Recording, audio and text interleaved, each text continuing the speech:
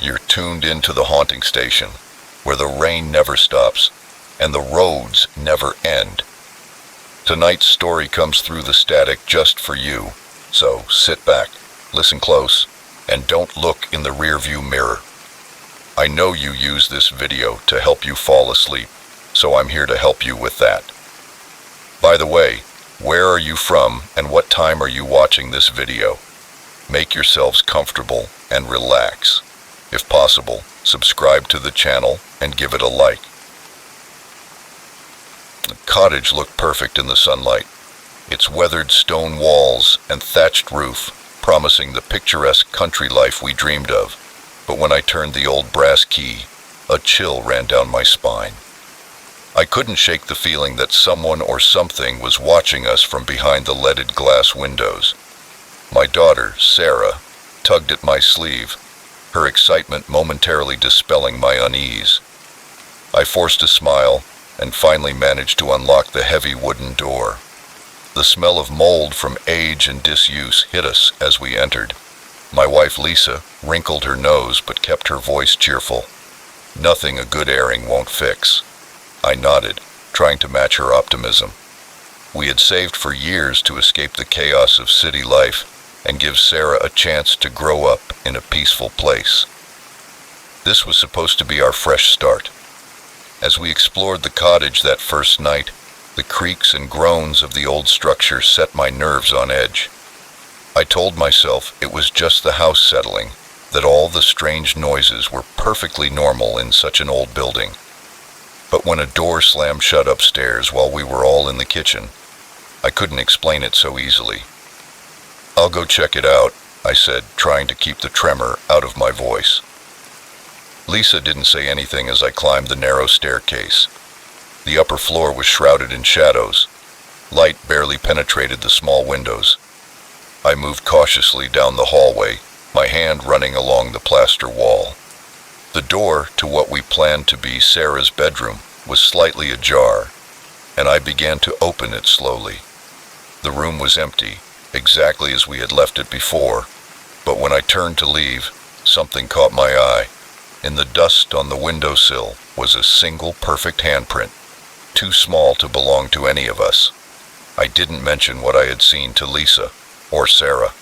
There had to be a logical explanation, and I didn't want to scare them on our first night in our new home.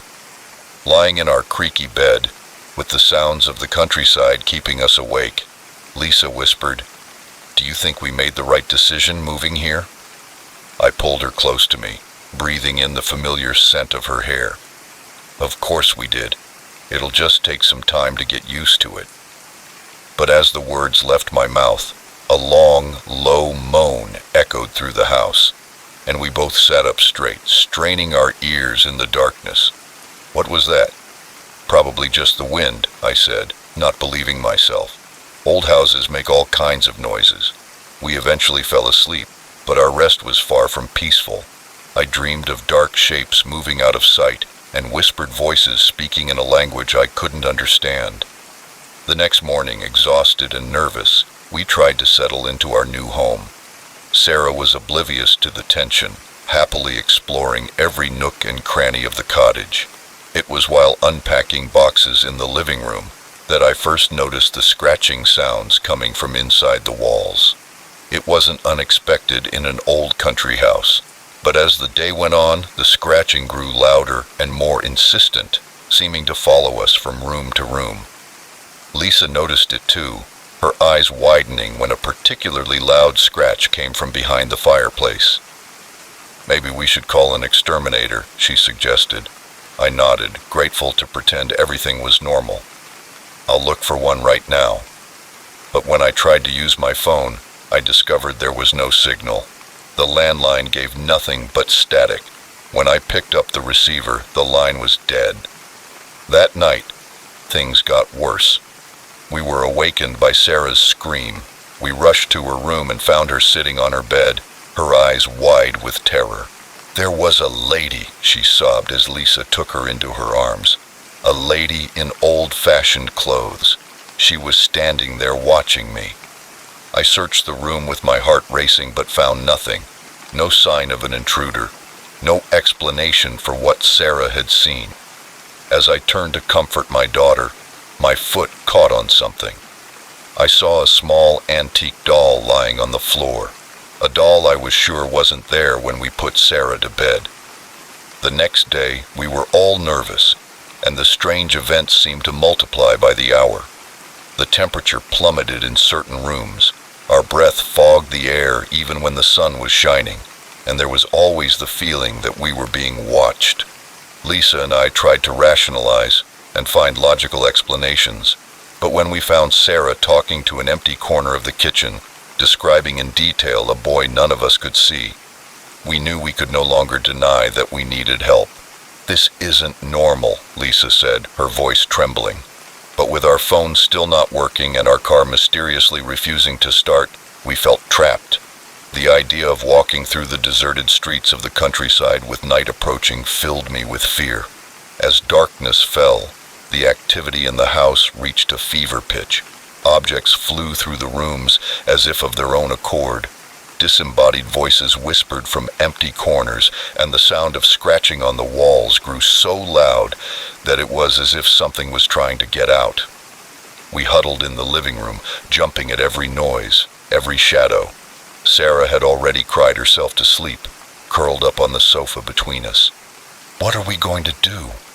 Lisa's voice was hoarse, her eyes red from crying. I opened my mouth to respond, to offer some words of comfort or reassurance, but at that moment, all the lights in the house went out at once, and we were plunged into total darkness. The silence that followed was deafening. Even the constant scratching had stopped. For a moment, I thought it was all over. Then, from upstairs came the sound of slow, heavy footsteps. Thump, thump, thump, moving from room to room, getting closer. Lisa grabbed my arm so hard it left marks. I could hear her irregular breathing, feel the tremors running through her body. I wanted to grab Sarah and run out into the night, but I was paralyzed with fear, unable to move. When the footsteps reached the top of the stairs, thump, thump, thump. They were coming down, now slowly, deliberately, the old wood creaking under an invisible weight. Finally, I found my voice. "Who's there?" I shouted, hating how weak and scared I sounded. The footsteps stopped for a long moment. There was nothing but silence. Then a voice spoke from the darkness, old, cracked, and full of malice. "You are not welcome here." The words were followed by a chorus of whispers, dozens of voices around us repeating, "You are not welcome, not welcome, not welcome." Sarah woke up with a start, her scream joining the cacophony of ghostly voices. The furniture began to shake, pictures flew off the walls, and a wind that came from nowhere enveloped us, cold and smelling of decay. In that moment of pure terror, I found the strength to move. I picked Sarah up in my arms, grabbed Lisa's hand, and ran for the door. We ran out into the cold night air, not stopping until we reached the road. When we stopped, breathing heavily, I turned to look back at the cottage, which was silent and dark, looking like a normal country house. But in one of the upstairs windows, I saw the silhouette of a woman in old-fashioned clothes, her face twisted into a malevolent smile. As I watched, she raised her hand and waved a mocking goodbye, then left, and the window was empty once again. We didn't go back to get our things. We walked through the night, following the road until we reached the nearest town. We never told anyone about what had happened, trying to make sense of the nightmare we had experienced. But in the end, we never returned to the cottage. We left the cottage and all the horrors it contained behind us, but sometimes, in the dead of night, I still hear those whispers. I still feel those invisible eyes watching me from the shadows, and I wonder if we ever really escaped, or if a part of us will always be trapped in that house forever, unwanted guests in someone else's home. Next story. The security camera flashed, and for a split second, I saw something that shouldn't have been there. A shadow where there should have been light, movement, where everything should have been still. At that moment, I knew that this night shift would be different from any other. My name is Mike, and I've been working as a security guard at the City Museum for over 5 years. It's a pretty quiet job, just me, the cameras, and millions of dollars worth of artifacts to keep an eye on. But tonight was different. I leaned in close to the monitor bank and forgot about my coffee as I scanned each screen. Everything seemed normal at first glance. Empty, dimly lit rooms displaying the occasional reflection of a glass case. But then I saw it again, a flicker in the Egyptian wing, as if someone had stepped in front of the camera and disappeared. "What the hell?" I muttered, grabbing the controls to rewind the footage. But before I could, another camera failed, this time in the medieval Europe section. My heart began to race. One faulty camera I could explain, but two in different parts of the museum was no coincidence. I grabbed my flashlight and radio, hesitating for a moment before leaving the security office. The hallway stretched out before me, shadows dancing in the beam of my light. Instinct told me to go back and call for backup, but I knew that by the time anyone arrived, whatever was happening might already be over. The sound of my footsteps echoed on the marble floors as I made my way to the Egyptian wing.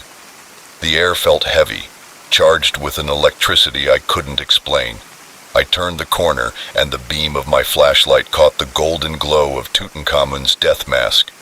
I swept the light around the room, hoping to see a figure lurking behind a sarcophagus, but there was nothing, just ancient artifacts that remained silent, as they had for centuries. But something caught my eye. A smudge on the glass case that housed a collection of canopic jars. I approached, and my breath fogged the glass as I leaned in to inspect it. It was the mark of a hand. "Mike speaking," I said into my radio. "I have signs of a possible intruder in the Egyptian wing, requesting backup." Static was my only response. I tried again, but the radio remained stubbornly silent. Great. Either it was broken or something was interfering with the signal. Either way, I was alone.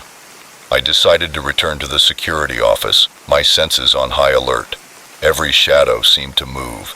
Every creak of the building sounded like a footstep.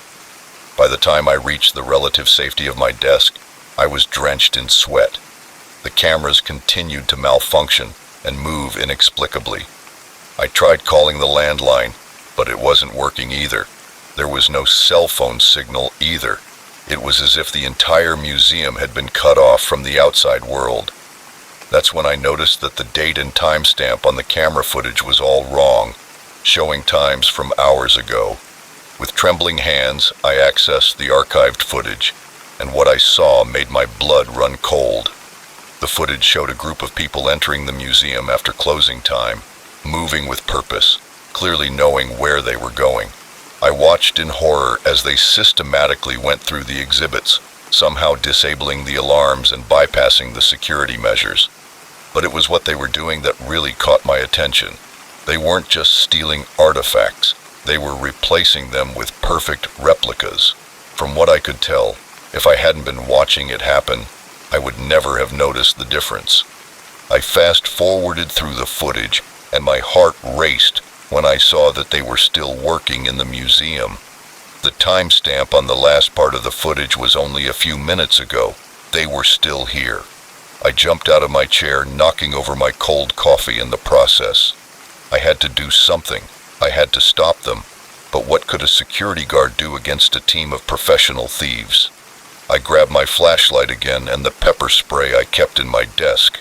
It wasn't much, but it was better than nothing.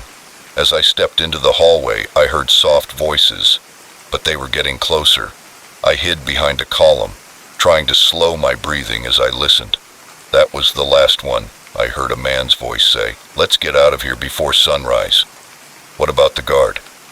That voice was female, low and hoarse. "He took care of that," a third voice replied. "He'll be unconscious for hours. By the time anyone realizes what happened, we'll be long gone." I frowned, but I was right here, wide awake. Then I realized they must have taken Jim, who normally patrolled the West Wing while I monitored the cameras. I hadn't seen him all night, Hadn't even thought to check on him. Guilt and anger washed over me.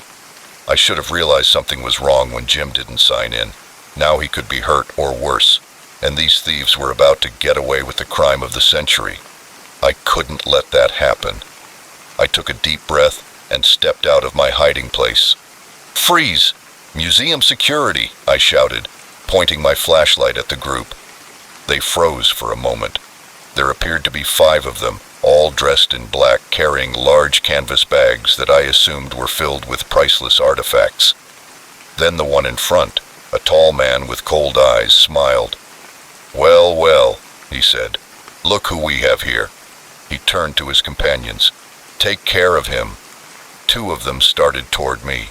I backed away, searching for my pepper spray. "I called for backup," I said, trying to keep my voice steady. "The police are on their way." The woman laughed. "No, you didn't," she said. "All communications are blocked.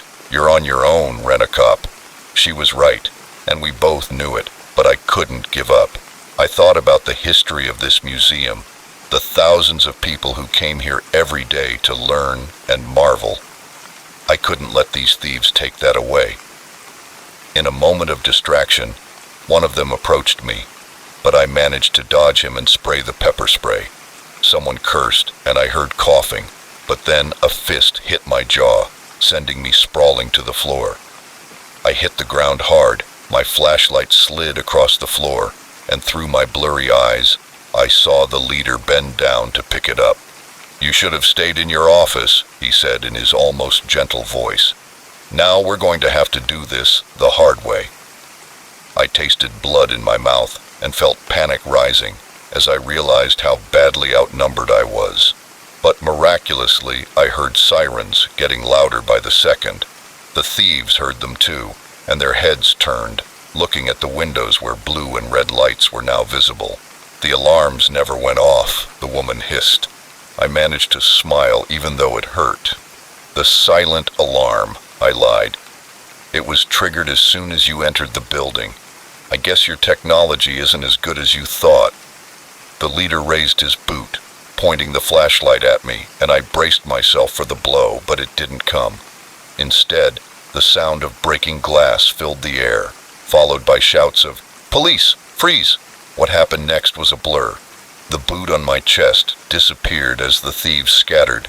I heard more screams, the sound of running feet, a gunshot that echoed through the cavernous halls of the museum, and then suddenly it was over. I found myself being helped to my feet by a concerned-looking policewoman.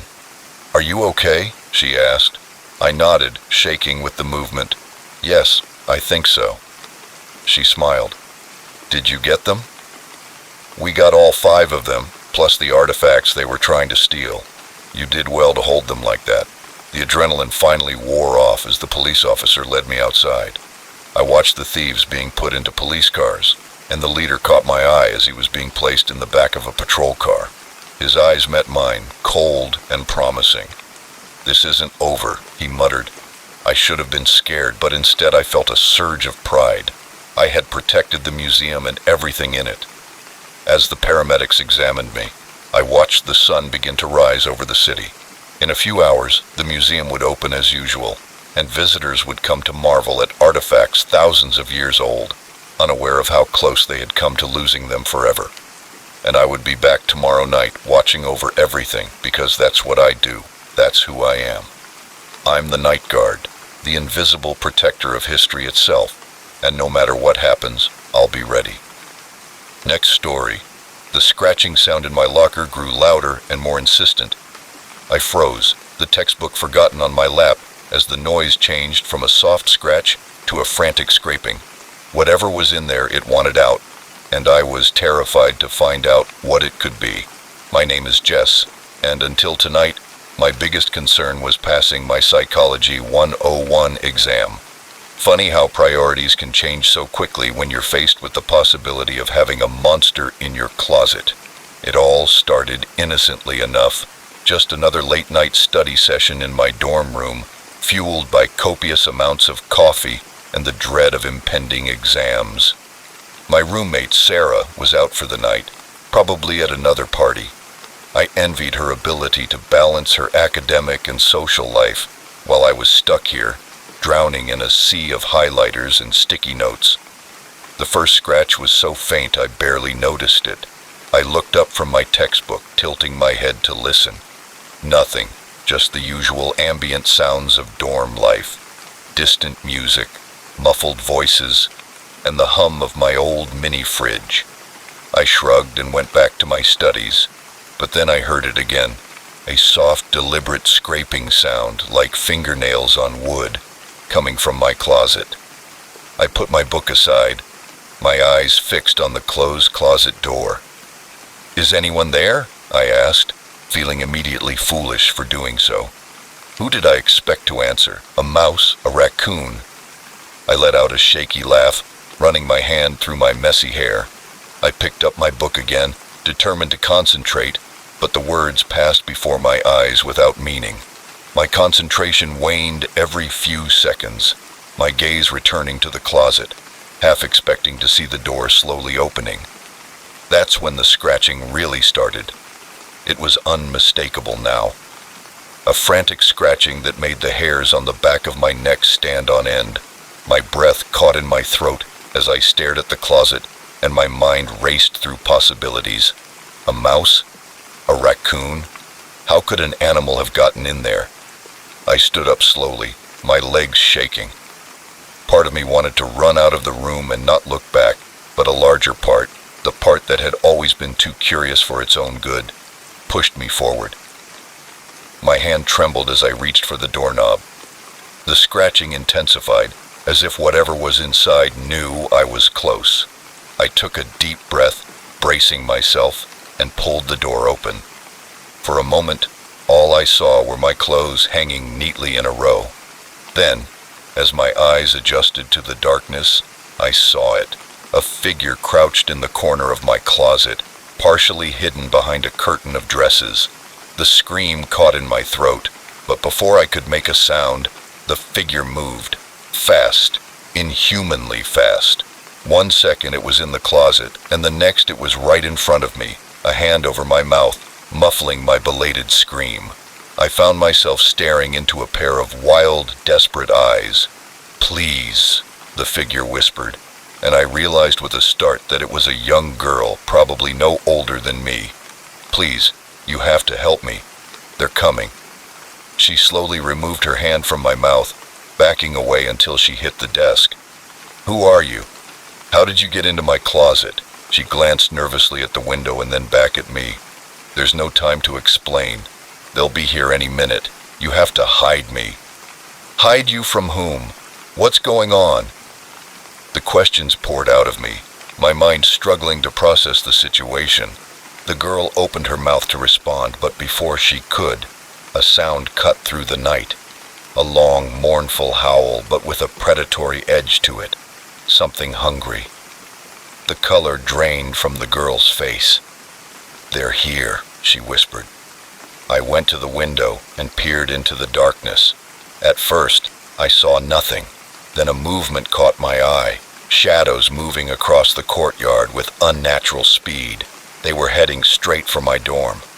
"What are those things?" I asked, my voice almost inaudible, and the girl joined me at the window, her body tense. "Hunters," she said. "They're after me, and they won't stop until they find me." I turned to look at her, really looked at her for the first time. She was pale, almost translucent in the dim light of my desk lamp. Her clothes were tattered and dirty, as if she had been running for a long time. But it was her eyes that caught my attention. They were old, tired eyes that didn't seem to match her young face. "Why are they after you?" I asked, even as another part of my brain screamed at me to stop asking questions and start running. At that moment, I saw something glint behind her eyes, something inhuman. "Because of what I am," she said softly. "Because of what I can do." As if to prove it, she held out her hand, and before my incredulous eyes, a small flame appeared in her palm, dancing and flickering with a life of its own. I staggered backward, my mind reeling. This couldn't be real. Things like this didn't happen in real life. They happened in books, in movies, Not in a college dorm on a Tuesday night. She closed her hand, extinguishing the flame. Her eyes were pleading. "Please," she said, "I know this is crazy. I know you have no reason to trust me. But if they find me, they'll kill me and anyone who gets in their way." I looked back out the window. The shadows were at the entrance to my dorm. In a matter of minutes, they would be here. I made a decision that would change the course of my life forever. "I'll help you," I said, surprised by the firmness of my voice. "What are we going to do?" Relief flooded her face. "Thank you," she breathed. And then it all began. "We need to get out of here. Is there an exit at the back of the building?" I nodded. "Fire escape, but we're on the 3rd floor." "That's okay. I can get us down safely. Do you trust me?"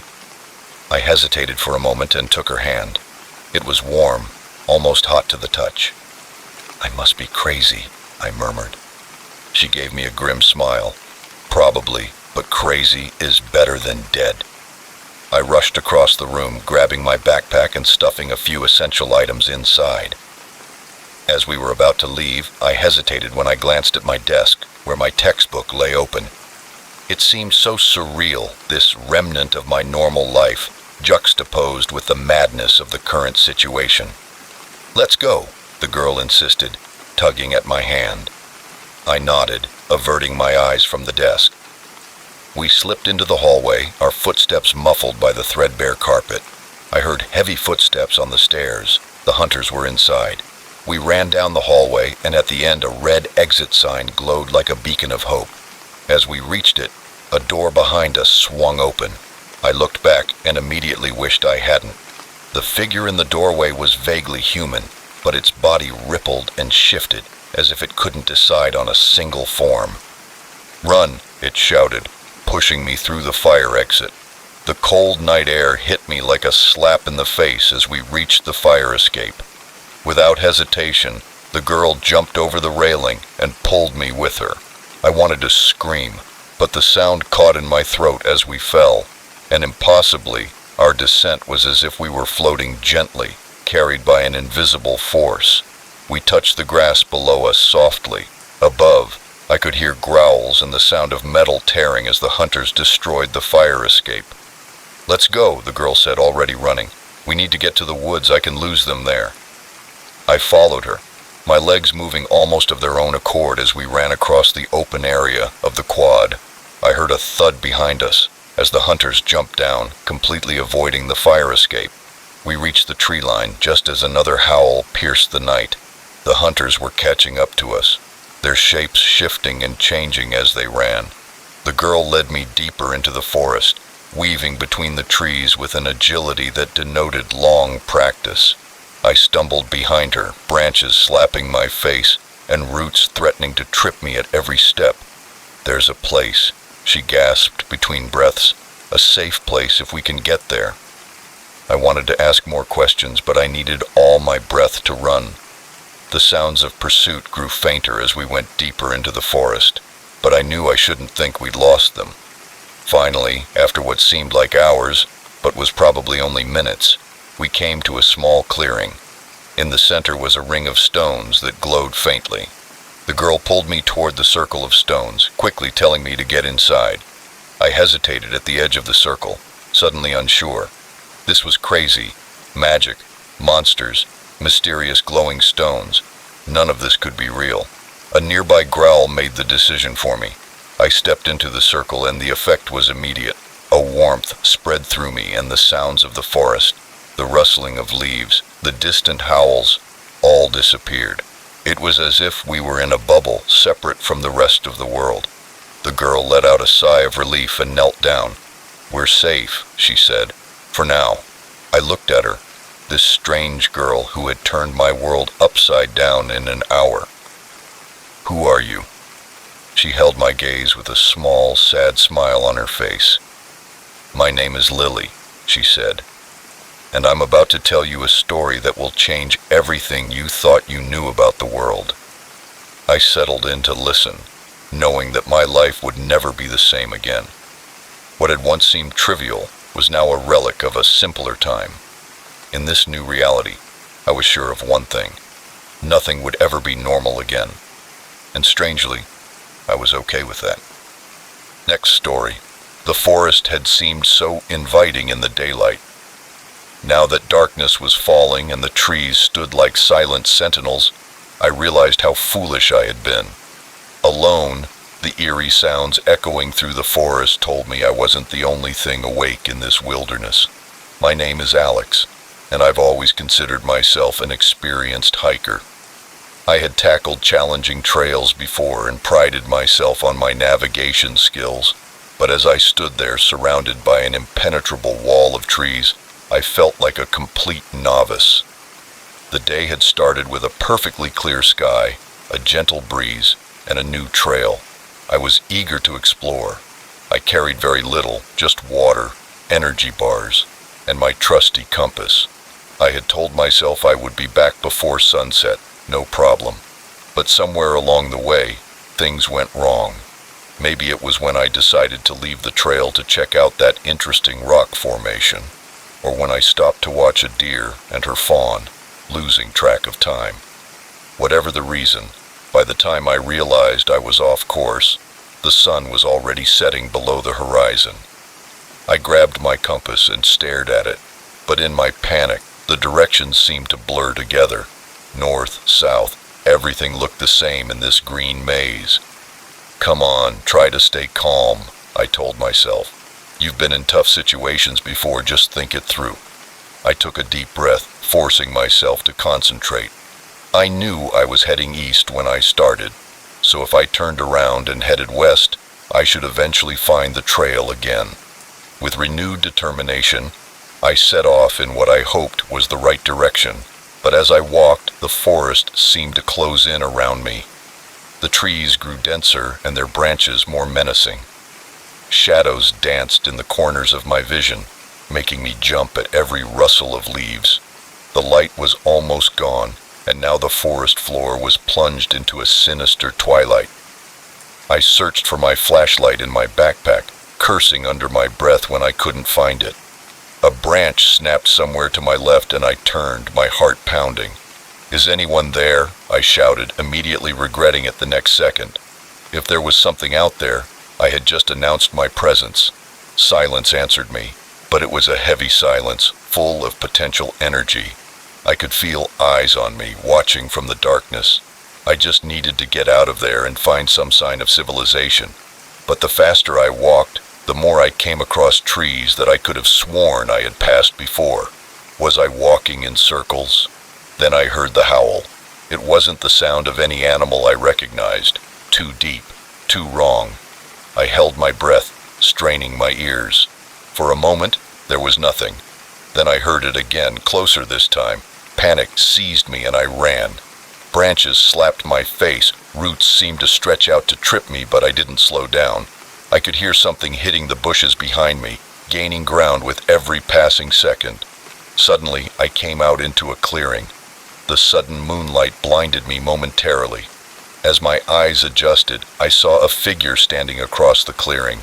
Relief flooded me. "Hello!" I shouted, waving my arms. "I'm lost, can you help me?" The figure didn't move. As I got closer, I realized something was wrong. It was very tall, very quiet, and its proportions were wrong. I stopped suddenly, and my relief turned to ice in my veins. That wasn't a person. I didn't know what it was, but every instinct I had was screaming at me to run. The thing's head moved toward me, and in the moonlight, I could see eyes glowing an unnatural green, and a mouth full of too many teeth. I turned and ran back toward the trees. I didn't care which direction I was going or if there was even a way out. My only thought was to get away from that thing in the clearing.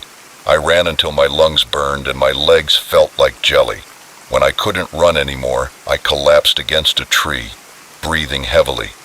The forest was silent again, but it was a tense silence, full of expectation. As I sat there trying to catch my breath and calm my racing heart, I noticed a soft glow coming from my right. At first, I thought it was my eyes playing tricks on me, but as I focused on it, the glow grew stronger.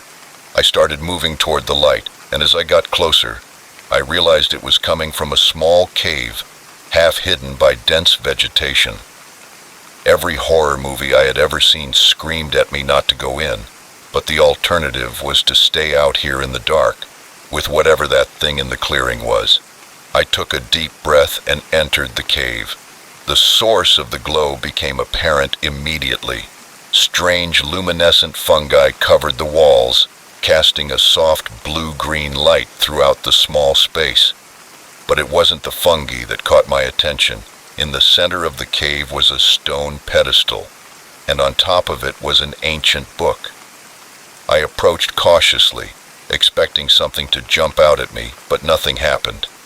The book was open, its leather cover worn and weathered by age. Against my better judgment, I reached out and opened it. The pages were filled with strange symbols and diagrams, none of which made sense to me. But as I leafed through, a loose page fell out and I picked it up. Looking at the faded handwriting, I noticed that it was in English, unlike the rest of the book. It was a warning, a description of the creatures that lived in these woods, ancient beings that had been here long before humans, beings that did not take kindly to intruders. A chill ran down my spine as I remembered the thing in the clearing. Was that what the note was talking about? The next part of the note described a ritual, a way to appease these creatures and ensure safe passage through their domain. It seemed absurd, like something out of a fantasy novel, but after what I had seen tonight, I was willing to believe anything. I memorized the ritual as best I could, then tucked the note into my pocket. A growl from outside made me freeze. It was back and had found me. I could see its silhouette at the entrance to the cave, blocking the moonlight. Its eyes glowed in the darkness, fixed on me. With trembling hands, I began the ritual. I didn't have the items the note mentioned, but I hoped the intention would be enough. I spoke the words phonetically, without understanding their meaning, but putting every ounce of desperation I had into them. When I finished the last word, the creature lunged forward. I closed my eyes, preparing for impact, but nothing happened. I opened my eyes and saw that the cave was empty. The creature had disappeared as if it had never been there. Even its silhouette at the entrance was gone. For a long moment, I stood there, barely daring to breathe. Had it worked? Or was it just the calm before the storm? Gathering my courage, I left the cave, and the forest was different. The oppressive darkness had dissipated, and I could see a faint path leading away from the cave, softly illuminated by the moonlight. I followed the path with my heart in my throat. Every shadow still seemed to hide potential dangers, but the deep terror I had felt earlier had dissipated.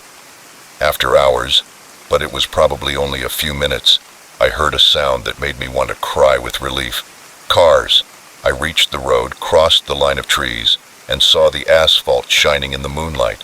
I finally allowed myself to believe that I was safe. I stuck out my thumb, and the first car that passed stopped to give me a ride. With my torn clothes and wild eyes, the elderly couple in the car were skeptical at first, but something in my face must have convinced them that I was truly in danger.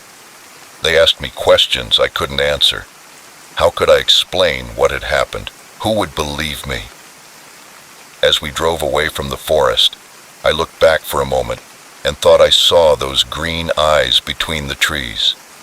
But then, we turned a corner and the forest disappeared from view. I never went hiking alone again after that night, and I never returned to that forest.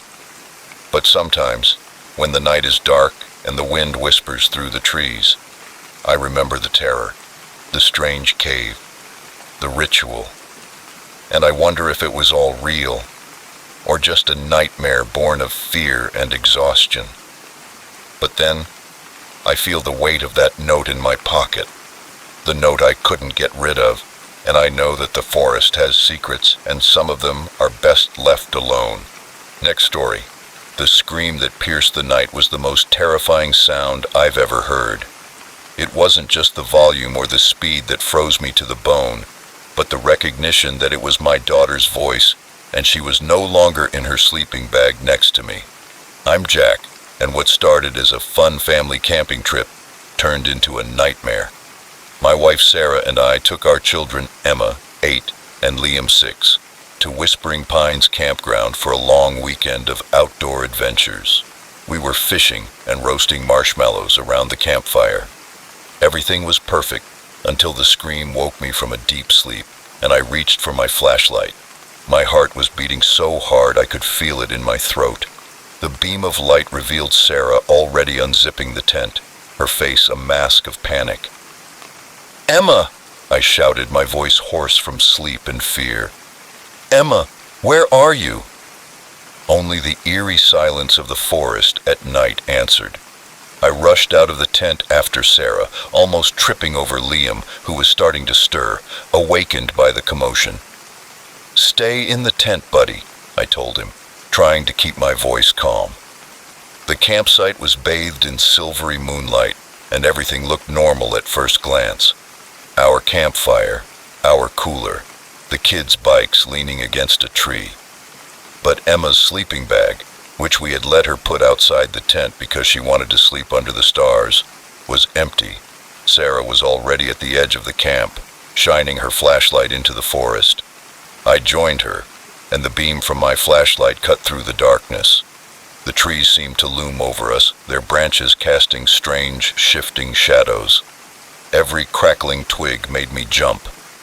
"We need to split up," I said, trying to think logically through the fog of panic. "You go that way, and I'll go this way." Sarah nodded, her face pale in the moonlight, and headed off in one direction.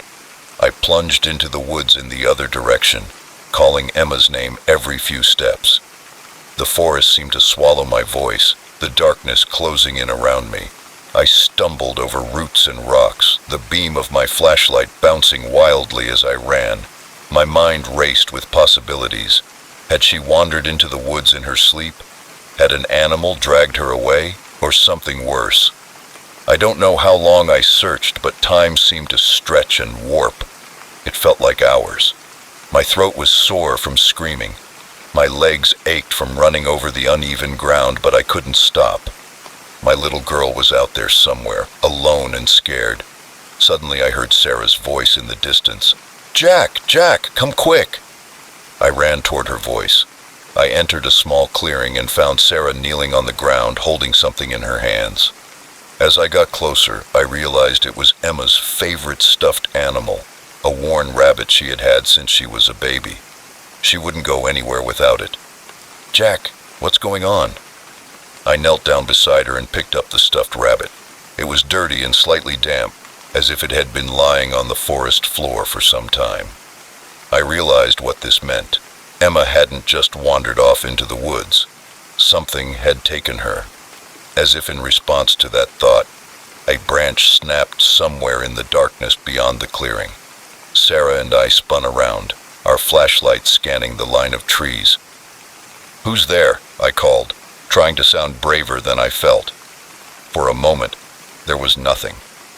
Then I saw a pair of eyes reflecting the light from our flashlight, too high off the ground to be a normal forest animal. As I watched in horror, more pairs of eyes appeared. They were surrounding us. Sarah's grip on my arm tightened, and she whispered, "What are those things?" Before I could answer, one of the creatures stepped into the clearing. In the dim light, I could make out a vaguely humanoid shape, but there was nothing human about its movements. My instincts screamed for me to run, but I stood my ground. These things had my daughter, I was sure of it, and I wasn't leaving without her. "Where is my daughter?" I demanded, surprised by the firmness of my voice. The creature tilted its head, an eerily human gesture, and then spoke. Its voice was like rustling leaves and creaking branches, barely recognizable as speech. "The young one," it said, "is safe. For now." Sarah let out a muffled sob beside me. I squeezed her hand, trying to draw strength from her presence. "What do you want?" I asked. The creature approached, its companions remaining at the edge of the clearing. I could see it more clearly now. Its skin was like tree bark. Its limbs were very long and articulated in the wrong places. Its face was a nightmare of knots and swirls, with those reflective eyes in hollow sockets. "We are the guardians of this forest," the creature said. "For centuries we have protected these forests from those who would harm them. Your kind has forgotten the old ways, the respect due to wild places." I swallowed hard, trying to process what I was hearing. Part of me wanted to dismiss it as a hallucination, a dream caused by panic and exhaustion, but the weight of Emma's stuffed rabbit in my hand was all too real. "We didn't mean to disrespect you," I said carefully. "We're just a family at a campsite. Please, we just want our daughter back." I swallowed hard, trying to process what I was hearing. Part of me wanted to dismiss it as a hallucination, a dream caused by panic and exhaustion, but the weight of Emma's stuffed rabbit in my hand was all too real. "We didn't mean to disrespect you," I said carefully. "We're just a family at a campsite. Please, we just want our daughter back." The creature made a sound that could have been a laugh. "Intentions don't matter. The forest demands balance. One life for the lives your kind has taken." My blood ran cold as I realized what she was saying. They wanted to keep Emma and sacrifice her. The thought was too horrible to contemplate. "No," I said, surprised by the ferocity in my voice. "Let her go. Take me instead." Sarah gasped beside me, but I insisted. "I'm her father. I'm responsible for bringing her here. If someone has to pay the price, it should be me." The creature looked at me silently for a long moment, and to my surprise nodded. "I accept your offer," it said. "The young woman will be returned, but you must come with us." Relief flooded through me, followed quickly by fear. I turned to Sarah, seeing the terror and anguish in her eyes. "I have to do this," I said softly.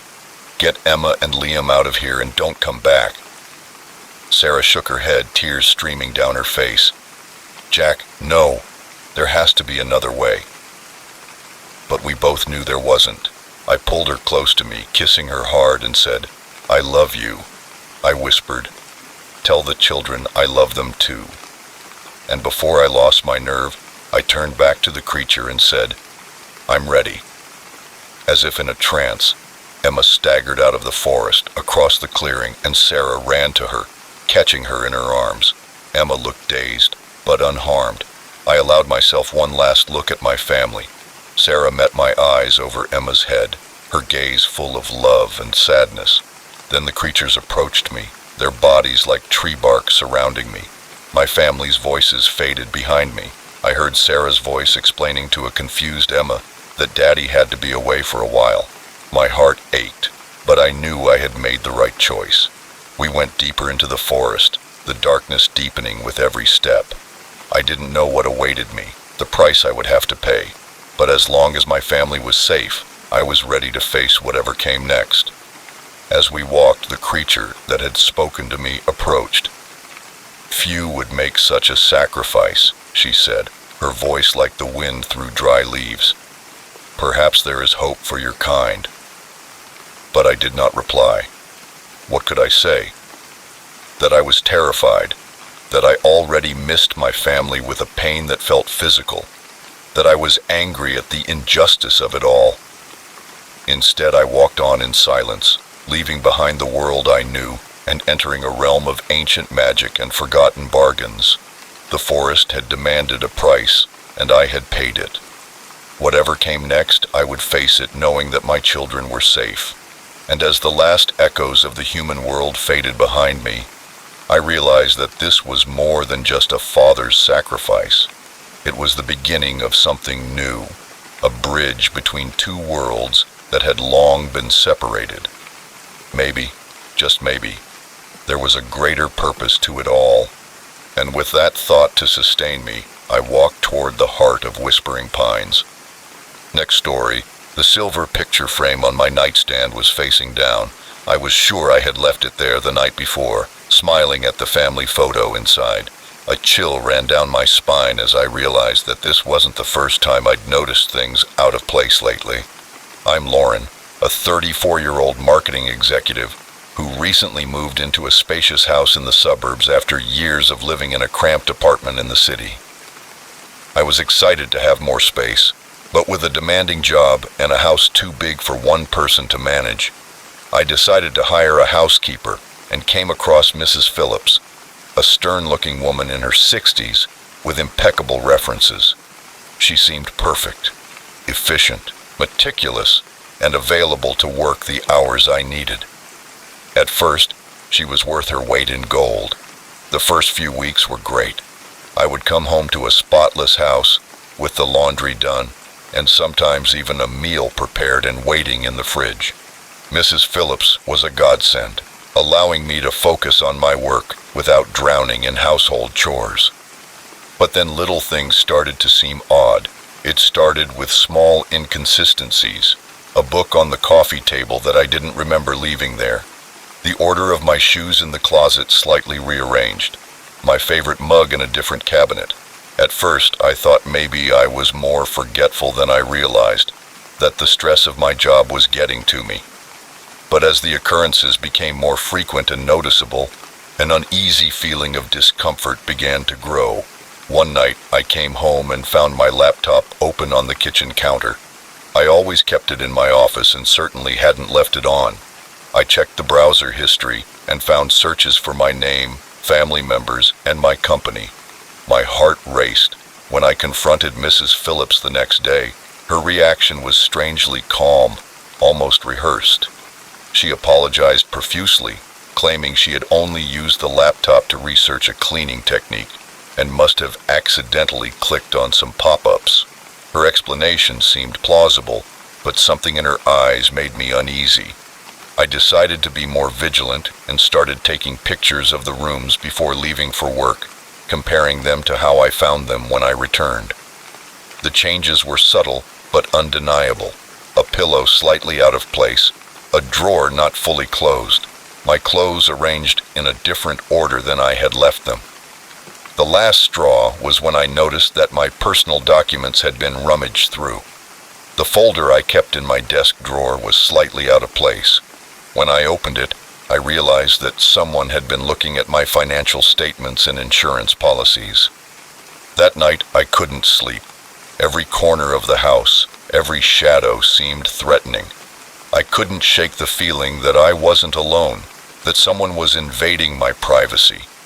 In the morning, with blurry eyes and at my wit's end, I made a decision.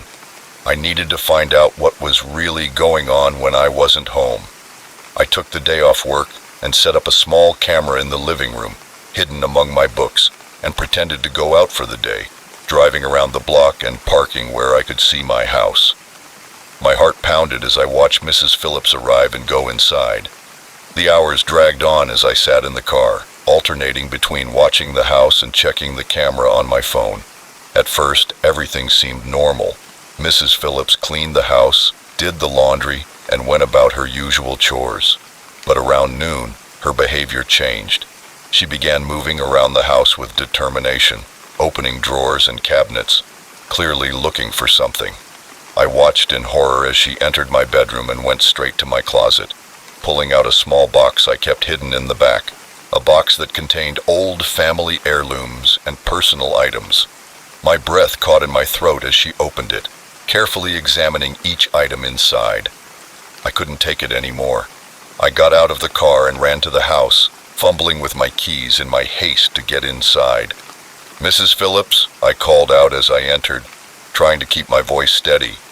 I forgot some papers I need for a meeting and came to grab them quickly. There was a moment of silence, then the sound of hurried footsteps. At the top of the stairs, her normally impassive face showed a flash of surprise before calming down. She said, her voice overly cheerful, "I didn't expect you back so soon. I was just finishing tidying your room." I forced a smile, my mind racing. "I'll just grab what I need and get out of your way." Mrs. Phillips, watching me closely, my skin prickled, but I kept my composure. When I entered my room, the box was back in the closet but slightly out of place. My hands trembled as I pretended to look for papers on my desk. "Mrs. Phillips," I said, trying to keep my voice casual, "have you seen a blue folder anywhere? I could have sworn I left it on my desk." "No, I'm afraid not," she replied, hovering in the doorway, but I'd be happy to help you look for it."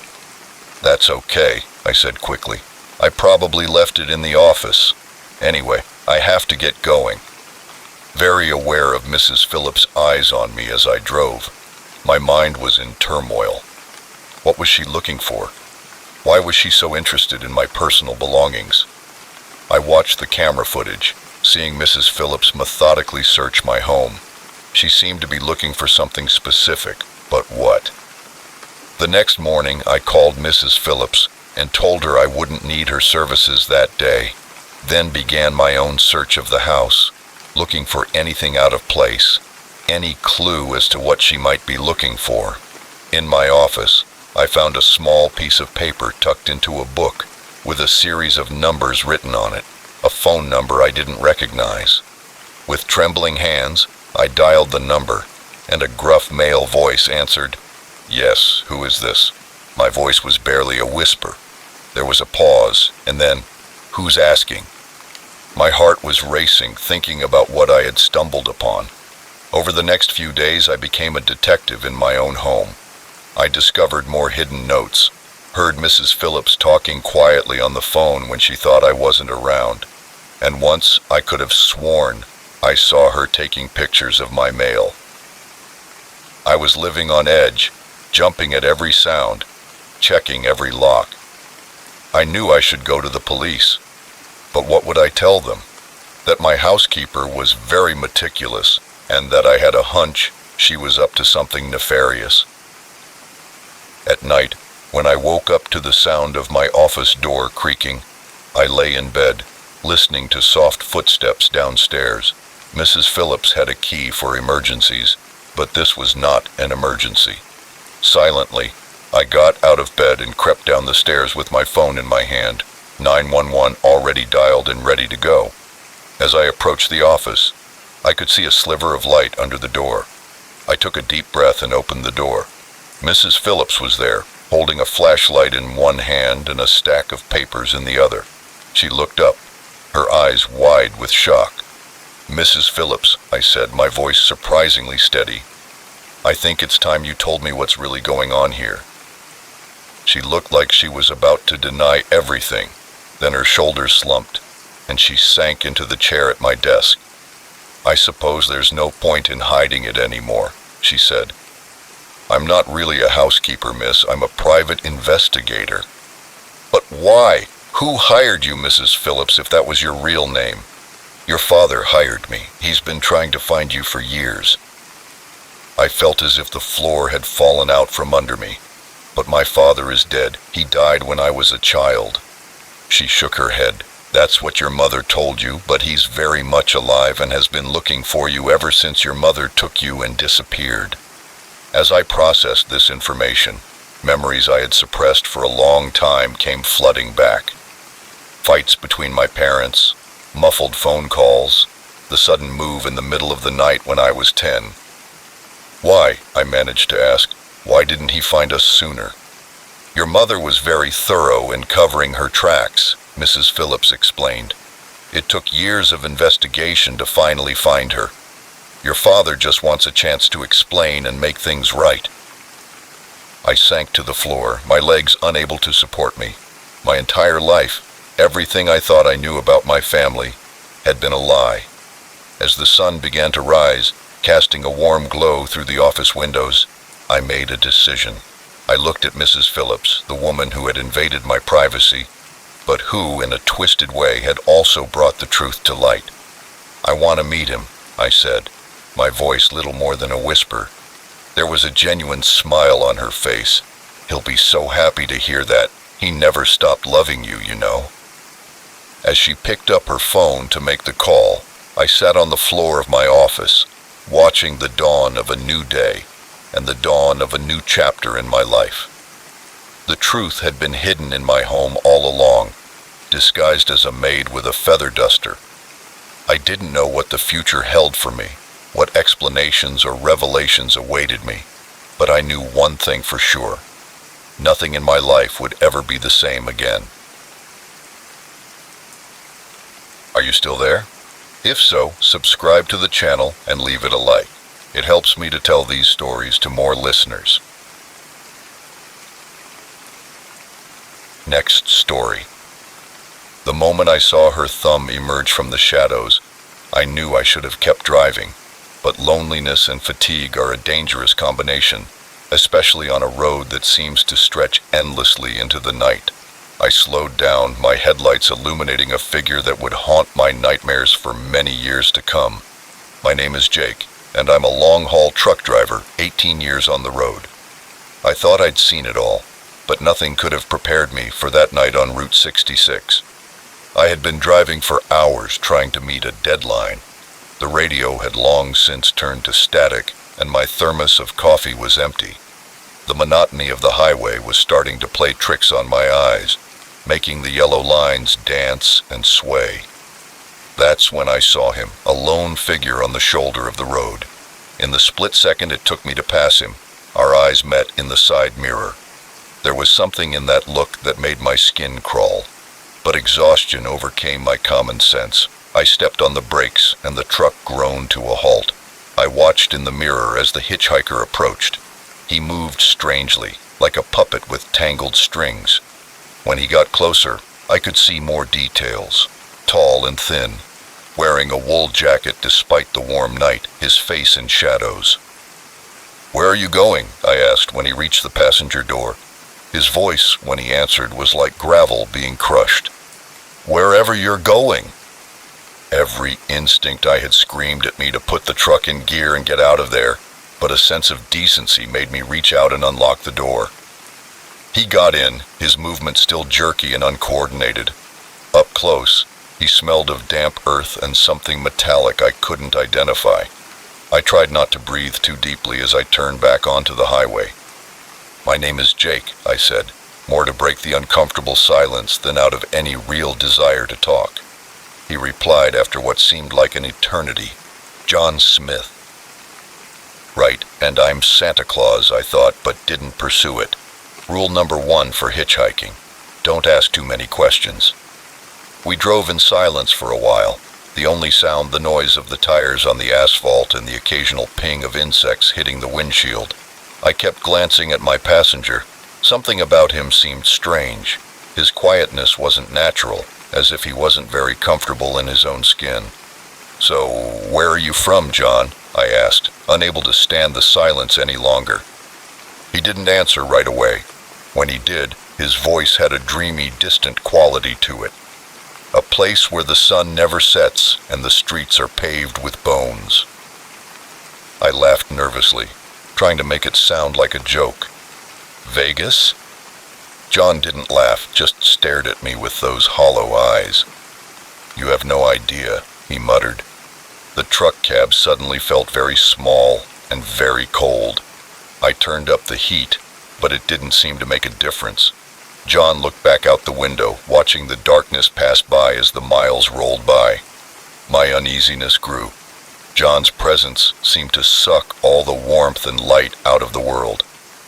The familiar road seemed strange and threatening, shadows deepening at the edges of my headlights. I was about to suggest we stop at the next rest area when John spoke again. "Do you believe in monsters, Jake?" The question sent a chill down my spine. "I can't say I do," I replied, trying to keep my voice steady. John looked back at me with those dead eyes. "Look at the road, not the steering wheel, buddy. I don't know what your problem is, but don't..." I didn't get to finish my sentence because, at that moment, John began to change, starting with his skin, which seemed to ripple and shift as if something were moving beneath it. Then his face began to elongate, transforming into something inhuman. I watched in horror as his fingers lengthened and turned into claws that tore through the worn fabric of his gloves. I slammed on the brakes and the truck swerved to a stop in the middle of the highway. I tried to grab the door handle, desperate to escape whatever was happening next to me, but John, or whatever had been John, was faster. A clawed hand reached out, grabbing my arm with inhuman strength. I screamed in pain and fear, struggling to break free. "Jake!" the creature growled, its voice a hellish distortion of John's coarse tones. "The fun is just beginning." I lunged blindly, and my fist connected with something that felt like cold flesh. The thing that was John howled, a sound that made my blood run cold. Its grip loosened enough for me to free my arm, and I threw myself out of the truck. I hit the asphalt hard, felt pain in my shoulder, but the adrenaline kept me moving. I got up and ran, not daring to look back. The sound of tearing metal filled the air, followed by an inhuman roar. Against my better judgment, I looked over my shoulder, and what I saw almost stopped my heart. The creature had torn the roof of the cab like tissue paper, and was towering over the truck like a nightmarish amalgamation of man and beast. Its skin was a patchwork of scales and fur, its face a twisted mask of fangs and glowing eyes.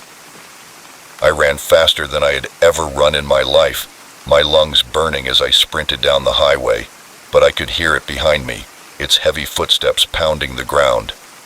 She was toying with me, I realized. She could have caught me at any moment. Just when I thought my legs would give out, I saw lights in the distance. A gas station, a beacon of hope in the darkness. I pushed harder, praying I could reach it before the creature caught up with me. I risked another glance behind me and saw the creature retreating, shrinking into a more human form as it disappeared into the shadows beside the road. I stumbled into the gas station parking lot, gasping for breath. The attendant looked up from his magazine, his eyes widening at my disheveled appearance. "Are you okay, man?" he asked, already reaching for the phone. I shook my head, collapsing onto the cracked linoleum floor as the attendant called the police. I lay there, waiting to see those glowing eyes watching me from the darkness. The police arrived quickly. They found my truck abandoned on the highway, the cab open like a sardine can. There was no sign of John or the creature he had become. They didn't believe my story, of course. Who would? They attributed it to exhaustion and possible dehydration, maybe even a hallucination caused by spoiled truck stop food. But they couldn't explain the claw marks on my arm or the gray prints they found around my truck. I quit my job as a truck driver after that night and couldn't get back behind the wheel to face those long, dark stretches of highway. Some nights I still wake up in a cold sweat from the memory. I don't know what John was or where he came from, but I know there are things out there in the darkness, things that defy explanation and sometimes hitch a ride. So if you're driving down a lonely stretch of highway and you see a lone figure with their thumb out, keep driving.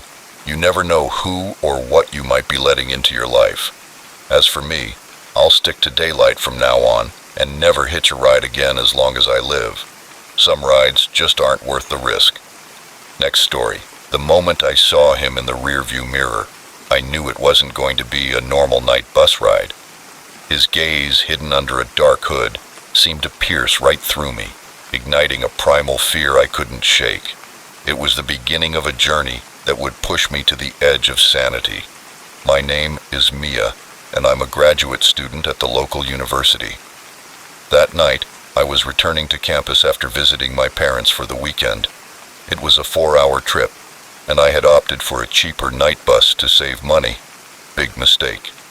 The bus was almost empty when I boarded, with only a few passengers scattered about. I chose a seat near the middle and settled in for what I hoped would be a quiet ride. As we pulled out of the station, I noticed him for the first time, a figure in a dark hoodie sitting at the very back of the bus. At first I didn't think much of it, just another passenger, right? But as the miles passed and the other passengers gradually got off at various stops, I realized that it was just me, the driver, and the hooded figure on the bus. That's when I got that tingling sensation on the back of my neck that told me I was being watched. I tried to convince myself that I was just being paranoid, but every time I looked in the rearview mirror above the driver's seat, I saw those eyes staring at me. I couldn't see his face clearly in the dim light of the bus, but there was something unsettling about the intensity of his gaze, which never wavered, never blinked. Just 2 points of light in the darkness fixed on me.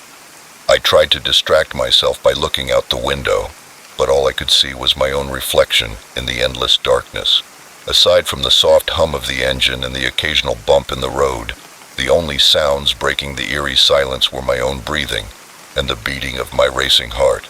After what seemed like an eternity, I decided to change seats in the hope of breaking the line of sight between me and my unwanted observer. I gathered my things and moved to a seat closer to the front, avoiding looking at the back of the bus. For a few happy moments, I felt relieved, but then, out of the corner of my eye, I saw a movement. The hooded figure had also changed seats, keeping the same distance between us. My heart began to race. It couldn't be a coincidence. I thought about asking the driver to stop and let me out early, but we were in the middle of nowhere, and the idea of being stuck on a dark, deserted road seemed even worse than staying on the bus. I tried to call someone, but of course there was no signal. We were passing through a dead zone, isolated from the rest of the world. The next hour was the longest of my life. I sat rigid in my seat, every muscle tense, straining to hear any sound of movement behind me. A few times I thought I heard soft footsteps, but when I turned my head to look, the hooded figure was always in the same place, eyes fixed on me. As we approached the outskirts of the city, I began to relax a little. We were almost there, just a little further, and I would be safe. That's when it happened. The bus lurched forward, the engine sputtering and dying. We came to a stop on the side of the road, and the interior lights flickered ominously before going out. "Sorry, folks," the driver shouted in an unusually loud voice in the sudden silence. "Looks like we've got some kind of engine trouble. I'll take a quick look." I wanted to yell at him not to leave and tell him about the scary passenger in the back, but my voice seemed to be stuck in my throat. I watched helplessly as he got off the bus, leaving me alone with him in the darkness. I couldn't see the hooded figure in the mirror anymore, but I could feel its oppressive and threatening presence. The silence stretched on, broken only by my irregular breathing. Then I heard it. Soft footsteps slowly climbing the aisle of the bus. Panic seized me. I had to get out of there. Without thinking, I bolted from my seat, stumbling toward the front of the bus. My hand shook as I struggled with the door and finally managed to open it. I fell onto the road, the cold night air hitting me like a slap in the face. There was no sign of the driver. I had no idea how long it had been since he left, minutes or hours. Time seemed to have lost all meaning. I started running, my feet pounding the asphalt. I didn't know where I was going, only that I had to get out. Behind me, I heard the bus door open again. He was coming after me. My lungs burned as I ran, pushing myself harder than ever. But no matter how fast I went, I could hear him behind me, his footsteps steady and relentless. Just when I thought I couldn't go on, I saw lights ahead, a gas station, a beacon of hope in the darkness. With a final burst of energy, I ran toward it and entered through the door, startling the sleepy-looking attendant behind the counter. "I'm out of breath. You have to help me. Someone is after me." His eyes widened at my disheveled appearance, and he grabbed the phone, already dialing, as he asked, "Who's behind you?" But when I turned to point out the window and show him my pursuer, I noticed something that made my blood run cold. There was no one there. The road was empty and stretched into the darkness in both directions. The police arrived shortly after, and their questions only increased my confusion and fear. They found no sign of the hooded figure, no evidence of anyone following me. The bus was where we had left it, with the driver working on the engine, completely unaware of what had happened. As the adrenaline wore off, doubt began to creep in. Had I imagined it all? Could the stress of college and lack of sleep have caused me to hallucinate? Even as I tried to rationalize what had happened, I couldn't shake the memory of those eyes, that unflinching stare that had followed me all night. Real or not, the fear was genuine. The police officer offered to drive me back to campus, an offer I gratefully accepted. As we pulled away from the gas station, I couldn't help but look back one last time, and for a moment, I thought I saw a hooded figure standing in the light, watching me leave. I never took the night bus again after that. The incident left me nervous and paranoid for weeks. jumping at shadows and avoiding being alone in public spaces. My friends and family were concerned, suggesting therapy or medication to help with what they saw as an anxiety disorder. But I knew what I had experienced, even if I couldn't explain it. There are things out there in the darkness, things that defy rational explanation, and sometimes they ride the night bus waiting for unsuspecting passengers. To this day, I can't see a hooded figure without my heart rate increasing. I avoid traveling alone at night whenever possible. And every now and then, when I'm in a crowded place, I get that familiar tingling sensation at the back of my neck. I look around, but there's never anyone there. But I know that deep down, somewhere out there, those eyes are still watching, waiting for our paths to cross again. So if you ever find yourself on a nearly empty bus late at night and feel like you're being watched, trust your instincts, because sometimes the monsters we fear aren't just in our imagination. Sometimes they're sitting right behind us, hidden in plain sight, waiting for the right moment to strike. As for me, I'll stick to traveling in broad daylight from now on. Some trips just aren't worth the risk, because you never know who or what might be sharing your ride. Next story. The moment I saw the gleam in the lake guardian's eyes, I knew we had made a terrible mistake. Our romantic getaway had suddenly turned into a fight for survival, and the quaint inn we had stumbled upon was anything but the cozy retreat it appeared to be. I'm Emily, and my boyfriend Tom and I had been planning this trip for months. We were both swamped with work, me with my law firm and Tom with his startup, and we desperately needed some time away from the city when Tom found this charming B&B online, tucked away in the countryside. That seemed perfect. Picturesque, secluded, and run by a sweet elderly couple. At least that's what we thought. The drive there was beautiful, with winding country roads and rolling hills. As the GPS signal grew fainter, I felt the stress of the city melt away. Tom leaned over and squeezed my hand, a smile on his face I hadn't seen in weeks. "Almost there," he said, as we turned onto a narrow dirt road. "Can you believe this place? It looks like something out of a fairy tale." I had to agree that the old Victorian house in sight was stunning, with its wraparound porch and gingerbread trim. The flower beds overflowed with colorful blooms, and a well-manicured gravel path led to the front door. It was almost too perfect. As we pulled up, the front door swung open, and there stood our hosts, Mr. and Mrs. Wilkins. The Wilkins were the picture of small-town charm, he in a cardigan and bow tie, she in a floral dress and apron. They waved enthusiastically as we got out of the car. "Welcome, welcome," Mrs. Wilkins called, her voice sweet as syrup. "We're so glad you got here safely. Come in, you must be exhausted from your trip." Mr. Wilkins insisted on carrying our bags, despite Tom's protests, as we followed them inside. I couldn't shake the uncomfortable feeling that something wasn't right. Their smiles were a little too wide, their hospitality a little too eager. The interior of the B&B was as charming as the exterior, filled with antique furniture and quirky knickknacks. But there was something about it that seemed staged, like a movie set rather than a real home. "Your room is just up these stairs," Mrs. Wilkins said, leading the way.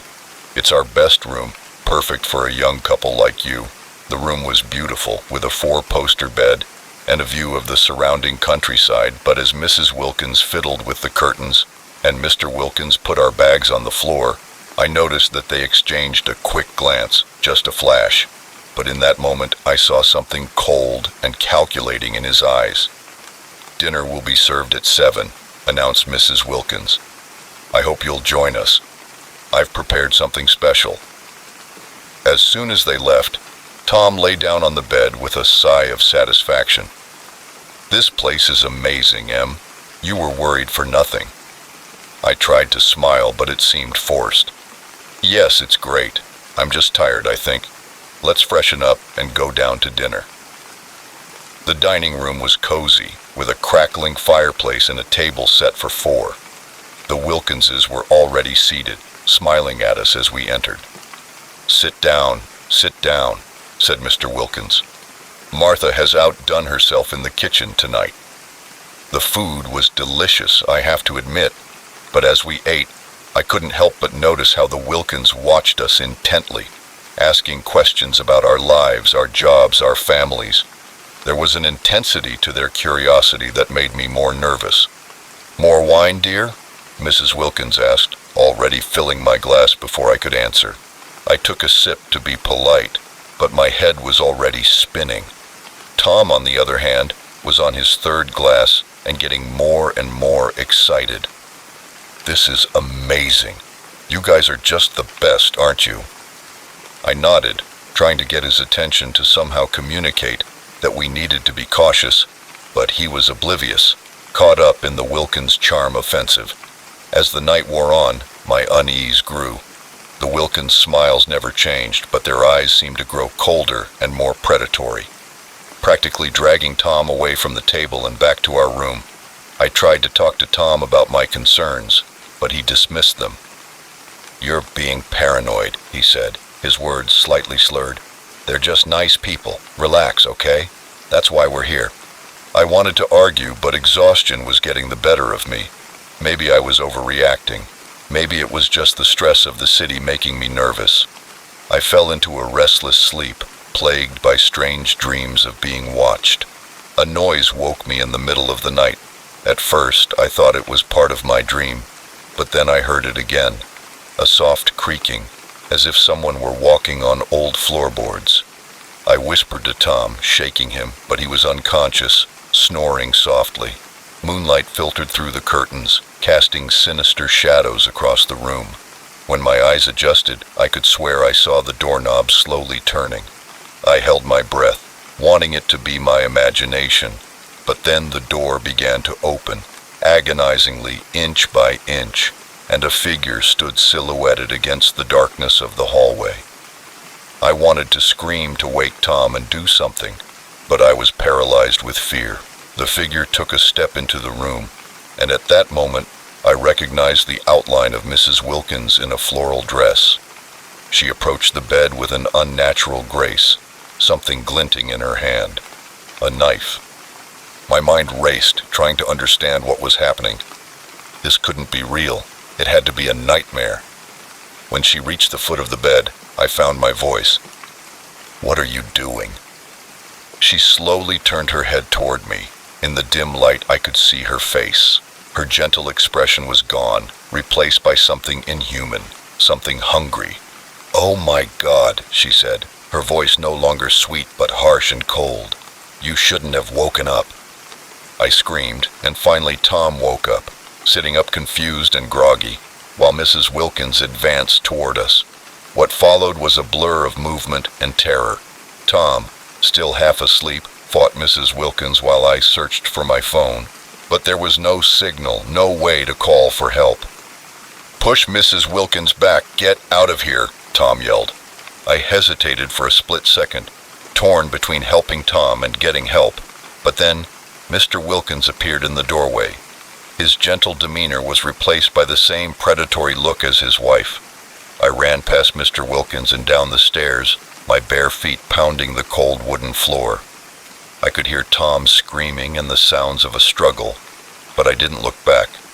I ran out the front door and into the cold night air, panting and sobbing.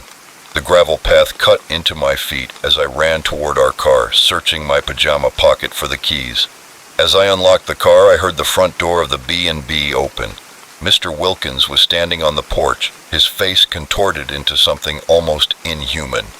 You can't leave, he shouted, his voice a guttural growl. No one ever leaves.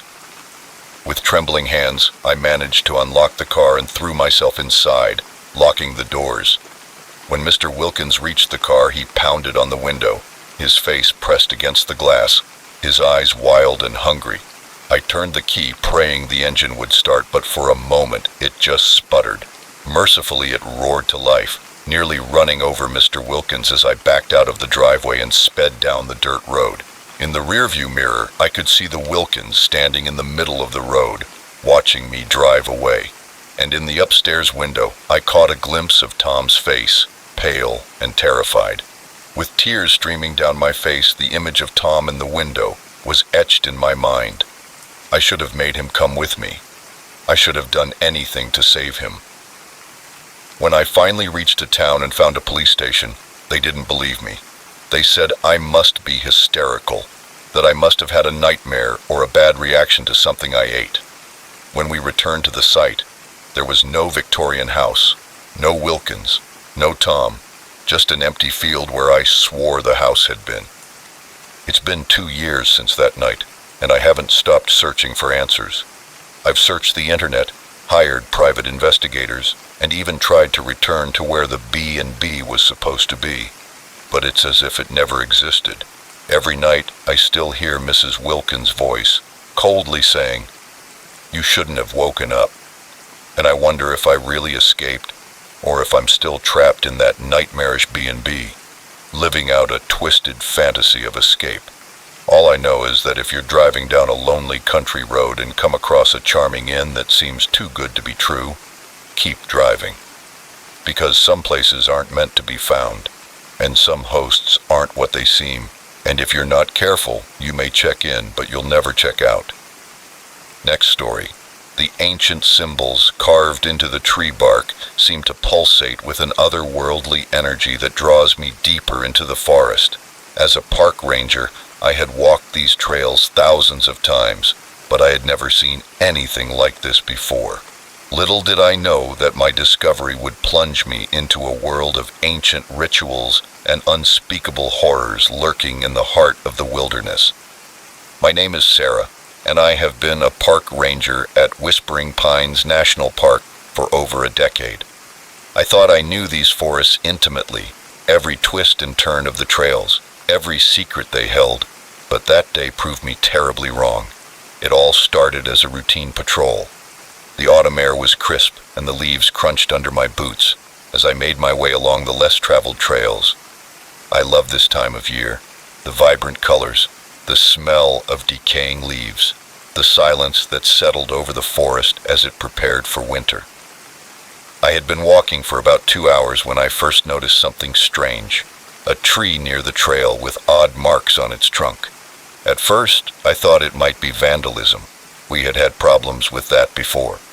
But as I got closer, I realized that this was not the work of bored teenagers or overly zealous hikers. The symbols were intricate, clearly carved with precision and care. They looked ancient and resembled Norse runes or Celtic knots, but they were unlike anything I had ever seen in my archaeological studies. And there was something else, a faint glow emanating from the grooves, pulsing slowly like a heartbeat. I reached out to touch the carvings, my fingers trembling slightly. The moment my skin made contact, a shock of energy coursed through me, causing me to stumble backward. Suddenly, the world around me seemed more vivid. Colors became brighter, sounds more intense, and for a moment I could have sworn I heard whispers in the wind speaking in a language I couldn't understand. Trying to ignore that strange feeling, I grabbed my camera to document the find. But when I tried to take a picture, the screen went haywire, refusing to focus on the symbols. It was as if they didn't want to be captured. I intended to inform the park archaeologist, but when I turned to continue my patrol, I noticed more symbols on a nearby tree, and on another beyond that, forming a trail that led deeper into the forest, away from the marked paths.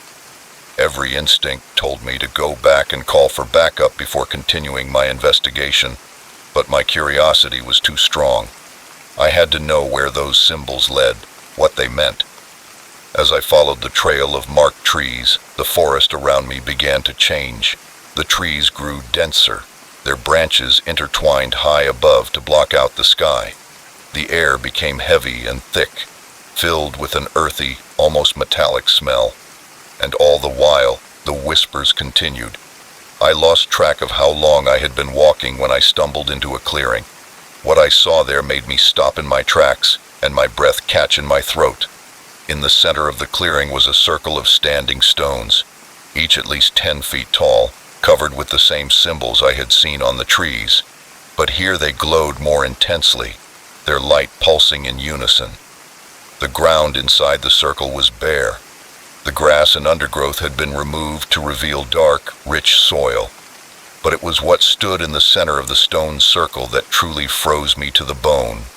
A stone altar, its surface stained dark with what I hoped wasn't blood, and surrounding it, a collection of objects that seemed to belong in a nightmare. Bones, feathers, strange crystals, and things I couldn't even identify. I stood at the edge of the clearing, my mind reeling as I tried to make sense of what I was seeing. I knew about ancient cultures and ruins, but things like this didn't exist, not in the real world, not in my forest. As I struggled with my disbelief, a branch snapped behind me. My heart raced, and I found myself face to face with an old man who seemed to have appeared out of nowhere. His face aged and serious as he stared at me. "You shouldn't be here," he said in his hoarse, low voice, "for this place is not for the uninitiated."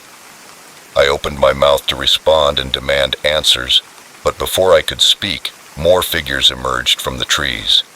They wore dark clothes, and their faces were hidden in deep hoods. They moved with an unnatural grace, forming a loose circle around me. "What is this place? Who are you?" I managed to ask. The old man's expression softened a little. "We are the guardians," he said. "We protect the ancient ways, the ancient magic that still remains in places like this." "Magic?" I repeated, incredulous. "That's impossible." A humorless smile crossed the old man's face. "Many things are possible in this world, Ranger, more than you can imagine." As if to prove his point, he raised his hand, and the symbols on the standing stones came to life, their glow intensifying until it was almost blinding. The whispers I had been hearing grew louder, and I felt the ground beneath my feet begin to shake. Panic seized me. I had to get out of there. I had to report what I had found. But when I turned to run, I found my path blocked by the robed figures, who remained silent and motionless, an impenetrable wall between me and escape. "You have a choice to make," said the old man, his voice cutting through the cacophony of whispers. "You can learn our ways and become part of something greater than yourself, or—" He stepped back, but the threat was clear in his eyes. I looked around for a way out, but I was surrounded, trapped in this impossible situation. "Why me?" I asked, pausing to think of a plan. "Why show me all this?" One of the robed figures spoke, their voice ethereal and androgynous.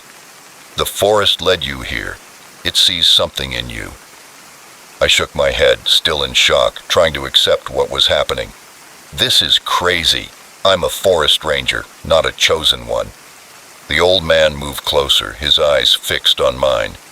"The forest makes no mistakes in matters such as this. You were brought here for a reason. The only question is whether you will accept your destiny." As he spoke, the energy in the clearing seemed to intensify.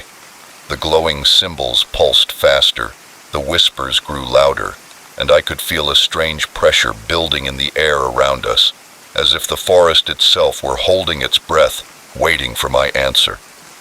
I looked at the old man, watching me expectantly. Part of me was terrified and wanted nothing more than to wake up from this nightmare and return to my normal life. But another part, a part I barely recognized, was intrigued and curious about the secrets these people held. "If I said yes," I said slowly, "what would happen next?" The old man's face broke into a genuine smile. "Then your true journey would begin. You will learn things you never dreamed possible and see wonders beyond imagination. But be warned that this path is not easy. There will be trials and sacrifices to be made." I took a deep breath, weighing my options. On the one hand, I could try to run away and report what I had found, but deep down, I knew I would never succeed. And even if I did, who would believe me? On the other hand, saying yes meant entering a world I didn't understand, leaving behind everything I knew. It was terrifying, but also exciting. At that moment, standing in that impossible clearing, surrounded by ancient magic, I made my choice. I want to learn." The elder nodded solemnly and let the initiation begin. What happened next is difficult to describe. The robed figures began to chant, their voices mingling with the whispers that filled the air. The symbols on the stones glowed with intense light, and I felt a wave of energy pass through me.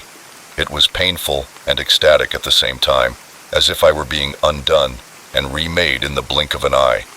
I fell to my knees, gasping for breath, and the world around me seemed different, clearer and more vibrant.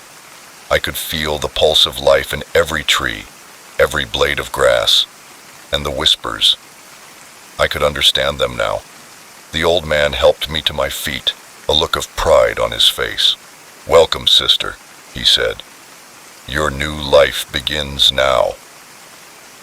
As the robed figures gathered around me, welcoming me into their flock, I took one last look at the trail that had brought me here. My old life, my identity as a forest ranger, seemed like a distant memory. I didn't know what challenges awaited me, what secrets I would discover, or what powers I would wield, but I knew one thing for sure: my life would never be the same again. The forest had chosen me, and I had accepted whatever came next. I was ready to face it as we ventured deeper into the heart of the forest, leaving behind the world I knew. I couldn't help but wonder how many other hidden wonders were out there waiting to be discovered, and how many other unsuspecting travelers might come across them, forever changing the course of their lives. Forests had always been guardians of far more secrets than I could ever imagine, and now I was one of them. Next story.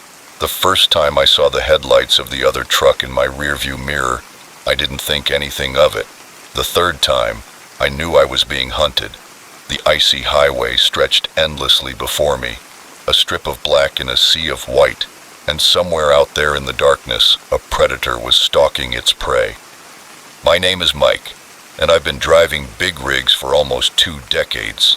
I've seen a lot of strange things on the road, but nothing could have prepared me for that night on Highway 16. It started out like any other long-haul trip. I was hauling a load of electronics from Seattle to Anchorage, a route I'd driven dozens of times before. The weather forecast warned of an approaching storm, but I figured I could outrun it if I kept going through the night. The temperature dropped quickly, and snow began to fall softly at first, then harder. I turned on my windshield wipers, staring through the windshield at the road ahead. The highway was empty except for my truck. Everyone else had the good sense to stay put for the night. That's when I first noticed the headlights behind me. They appeared suddenly, as if the truck had materialized out of thin air. At first I thought it was probably just another driver trying to beat the storm before it hit hard. But as the minutes passed, I realized something was wrong. The truck behind me was maintaining a constant distance, making no attempt to pass, even when the road widened. Every time I glanced in the mirror, those headlights were there, unblinking. I tried to shake off the uncomfortable feeling by telling myself I was just nervous from too many hours on the road and too much caffeine, but the nagging sense that something was wrong persisted. I decided to test my theory on the next stretch of straight road and eased off the gas, slowing my vehicle down. The truck behind me also slowed down, maintaining the same mysterious distance. "This isn't normal behavior," I muttered to myself. "Let's see what this guy's up to." I pressed down on the accelerator, pushing my truck faster than was strictly safe, given the worsening weather conditions. The other truck matched my speed exactly. Its headlights lit up in my mirrors. Now I was really starting to worry. Who was this person? What did they want? My mind raced through possibilities, each more terrifying than the last. A highway robbery, a sick game of cat and mouse. I grabbed my CB radio with the intention of calling for help, but all I got was static. The storm must have been interfering with the signal. I was alone. The snow was falling harder now, reducing visibility to almost nothing. I could barely see the road ahead of me, let alone any exits or places where I could pull over and lose my pursuer. All I could do was keep driving, hoping to outlast whoever was behind me. Hours seemed to have passed, although the clock on the dashboard told me that only 45 minutes had gone by since I first noticed the other truck. My knuckles were white on the steering wheel, my eyes constantly darting between the road ahead and the rearview mirror. That's when the truck behind me accelerated, pulled up alongside me, and for the first time, I got a good look at it. It was an older model, its paint once white, now a dirty gray, but what really caught my attention was the driver, or rather the lack of one. The truck's cab was empty. I blinked hard, certain that I must be hallucinating, but when I looked again, the seat was still unoccupied. The truck was driving itself, keeping perfect pace with me on the slippery road. Terror gripped me. This wasn't possible. Trucks didn't drive themselves, not here in the middle of nowhere, not in a snowstorm. I must be going crazy, I thought. Before I could process what I was seeing, the ghost truck swerved toward me. I jerked the steering wheel hard, narrowly avoiding a collision, and my trailer swayed dangerously. For a heart-stopping moment, I thought I was going to roll over, but I managed to regain control. But now the game had changed. It wasn't just a matter of following anymore. This thing, whatever it was actively trying to run me off the road. I pushed my truck to its limits, speeding down the highway much faster than was safe. The ghost truck occasionally bumped into me and tried to force me off the road, but I managed to dodge it. But I knew I couldn't keep this up forever. My mind raced, trying to figure out a way out of this nightmare. I needed a town, or a highway patrol outpost, or something, but all I could see through the swirling snow was more road stretching endlessly into the night. Then my headlights illuminated something ahead, a bridge spanning a deep ravine. Immediately a plan formed in my mind, desperate and dangerous, but it was the only plan I had. I slowed down, letting the ghost truck pull up alongside me, and as soon as we reached the bridge, I slammed on the brakes and turned the wheel to the right. My truck skidded sideways, the trailer dragging behind me. I felt a bone-chilling impact as the ghost truck hit my trailer. For a moment, we were locked together, sliding across the icy bridge. Then, with a tearing sound, the ghost truck broke free. I watched in my mirror as it left the bridge, plummeting into the darkness below. I managed to stop my own truck, the cab hanging precariously over the edge of the bridge. For a long moment, I sat there, my hands shaking, my breath coming in irregular gasps. When I finally worked up the courage to look over the edge of the bridge, there was nothing. No wreckage, no sign of impact in the snow-covered valley below. It was as if the ghost truck had never existed. I don't know how long I sat there, trying to understand what had happened. Eventually, I managed to reverse my truck back to safety and continue my journey. The storm passed as suddenly as it had begun, leaving behind a clear, starry sky. When I finally arrived in Anchorage, almost 12 hours later than planned, I tried to report what had happened, but who would believe me? A ghost truck driving itself and trying to run me off the road. They would think I was drunk or hadn't slept or was just crazy, so I kept it to myself, delivered my cargo, and tried to forget about it. But I couldn't shake the memory of those headlights in my mirror, of the empty cab of the truck that had chased me through the night. I still drive that route sometimes, and whenever I do, I find myself watching my rearview mirrors a little more closely, especially when the snow starts to fall, because out there, on the lonely roads of the north, where the night seems endless and storms can appear out of nowhere, anything is possible. And sometimes, I swear I see a pair of headlights in the distance, following a little too close for comfort. When that happens, I push my truck a little faster, grip the steering wheel tighter, and pray that I make it through the night. Because now I know the truth. The roads we travel aren't always as empty as they seem, and not all dangers can be explained by the laws of nature or man. So, if you're ever driving down a lonely highway late at night, and you see a truck in your rearview mirror, that seems to be following a little too closely, don't assume it's just another driver. It could be something completely different, something that hunts in the darkness on roads where the living fear to tread. And if you see it, do what I did. Drive fast, drive smart, and don't look inside the cab. Because some things, once seen, can never be unseen. And the ghost truck is always out there, waiting for its next victim on the endless roads of the night. Next story. The first time I saw the townspeople gather in the square at midnight, I thought it was just a quaint local tradition. The third time, I realized I had stumbled upon something much more sinister. This sleepy little town was hiding a dark secret, and my curiosity was about to put me in grave danger. My name is Alex, and I moved to Millbrook just 2 months ago to take a job as the town's social worker, fresh out of graduate school and eager to make a difference.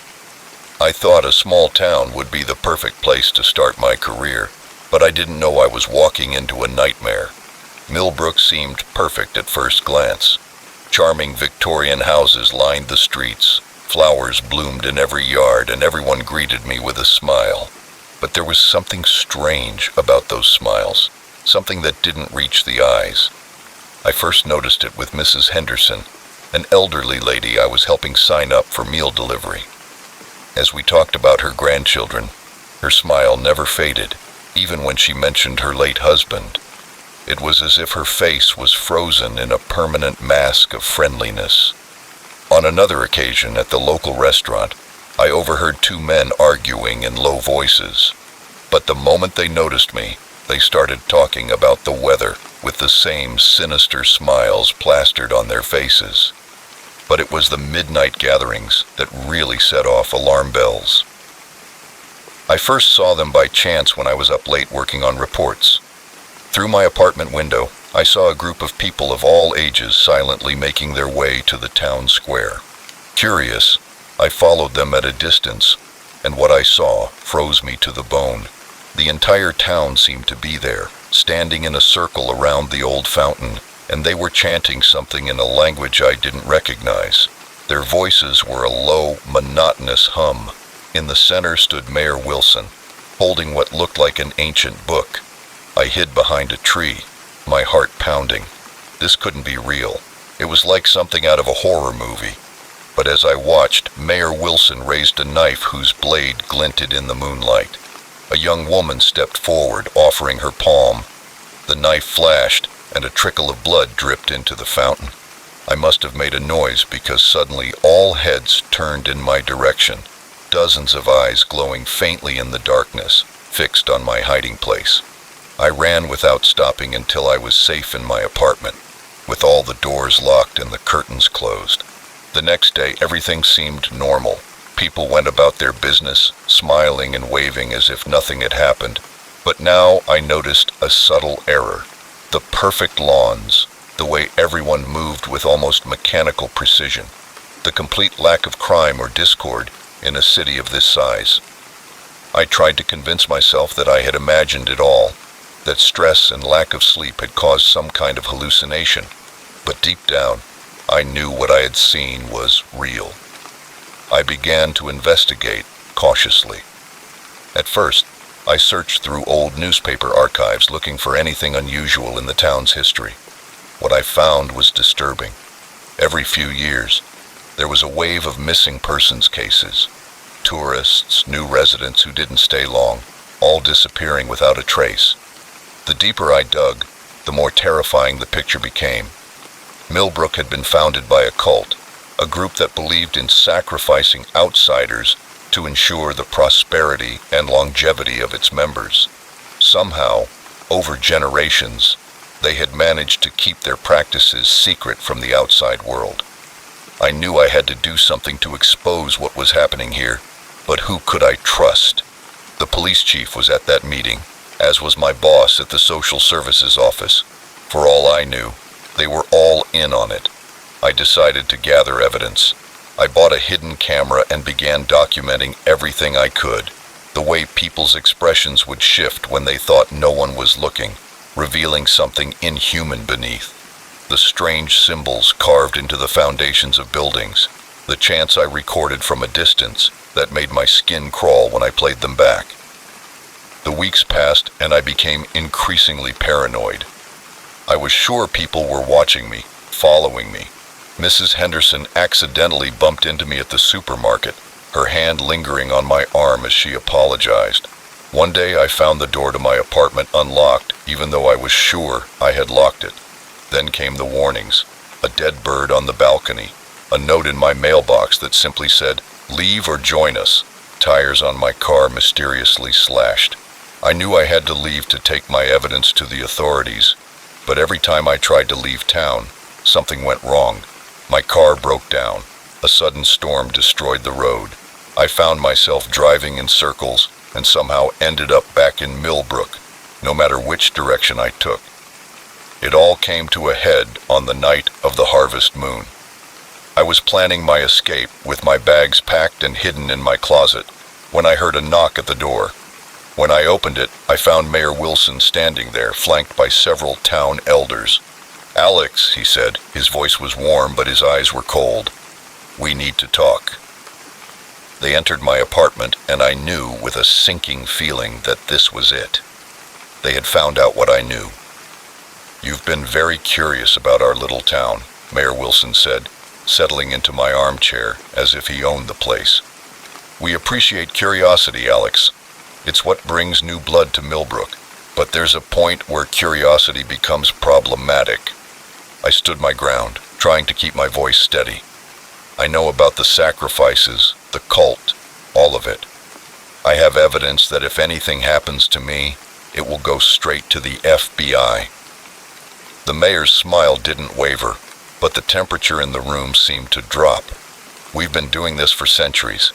You think you're the first to try to expose us?" He gestured, and one of the elders handed him a familiar-looking book.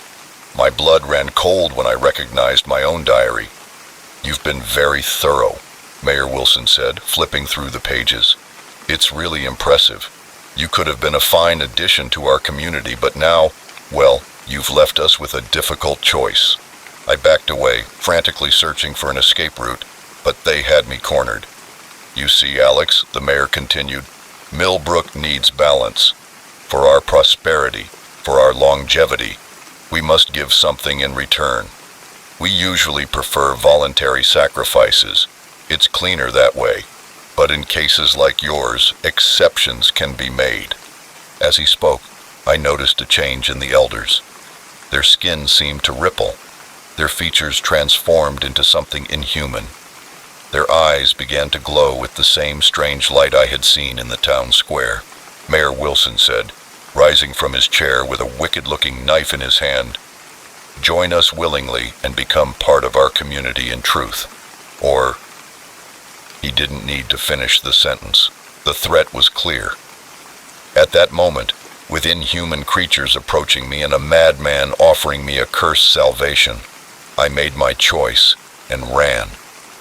I don't remember much of what happened next. There was a chase through the dark streets of Millbrook, the entire town seeming to come alive with a malevolent purpose. Somehow I made it to the edge of town, my lungs burning and terror giving me a speed I never knew I possessed. As I crossed the invisible border, I heard a supernatural howl behind me. Looking back, I saw the townspeople standing at the edge of Millbrook, unable or unwilling to go beyond its borders. I didn't stop running until I reached the next town, collapsing in front of the sheriff's office. They didn't believe my story, of course, and when they sent deputies to investigate, they reported that Millbrook seemed perfectly normal. I never returned to that cursed town. I left the state, changed my name, and tried to start a new life, but I've never been able to shake the memories of what I saw there, or the knowledge that somewhere out there, an entire town of monsters continues its dark rituals, hidden in plain sight. Sometimes, late at night, I swear I can hear chanting in the wind, and I wonder how many other Millbrooks are out there, their sinister secrets revealed behind fences and friendly smiles. How many unsuspecting people are lured into their web, never to be seen again. I may have escaped, but the horror of Millbrook will haunt me forever, and I know that somewhere out there, Mayor Wilson and his inhumane followers are watching, waiting for the day when I let my guard down. Because once you see behind the mask, there's no turning back. Either you're with them, or you're their next sacrifice. Next story. The laughter echoed through the empty corridors, a chilling sound that made the hairs on the back of my neck stand on end. It wasn't the cheerful laughter of patients enjoying a moment of levity. No, it was something completely different. A sound that had no place in a psychiatric hospital at 2 a.m. I'm Nurse Sarah, and I've been working the night shift at Evergreen Psychiatric Hospital for the past 5 years. I thought I had seen it all. Violent outbursts, bizarre delusions. But nothing could have prepared me for that night, which began as a normal shift. I was doing my rounds, checking on patients and administering medication. The hospital was quiet, except for the occasional muffled snore or creak of the old building settling. I was at the nurses' station catching up on paperwork when I first heard a soft laugh, almost inaudible amid the hum of the fluorescent lights. I looked up, frowning, and realized it was coming from the end of the hall near room 237. This was strange, as the patient in 237, Mr. Johnson, was heavily sedated and shouldn't have been awake, let alone laughing. I got up to investigate, and my footsteps echoed in the empty hallway. As I approached room 237, the laughter grew louder, more maniacal. I hesitated at the door handle. Something felt wrong, very wrong. When I opened the door, the room was dark, lit only by the faint glow of the monitoring equipment. Mr. Johnson was in his bed exactly where he should have been, still and silent. The laughter stopped. I checked his vital signs and everything was normal, but when I turned to leave, I saw movement out of the corner of my eye. I spun around, my heart pounding, but there was nothing there, just shadows and medical equipment. "Sarah," I muttered to myself, "you're letting your imagination run wild." I tried to focus on my paperwork, but I couldn't shake the uneasy feeling that had taken hold of me. The air felt different somehow, as if the very air itself had changed. That's when I heard the laughter again, this time coming from the opposite direction. It was coming from the living room, a space that should have been empty and locked at this hour. Against my better judgment, I went to take a look. The laughter grew louder as I approached. Not just one voice now, but many. It sounded like a party in full swing. I fumbled with the keys, my hand shaking slightly as I unlocked the living room door. The laughter stopped abruptly when I opened it. The room was empty, the chairs stacked against the wall, no sign of patients, no reason for the sounds I had heard. But the air felt heavy, as if something had just vacated the space. I left the room, locking the door behind me, my heart racing and my palms sweaty. What was going on? I decided to do a thorough sweep of the ward, checking every patient room. Everything seemed normal at first. The patients were sleeping peacefully, but with every room I checked, the feeling that something was wrong grew stronger. It was in room 252 that I saw it for a second, as I was turning to leave, a shadow darker than the darkness around it moving across the wall. It wasn't cast by anything in the room. It moved independently, flowing like smoke. I blinked hard and it disappeared, but I knew what I had seen. My rational mind tried to explain it away, a trick of the light, exhaustion, but deep down I knew the truth.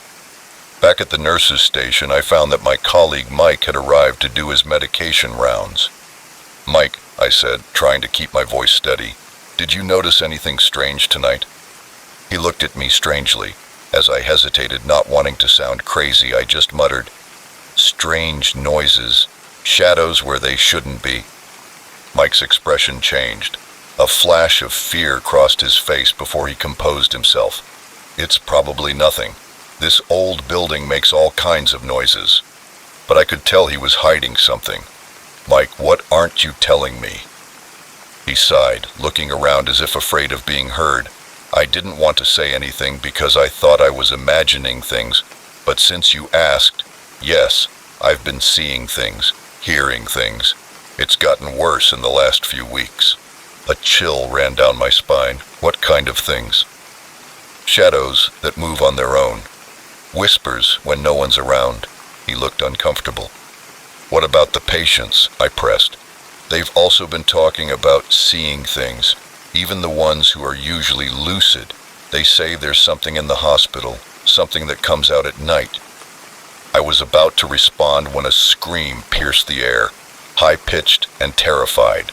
We both jumped and ran toward the sound coming from room 224, where Angela, a schizophrenic patient who was normally calm with her medication, was staying.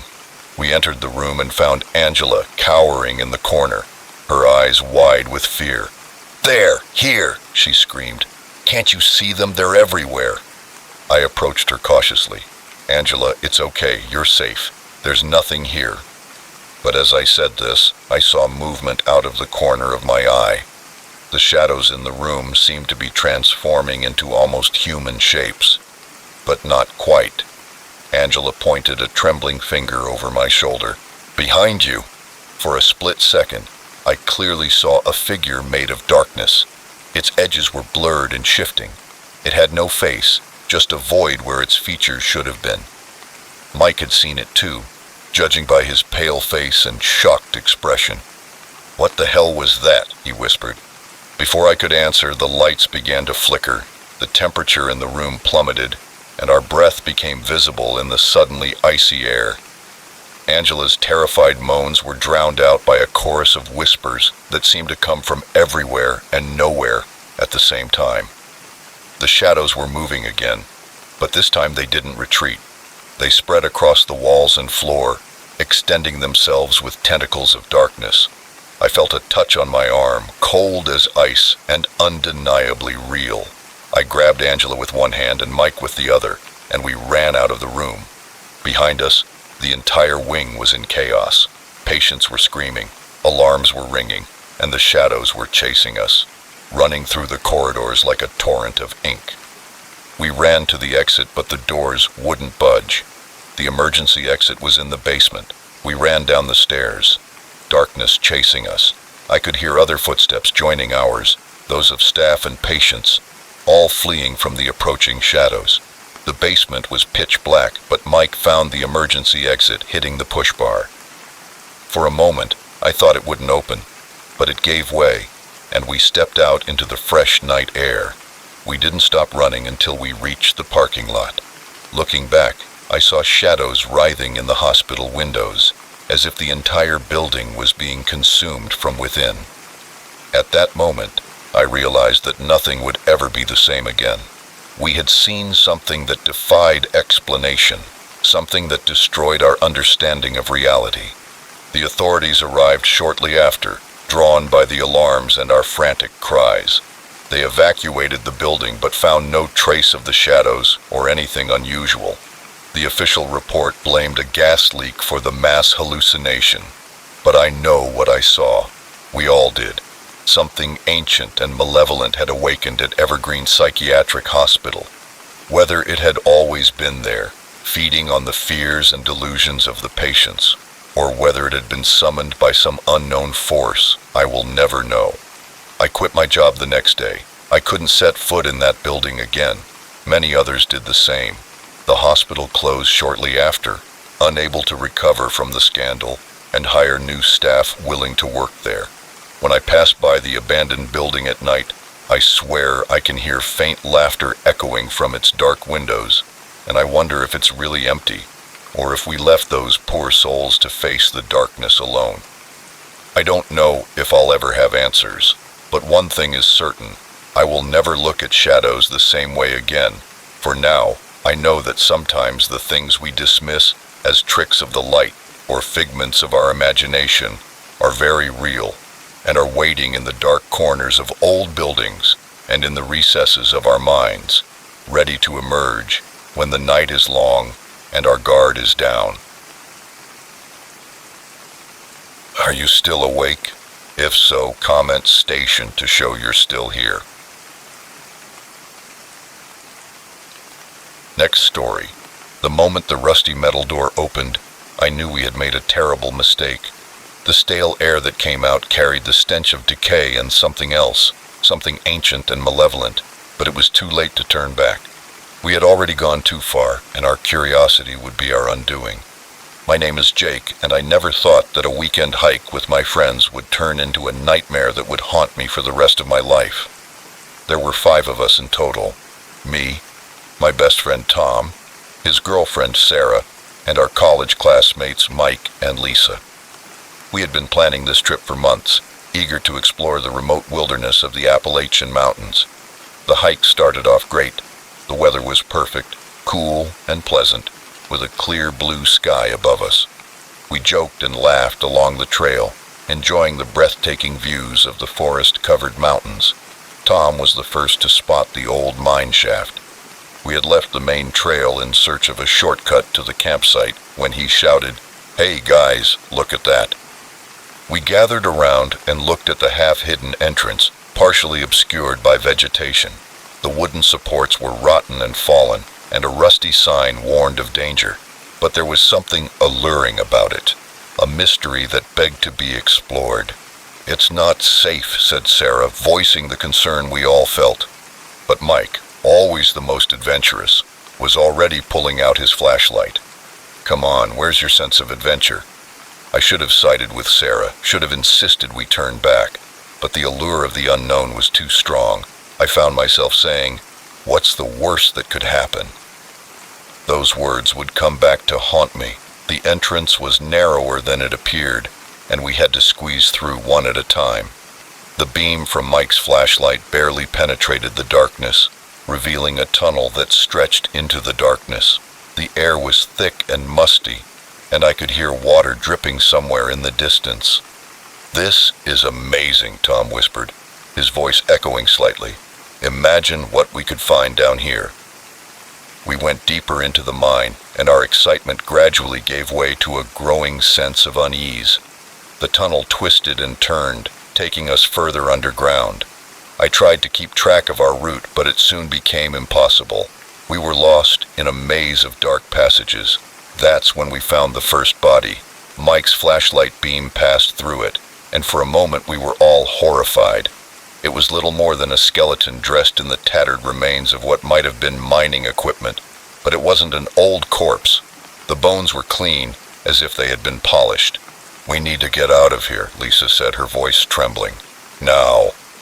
As we turned to leave, we realized with growing panic that we couldn't remember which way we had come. All the tunnels looked the same in the dim light of our flashlights. "Calm down, everyone," I said, trying to keep my voice steady. "Let's pick a direction and follow it. We'll find the way out." Finally, we chose a tunnel at random and started walking. But with every step we took, the feeling that we were going deeper into the mine grew stronger. The air grew colder, and the silence was broken only by the sound of our breathing and the occasional dripping of water. That's when we heard a sound that made my blood run cold. It was a low, guttural growl echoing from somewhere in the darkness behind us. "What was that?" Sarah whispered, grabbing Tom's arm. Before anyone could answer, we heard it again, closer this time. And then, in the beam of our flashlights, we saw something move. It was unlike anything I had ever seen before. At first I thought it was a man, but as it got closer, I realized how wrong I was. Its body was emaciated, skin stretched over elongated limbs. Its face was a nightmare, sunken eyes that glowed faintly in the dark and a mouth full of sharp teeth. Panic spurred us on, and we raced through the tunnels without caring any more about finding the exit, desperate only to escape the creature behind us. I could hear its growls echoing off the walls, growing louder as it caught up to us. We entered a large cavern, and for a moment, I thought we might have found a way out. But then our flashlights revealed the horror that awaited us. The cave was filled with bones, hundreds, maybe thousands of skeletons scattered across the floor. And not all of them were human. Some were twisted and malformed, as if they belonged to creatures that shouldn't exist. "My God," Lisa moaned. "What is this place?" But we didn't have time to think about it. The creature burst into the cave behind us, and it wasn't alone. More of them came from other tunnels, their eyes glowing with hunger. "There!" Tom shouted, pointing to a narrow crack in the far wall. It was our only chance. We ran toward it, with the creatures hot on our heels. I could feel their hot breath on the back of my neck when we reached the crack. Sarah went first, then Lisa. Mike was next, but when he tried to squeeze through, he got stuck on his backpack. I could see the terror in his eyes when he realized he was trapped. "Go! Get out of here!" he shouted to me and Tom. I wanted to argue, to try to free him, but there was no time. Tom pushed me toward the crack, and I squeezed through, the rough rock scraping my skin. The last thing I saw before darkness engulfed me was Mike turning to face the horde of monsters, his face contorted in grim determination. The crack led us into a narrow tunnel that, luckily, went upward. We crawled, climbed, and dragged ourselves toward the surface, running with our lungs burning, driven by the sounds of pursuit still echoing behind us. Finally, mercifully, we saw the light ahead. With one last burst of speed, we left the mine and headed for the fading daylight, not stopping until we reached our camp, collapsing on the ground and gasping for air. It was only then that we realized the full horror of what had happened. Mike had disappeared into that nightmarish cave, and we had no idea if the creatures could follow us into the world above. We broke camp in record time, not even bothering to pack everything properly. The walk back to the car was a blur of fear and exhaustion. We drove straight to the nearest police station, but our story was met with skepticism and concern for our mental state. The authorities searched the area we described, but found no trace of Mike or the mine entrance we described. It was as if everything had disappeared, swallowed up by the mountains. In the days and weeks that followed, we tried to make sense of what had happened. Maybe it had been a shared hallucination, a bad trip caused by some toxic gas in the mine. But deep down we all knew the truth. What we had seen was real, as impossible as it seemed. We made a pact never to talk about it again and to try to move on with our lives. But the nightmares persisted. In my dreams, I was back in that cave, surrounded by bones and glowing eyes, hearing Mike's last scream echoing in the darkness.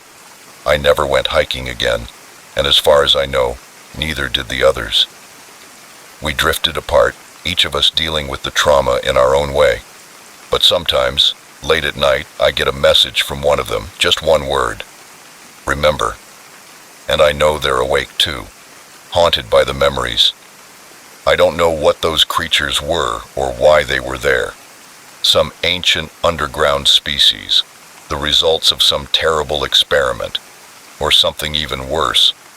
I'll probably never know, but one thing is certain. There are things in this world that defy explanation. Horrors that lurk just below the surface of what we think we know. And sometimes curiosity leads us to places we should never go. If you're hiking in the mountains and come across an old abandoned mine shaft, do yourself a favor. Keep walking. Don't look back. And whatever you do, don't go in, because you never know what might be waiting in the darkness, hungry for its next victim. As for me, I'll stick to the well-trodden paths from now on, always looking over my shoulder, always wondering if one day these creatures will find their way to the surface. And if they do, may God help us. Next story. The first crackling sound could have been a deer, the second perhaps a raccoon, but the third, followed by a low growl, was when I knew our family was in danger. My name is Jack, and I've been taking my family camping for years. My wife Sarah and our children Emma 10 and Liam 8 always looked forward to our annual retreat into nature. This year we chose a remote location in Adira, miles from the nearest town or cell phone signal. It was supposed to be an escape from the chaos of modern life, but it turned into a nightmare. I'll never forget the day that started out so perfectly. We hiked to the campsite, set up our tent, and spent the afternoon exploring the surrounding woods. As night fell, we gathered around the campfire, roasting marshmallows and telling stories. The kids were laughing, the stars were shining, and for a moment, everything seemed right in the world. It was shortly after midnight when I first heard a rustling in the underbrush, too heavy to be small wildlife. My eyes strained to penetrate the darkness beyond the glow of our campfires. "What is it, honey?" Sarah asked, sensing my tension. I forced a smile. "Probably nothing. I'll just go take a look." I grabbed our flashlight and stood up, pointing the beam into the forest. The light caught a pair of eyes that reflected back at me for just a second before disappearing. "What's out there?" Sarah asked, startled. "It's just some animals, honey," I replied in a calm voice. "Nothing to worry about. Why don't you and Liam get ready for bed?" While Sarah took the children to the tent, I scanned our camp perimeter again. Nothing seemed out of place, but I couldn't shake the feeling that we were being watched. Every crackling twig, every rustling leaf made me nervous. The kids finally fell asleep, but Sarah and I stayed awake, listening. We heard footsteps around our tent, heavy, deliberate footsteps that no animal would make. Sarah's hand found mine in the darkness, squeezing it tightly. "Jack," she whispered, her voice trembling, "what do we do?" Before I could answer, a shadow fell over our tent. Something large was outside, its silhouette visible through the thin fabric. I held my breath, certain that whatever it was could hear me. Then, without warning, a supernatural howl split the night like nothing I had ever heard before. Part wolf, part something else entirely. The children woke up. Liam let out a frightened whimper. "Shh," I said, pulling them close to me. "We need to be very quiet." The shadow moved around our tent. I could hear it sniffing, as if trying to catch our scent. Then there was silence for a long, tense moment. We all held our breath and waited. Suddenly, claws ripped through the side of the tent, tearing the fabric. Emma screamed, and all hell broke loose. I grabbed the flashlight and shone it through the new hole in our tent. I saw a creature that looked like a wolf, but much larger, with eyes glowing an unnatural yellow. "Run!" I yelled, unzipping the tent. We stepped out into the night. The cold air hit us like a slap in the face. Sarah grabbed Emma, I grabbed Liam, and we ran toward the forest behind us, the creature growling, its heavy footsteps close behind. I tried to remember the way back to the car, but in the darkness, with panic setting in, every tree looked the same. We stumbled through the undergrowth, branches slapping our faces. Liam was sobbing on my shoulder, and I could hear Emma's frightened gasps as Sarah pulled her along. Suddenly, she screamed, pointing ahead. A clearing was coming into view, and moonlight illuminated a rocky outcrop we could climb. It was our only chance. We climbed the rocks, the rough stones scraping our hands and knees. When we reached the top, a dark shape emerged from the tree line. In the moonlight, I could finally see our pursuer clearly. It looked like a wolf, but the size of a bear, with matted fur and yellowish fangs. Its eyes were the worst part, intelligent, almost human, filled with a malevolent hunger. The creature circled the base of the outcrop, looking for a way up. We huddled together, watching in horror as it began to climb. "We're trapped," Sarah whispered, clutching the children. I looked around desperately for something that could be used as a weapon. There was a large rock, precariously balanced on the edge of the outcrop. "Sarah, take the children to the other side. When I say now, run for the trees." "Jack, no." Sarah's eyes widened as she realized what I was planning. "It's our only chance," I said, my voice shaking. "Please be ready." The creature was already halfway up, its claws scraping the rock as it climbed. I positioned myself next to the rock, pressing my hands against its rough surface. Timing would be everything. The moment the creature reached the top, its huge paw appearing over the edge, I pushed with all my might. The rock swayed for a breathtaking moment, then began to roll. "Now!" I shouted to Sarah, and she climbed down the other side of the outcrop with the children as the rock gathered speed. The creature looked up just in time to see its fate approaching. I slid down the rocks with my heart in my throat as I ran toward where my family had disappeared into the trees. "Sarah, kids, here!" I heard Sarah's voice, and they emerged from behind a large oak tree, pale and trembling but alive. We didn't wait to see if the creature had survived. We ran through the forest guided by pure adrenaline. and the first faint signs of dawn breaking through the trees. Somehow, miraculously, we found the trail back to our car. As we drove away from the campsite, the children huddled in the back seat, wrapped in emergency blankets, and the full weight of what had happened began to sink in. We had been attacked by something that shouldn't exist, something out of a nightmare. We drove straight to the nearest forest ranger station, but our story was met with skepticism. They sent out a search party, but found no sign of the creature or any unusual tracks. Our destroyed tent and the remains of our camp were the only evidence that anything had happened. In the days and weeks that followed, we tried to understand what we had encountered. I scoured the internet for similar stories, to find some explanation for what we had seen. There were stories of dogmen, werewolves, and creatures lurking in the deep forests, but nothing matched what we had experienced. The nightmares came every night. In my dreams, I'm back at that outcrop, but this time the rock misses its target.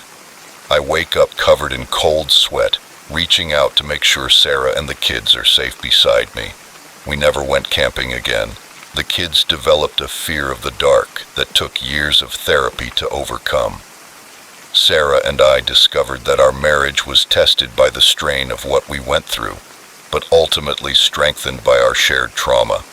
Years have passed, but I still find myself looking over my shoulder when I'm outside at night. Every shadow seems to hide a potential danger. Every rustle in the bushes makes my heart race. I know now that there are things in this world that defy explanation, creatures that lurk beyond the boundaries of civilization. Sometimes, on quiet nights when the wind is right, I swear I can hear a distant howl that makes me wonder, was our encounter just a fluke, or are there more of these creatures out there waiting in the darkness for unsuspecting campers who stumble into their territory? I have no answers, only questions that keep me awake at night. But I know that the next time I'm planning a camping trip, it might be better to stick to crowded campgrounds, because in the deep woods, where the shadows are long and the night is dark, you never know what might be watching, waiting for a chance to strike. My family and I will stick to the safety of our backyard for our adventures from now on. The risks aren't worth taking no matter how beautiful the wilderness is, because now we know that sometimes, when you venture into nature, nature ventures back, with teeth and claws. Next story. The moment I found the first hidden camera, I knew this house held secrets darker than peeling paint. What started as a routine job preparing a property for sale quickly turned into a nightmare of voyeurism and obsession that would haunt me for years to come. My name is Alex, and I've been a real estate agent for over a decade. I've seen my fair share of quirky houses and eccentric former owners, but nothing could have prepared me for what I discovered at 42 Maple Street. It was a sunny Tuesday morning when I arrived at the old Victorian house, which had been left to the bank after its owner, an elderly recluse named Gerald Hoffman, had passed away with no apparent heirs. My job was simple: assess what needed to be done to get the place clean and ready to market. From the outside, it looked like any other neglected property: peeling paint, clogged gutters, nothing I hadn't dealt with hundreds of times before. I entered with the key the bank had provided, breathing in the musty air of a house that had long been uninhabited. The interior was cluttered, but not unusual for an elderly person living alone. Old newspapers, shelves lined with furniture, and dusty knickknacks that had seen better days. I made mental notes of what needed to be done. It was in the office that I found the first camera. I was examining the bookcase, wondering how long it would take to clean it, when I noticed something strange about one of the books. It was very stiff, and when I pulled it out, I realized it was fake, a hollow cover that concealed a small, high-tech camera. My blood ran cold as I stared at the device. Why would someone hide a camera in their own office? Maybe old Gerald was paranoid about burglars, but something in my gut told me that this was just the tip of the iceberg. I was right. In the hours that followed, I found more cameras. They were everywhere, hidden in light switches, concealed behind pictures, tucked into corners of rooms. Each new discovery increased the feeling of unease within me. This wasn't paranoia, it was something much more sinister. But it was what I found in the basement that really sent a chill down my spine. The door was locked, but I managed to force it open. The stairs creaked ominously as I descended, and the beam of my flashlight cut through the darkness. There, taking up half the basement, was a setup that belonged in a thriller movie. Rows of monitors lined up against one wall, each connected to one of the hidden cameras I had found upstairs. But it wasn't just the inside of the house that was under surveillance. There were monitors showing images of the street, the neighbors' houses, and even the inside of the house next door. My hands were shaking as I entered the room. File cabinets lined another wall, and when I opened one of them, I found it filled with meticulously labeled folders. Each one contained photos, notes, and what appeared to be transcripts of conversations. Gerald wasn't just watching his neighbors, he was documenting their every move. I needed to call the police to report what I had found, but when I turned to leave, the beam of my flashlight caught something that made my heart stop. A door hidden behind a pile of old boxes, a door that shouldn't have been there. Part of me wanted to get out of that basement and never look back, but I couldn't. The door wasn't locked. It opened with a creak that seemed to echo in the silence of the basement. In a room no bigger than a closet, there was a bed, a small, neatly made bed with straps attached to the frame. I stumbled backward, my mind reeling. This wasn't just voyeurism, it was something far more terrible. Gerald was kidnapping people and holding them prisoner in this secret room. I ran up the stairs, my heart pounding so hard, I thought it would explode in my chest. I had to get out of there. I had to call the police. But when I reached the top of the stairs, I heard something that made my blood run cold. The front door was opening. This didn't make sense. I had locked the door when I entered the house, but that was impossible. I had the only key, unless Gerald wasn't as dead as everyone thought. Panic took hold of me. I frantically searched for a place to hide, aware of the irony that in a house full of hidden surveillance equipment, I was now the one trying not to be seen. I slipped into a nearby closet, closing the door behind me, when I heard the basement door open. Through a crack, I could see a figure descending the stairs. It wasn't Gerald.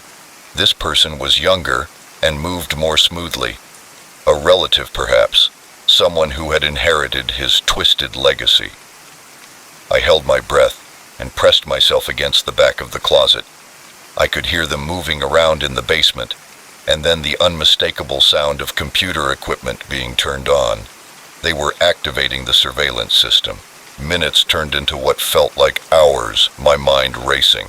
How would I get out of this?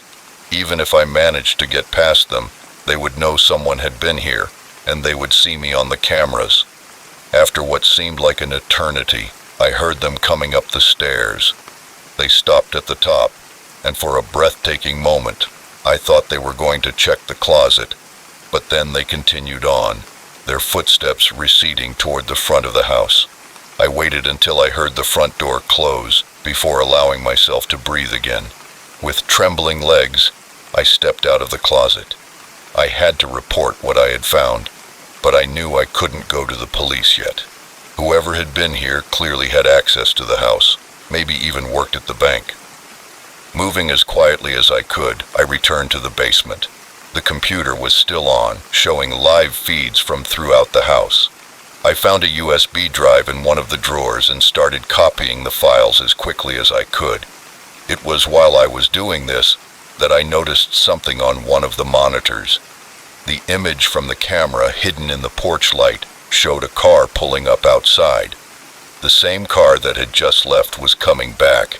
I pulled the USB drive out of the computer without waiting to see if the file transfer was complete.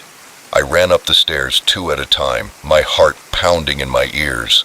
I could hear the key in the lock when I reached the top of the stairs. There was no time to think. I ran to the back door and fumbled with the lock. Behind me, I could hear the front door opening. With one last desperate push, the back door gave way and I ran out into the overgrown backyard. I didn't stop running until I reached my car, which was parked a block away. As I sped away, my hand shook on the steering wheel and I glanced in the rearview mirror.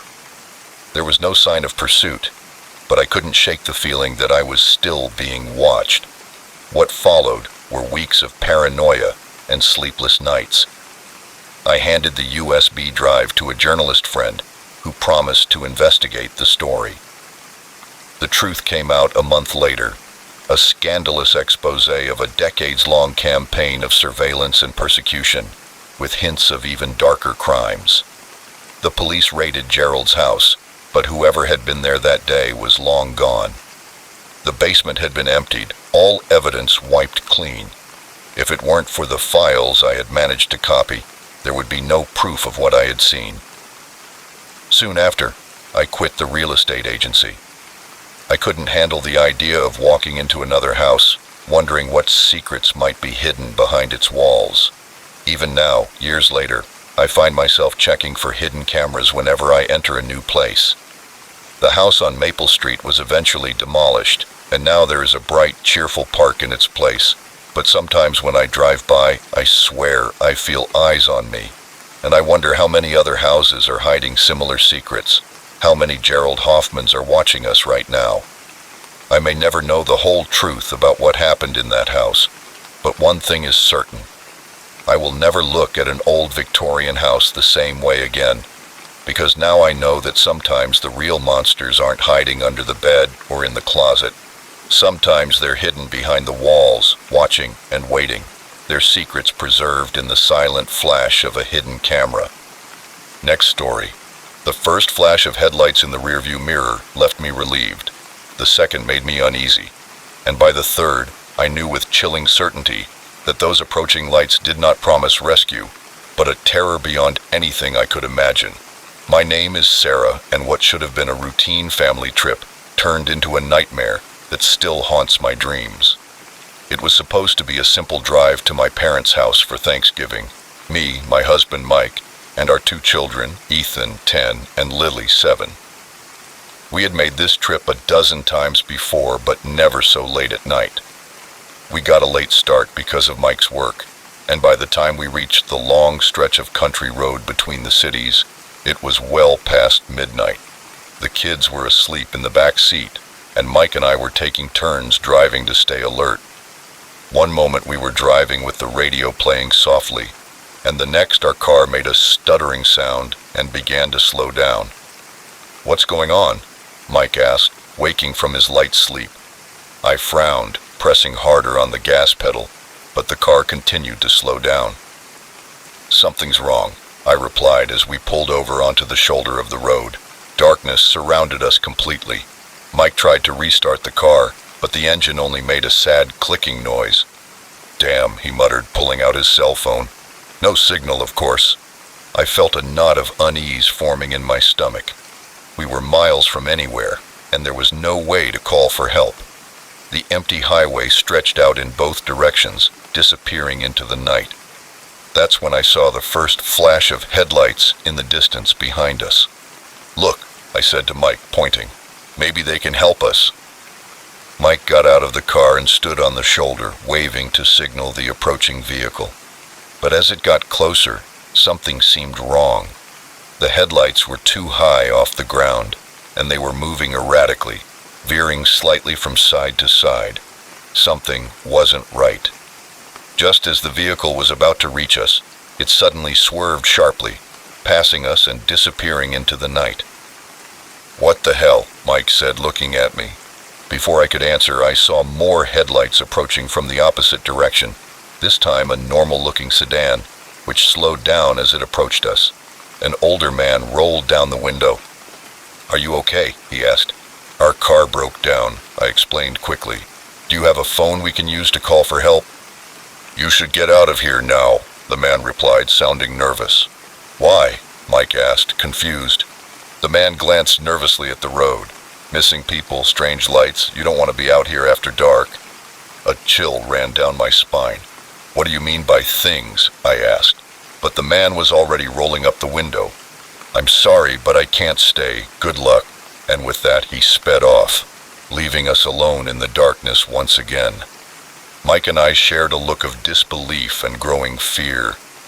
That's when we saw the third set of headlights, which appeared suddenly, much closer than they should have been, and were coming straight at us, moving very fast.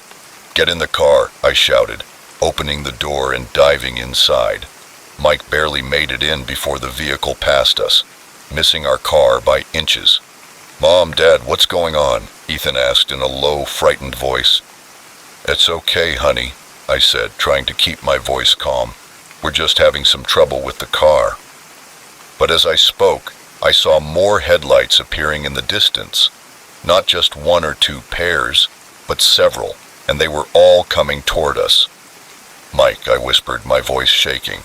He nodded, his face pale in the glow of the dashboard lights.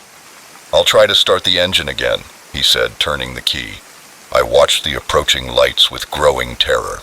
They were getting closer, and now I could see that they weren't normal vehicles. Some were very tall, others very low to the ground, and they were moving in a way that no human-driven car would move, swaying and shifting like predators stalking their prey. The engine coughed and miraculously roared to life. Mike didn't wait. He put the car in gear and pulled onto the highway. "Mommy, I'm scared," Lily said from the back seat. "It's okay, baby," I said, reaching back to take her hand. "We'll be fine." But when I glanced in the rearview mirror, I knew I was lying. The lights were following us, gaining speed, and now I could see shapes moving in the darkness between the lights. Huge, misshapen things that moved alongside the strange vehicles. Mike was pushing our car to its limit. The engine groaned in protest, but it wasn't enough. The lights were getting closer, and with them came a sound, a low, pulsing hum that seemed to vibrate through my bones. "What are they?" Ethan asked, his face pressed against the back window. "Don't look," I said sharply, "just don't look." The humming was getting louder, drowning out the sound of our engine and the wind rushing past. It was all-encompassing, making my head spin and my vision blur. Suddenly everything went dark. The dashboard lights, the headlights, even the lights chasing us.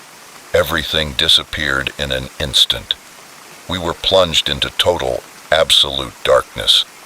There was a moment of silence, and then a blinding light flooded the car from above, so bright it hurt, and I closed my eyes against it. I felt the car lift off the ground. The kids were screaming. Mike was yelling something I couldn't understand because of the deafening buzzing. I felt pressure in my chest, making it hard to breathe. Just when I thought I was going to pass out, everything stopped. The light, the noise, the feeling of rising. It all ceased in an instant. I opened my eyes slowly, blinking against the sudden return to darkness. We were back on the road, the car moving slowly, as if nothing had happened. The highway stretched out before us, empty and normal. "Is everyone okay?" I managed to ask in my hoarse voice. There were shaky affirmations from Mike and the kids. Everyone seemed unharmed, but deeply shaken. "What happened?" Ethan asked. "Were they aliens?" "I don't know, honey," I said honestly. We drove in silence after that, all of us jumping at every traffic light we saw in the distance, but nothing unusual happened for the rest of the trip.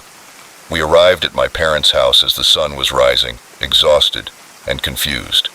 In the days that followed, we tried to understand what had happened. We searched the internet for reports of similar incidents, but found nothing concrete. The stretch of highway where it happened had a history of strange occurrences, but nothing as extreme as what we had experienced. We debated whether we should report it to the authorities, but in the end, we decided not to. Who would believe us? We had no proof, no evidence of what we had seen and experienced.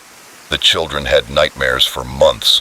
Mike and I started avoiding driving at night whenever possible, and I never looked at the headlights in my rearview mirror the same way again. Years have passed, and we have never experienced anything like it. But sometimes, on dark nights when I am driving alone, I catch a glimpse of strange lights in the mirror, and for a moment, I am back on that highway, feeling the buzzing in my bones and the terror in my heart. I don't know what happened to us that night.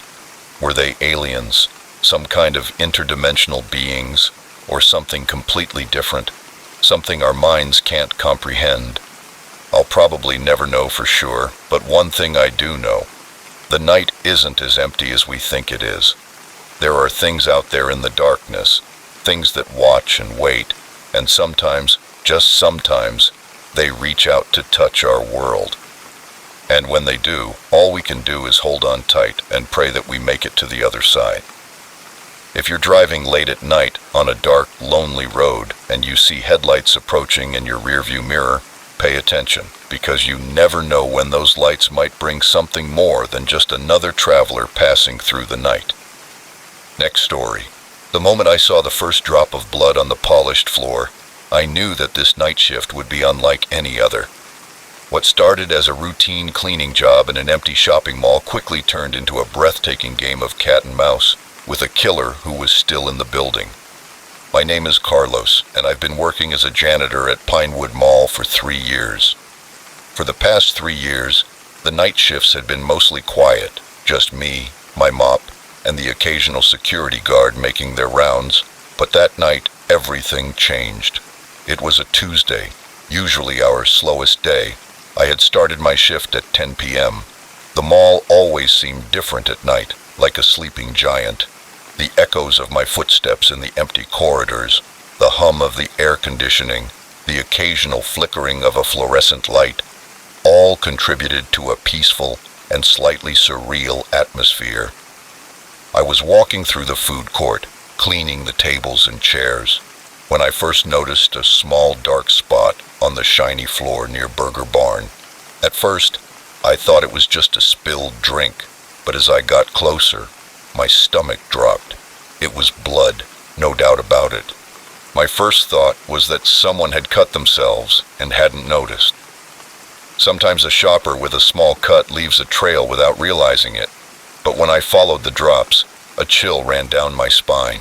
They were leading away from the food court toward the service corridors. I should have reported it and let them handle it, but curiosity got the better of me. I had worked at this mall for years and knew every nook and cranny. If someone was hurt, maybe I could help. The trail led me to a door marked for employees, but there was a small opening, which was unusual. The doors were always supposed to be locked at night. My hand trembled slightly as I opened it, the hinges creaking ominously in the silence. The service corridor was dark, lit only by the faint glow of emergency exit signs.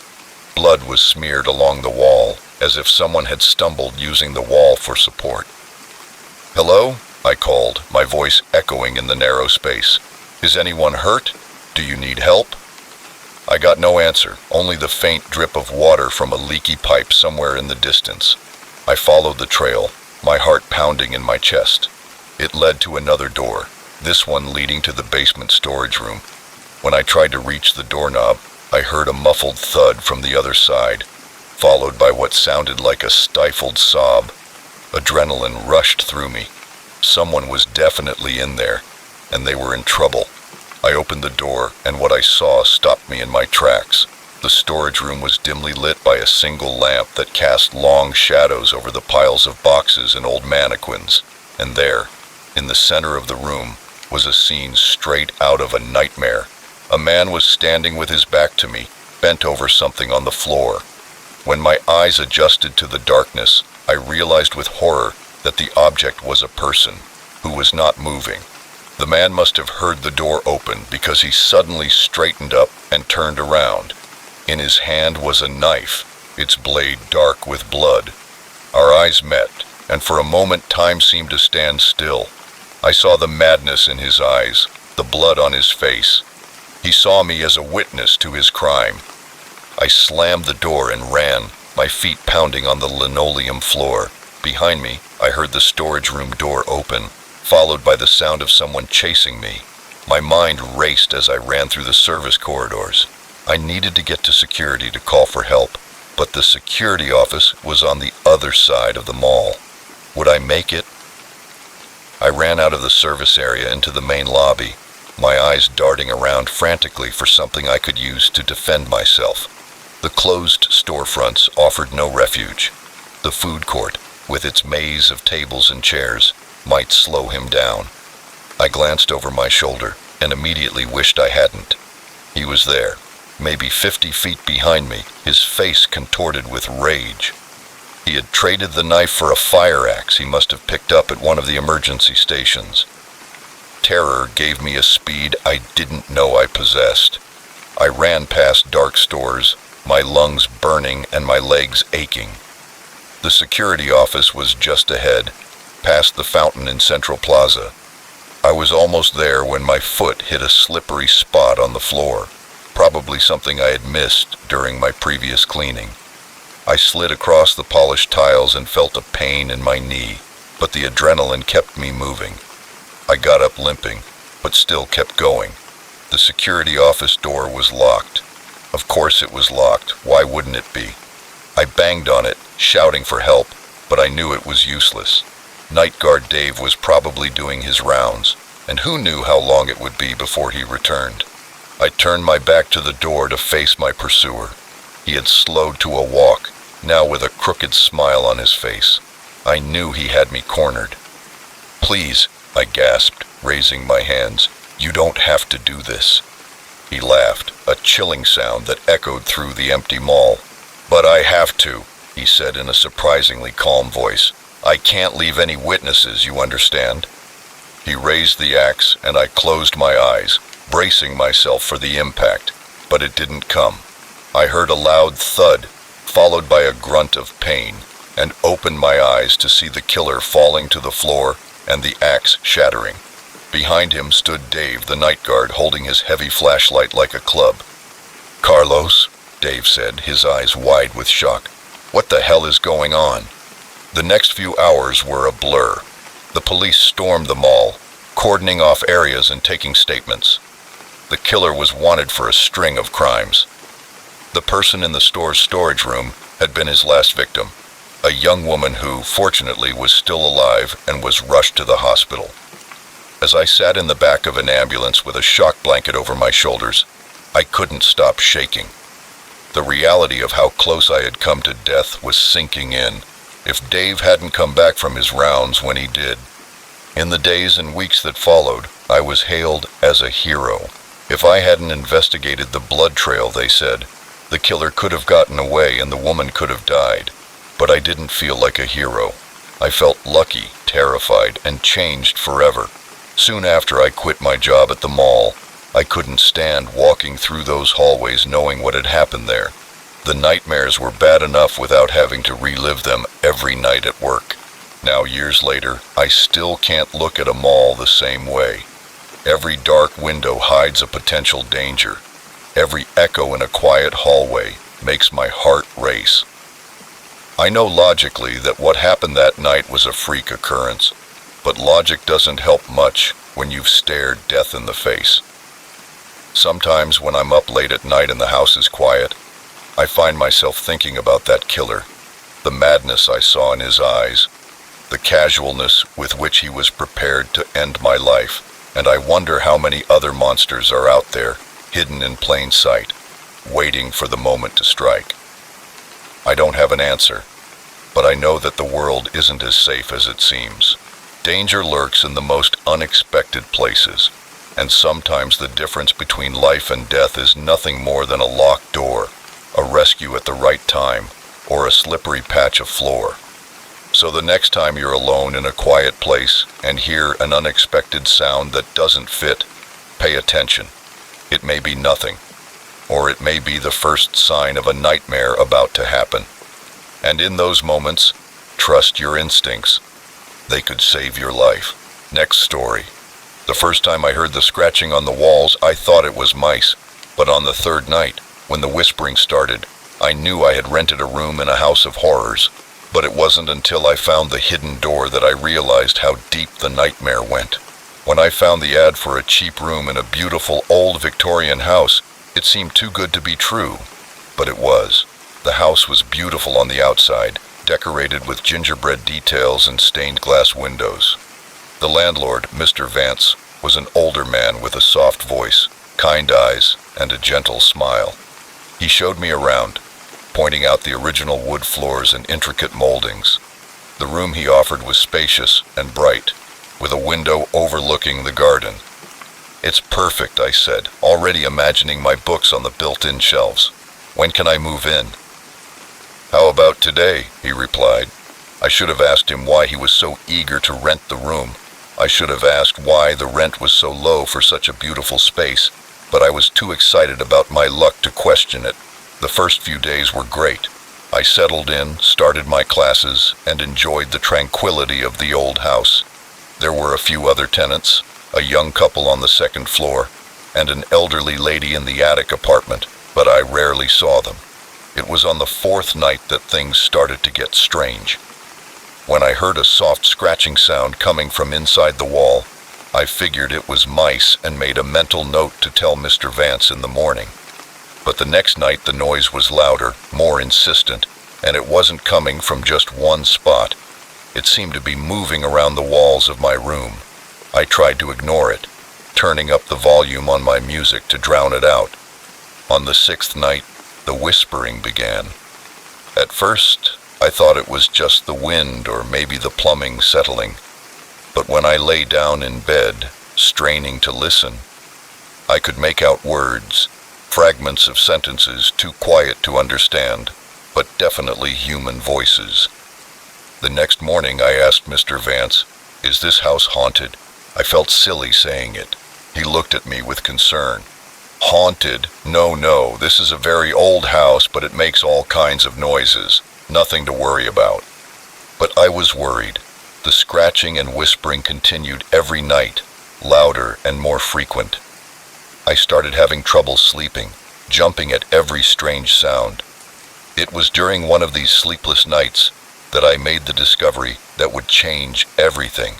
I was pacing back and forth in my room, trying to identify where the sounds were coming from, when I noticed something strange on the bookshelf. One section seemed to stick out a little more than the rest. Examining the edge of the bookcase, there was a small groove, almost invisible unless you were looking for it. I pressed it, and with a soft click, the entire section of the bookcase moved out, revealing a dark passageway behind it. I stood frozen in shock, staring into the darkness. The whispers, which had been a constant background noise, stopped suddenly. The silence was deafening. Everything inside me told me to close the door and call the police, or at least Mr. Vance, but curiosity won out. I stepped into the passageway. The air was stale and musty, with the smell of age and decay. The passage was narrow, forcing me to turn sideways at some points. It curved through the house, and I realized with growing unease that it ran behind all the walls, allowing someone to move unseen throughout the entire building. As I made my way through this hidden network of passages, the whispers resumed, now clearer and more distinct. I could make out the phrases, "She's here," "Fresh blood," "The master will be pleased." I wanted to run back to the safety of my room, but I was lost in the maze of passages. Each turn looked the same as the last in the dim light of my cell phone. Then I saw a faint glow ahead. I headed toward it, and despite my fear, the passage opened into a small room lit by flickering candles. The walls were covered with strange symbols, and in the center was an altar of some kind, stained dark with what I prayed was not blood, but it was what I saw next that made my blood run cold. For on one of the walls were dozens of photographs, and I recognized the people in them, the other tenants and myself. All of us living our daily lives unaware that we were being watched. My heart was beating so hard, I thought it would explode in my chest.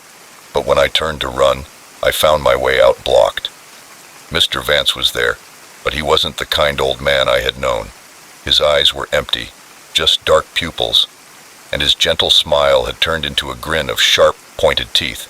His voice was a harsh growl that bore no resemblance to his usual soft tone. I didn't think. I just reacted and pushed past him, using the element of surprise to my advantage. I ran blindly through the corridors, no longer caring which direction I was going, just desperate to escape. I could hear them behind me, not just Mr. Vance, but others. The whispers had become screams that echoed off the walls, inhuman screams, and the sound of many feet pounding behind me.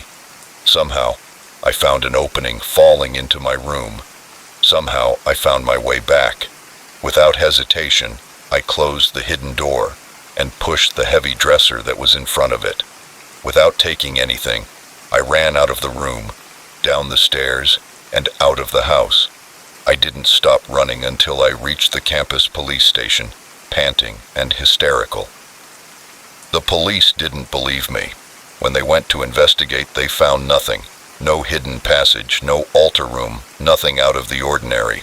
Mr. Vance played the role of concerned landlord perfectly, even suggesting that perhaps I had had some kind of vivid nightmare, but I knew what I had seen and what I had heard. I moved out that same day, leaving most of my belongings behind. I couldn't bear to go back to that room to face the bookcase and the horrors behind it. In the weeks that followed, I sought to learn more about the house and its history. I discovered that it had been built in the late 1800s by a man who, according to rumors, was involved in occult practices. Over the years, there had been several disappearances related to the house's tenants, who simply vanished without a trace. I went to the police again with this information, but they dismissed it as urban legends and coincidences. Without any concrete evidence, there was nothing they could do. So now all I have left are my doubts and my fears. I moved to a new city, started a new course at a different university, but I can't shake the feeling that it's not over yet. Sometimes, late at night, I swear I can hear whispers in my walls, scratching sounds that come from nowhere. And sometimes, out of the corner of my eye, I catch a glimpse of a familiar figure, an old man with kind eyes and a gentle smile that hides sharp teeth and darker appetites. I don't know if what I experienced was supernatural or just the work of a very sick and very human monster, but I do know that this evil exists in this world, hidden behind pleasant facades and lurking in the secret spaces we never think to look. So the next time you're looking for a home and find a place that seems too good to be true, trust your instincts. Look closely at the walls. Listen to the whispers during the night, because you never know what horrors may be hiding on the other side of that perfect room. As for me, I will never again ignore strange sounds in the walls as if they were just an old house settling, because now I know the truth. Sometimes the real monsters aren't hiding under the bed or in the closet.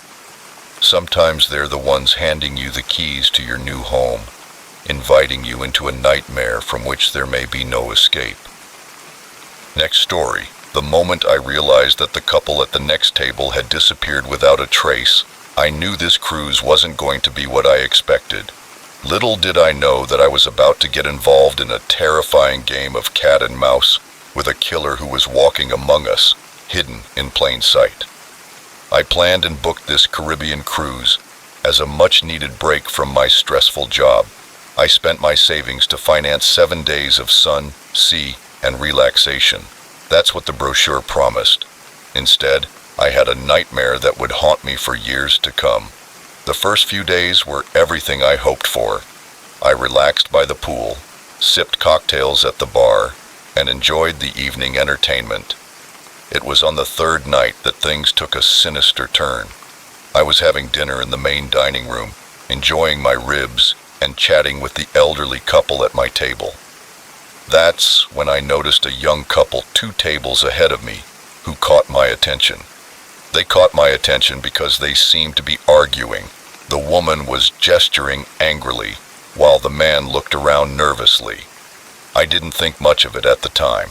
Couples fight even on vacation. The next morning during breakfast, I realized something was wrong. The couple's table was empty, their chairs neatly stacked, as if they had never been there. I scanned the room thinking maybe they had moved, but there was no sign of them. That couple who was sitting there last night, I asked the waiter, "Have you seen them?" The waiter looked confused. "Since last night, no one has been assigned there yet." A chill ran down my spine. I knew what I had seen. They were there, arguing in low, heated voices. All day long I kept an eye out for the couple, but I didn't see them anywhere. People don't just disappear on cruise ships, do they? That night, I overheard a conversation at the bar that made my blood run cold. "Did you hear?" a woman whispered to her friend. "Another couple has disappeared. That makes 3. My head shot up. "Excuse me," I said, probably a little too anxiously. "Did you say people have disappeared?" The women looked at me and then at each other, nervous. "It's probably nothing," said the first woman. "It's just rumors. You know how people talk on these ships." But I could see the fear in their eyes. This wasn't just gossip. I spent the rest of the night discreetly asking questions and piecing together the story. Over the past 2 days, 3 couples had apparently vanished into thin air. No one had seen them disembark at any of the ports. Their rooms had been found empty, the beds unslept in, and their belongings left behind. The ship's crew was tight-lipped about the matter. When I tried to ask a security officer about it, he dismissed me with a rehearsed speech about passenger privacy. That night I couldn't sleep. My mind was racing, trying to make sense of it all. I went out on deck to get some air, feeling the cool sea breeze against my face. That's when I saw him, a man struggling to lift something heavy over the ship's rail, something that looked disturbingly like a body bag. I hid behind a lifeboat, my heart racing. The man stood up and there was a splash as what he was carrying fell into the water. He looked around furtively and then walked away. I waited until I was sure he was gone before moving. My hands were shaking as I reached for my phone to call ship security, but as I dialed, a hand covered my mouth. "I wouldn't do that if I were you," a voice hissed in my ear. I felt the cold pressure of metal against my back, a knife, and was led back to my cabin. The hand never left my mouth. He was one of the ship's officers in his clean, crisp uniform. "You shouldn't have seen that," he said, his voice strangely calm. "Now we have a problem." "Well, what did you do to those couples?" I managed to ask, my voice trembling. He smiled, but the smile didn't reach his eyes. "Let's just say I'm cleaning up some of the undesirable elements on the ship. We can't let anything spoil the cruise experience, can we?" It was then that I realized with horror that this man, this officer who had sworn to protect the passengers, was behind the disappearances. "You're crazy," I said, backing up until I hit the wall. "You can't just make people disappear. Someone will notice." He laughed, a chilling sound. "People disappear all the time.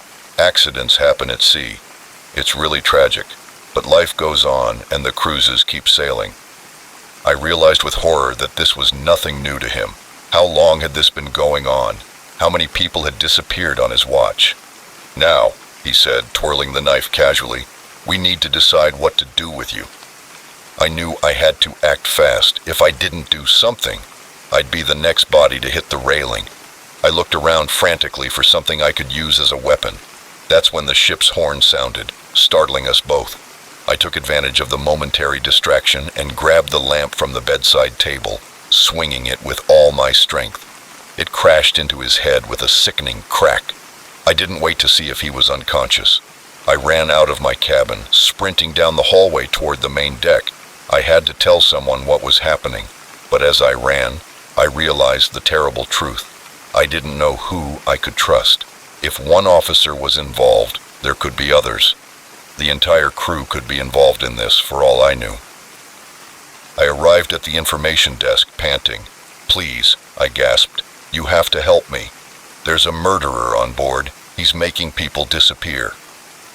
The woman behind the desk looked at me with concern. "Sir, calm down. What are you talking about?" I tried to explain, the words coming out at a frantic pace, but even as I spoke, I could see the doubt in her eyes. "I think you should come with me," she said, her voice gentle but firm. "We have a doctor on board who can help you." "No, you don't understand," I shouted, attracting the attention of nearby passengers.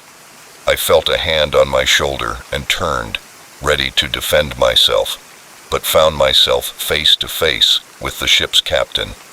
"Is there a problem here?" he asked, his voice authoritative. I opened my mouth to explain, but the words died in my throat. Right behind the captain was my cabin officer, with a bandage on his head and a murderous look in his eyes. At that moment, I knew I was truly alone.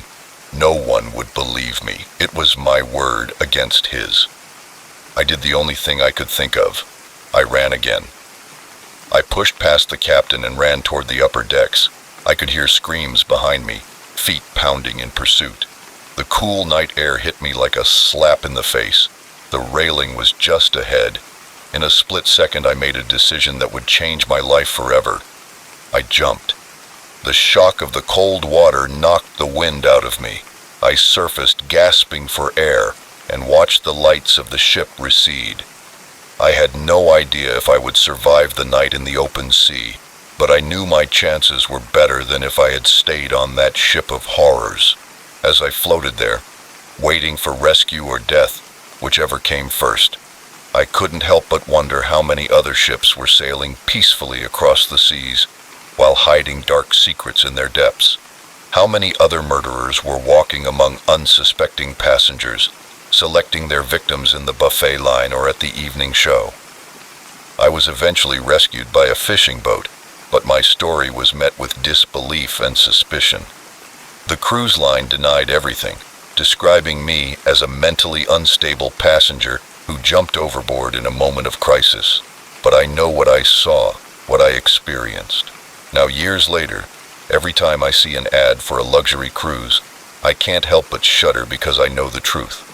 Sometimes the real danger isn't the vast ocean or foreign ports. Sometimes the killer is right beside you, wearing an impeccable uniform and a welcoming smile, waiting for the perfect moment to strike. Remember my story and ask yourself if you're really ready to be stuck in the middle of the ocean with nowhere to run and no one to trust, because once the ship leaves port, you'll be at the mercy of whoever or whatever is on board with you. Are you still awake? If so, comment station to show you're still here. The moment I handed him my keys, I knew I'd made a terrible mistake. His fingers closed around them, a triumphant glint in his eyes that sent a chill down my spine. But by then, it was too late. We were already driving down a road I didn't recognize, and the man I thought was just an interested buyer had become something far more sinister. It had started innocently enough. I needed to sell my old Honda Civic to help cover this semester's tuition. As a broke college student, every dollar counted, and I figured I could get a decent price for it. I posted an ad online, included some decent photos, and waited. When Mike reached out, he seemed perfect. He asked all the right questions about the car's history and maintenance.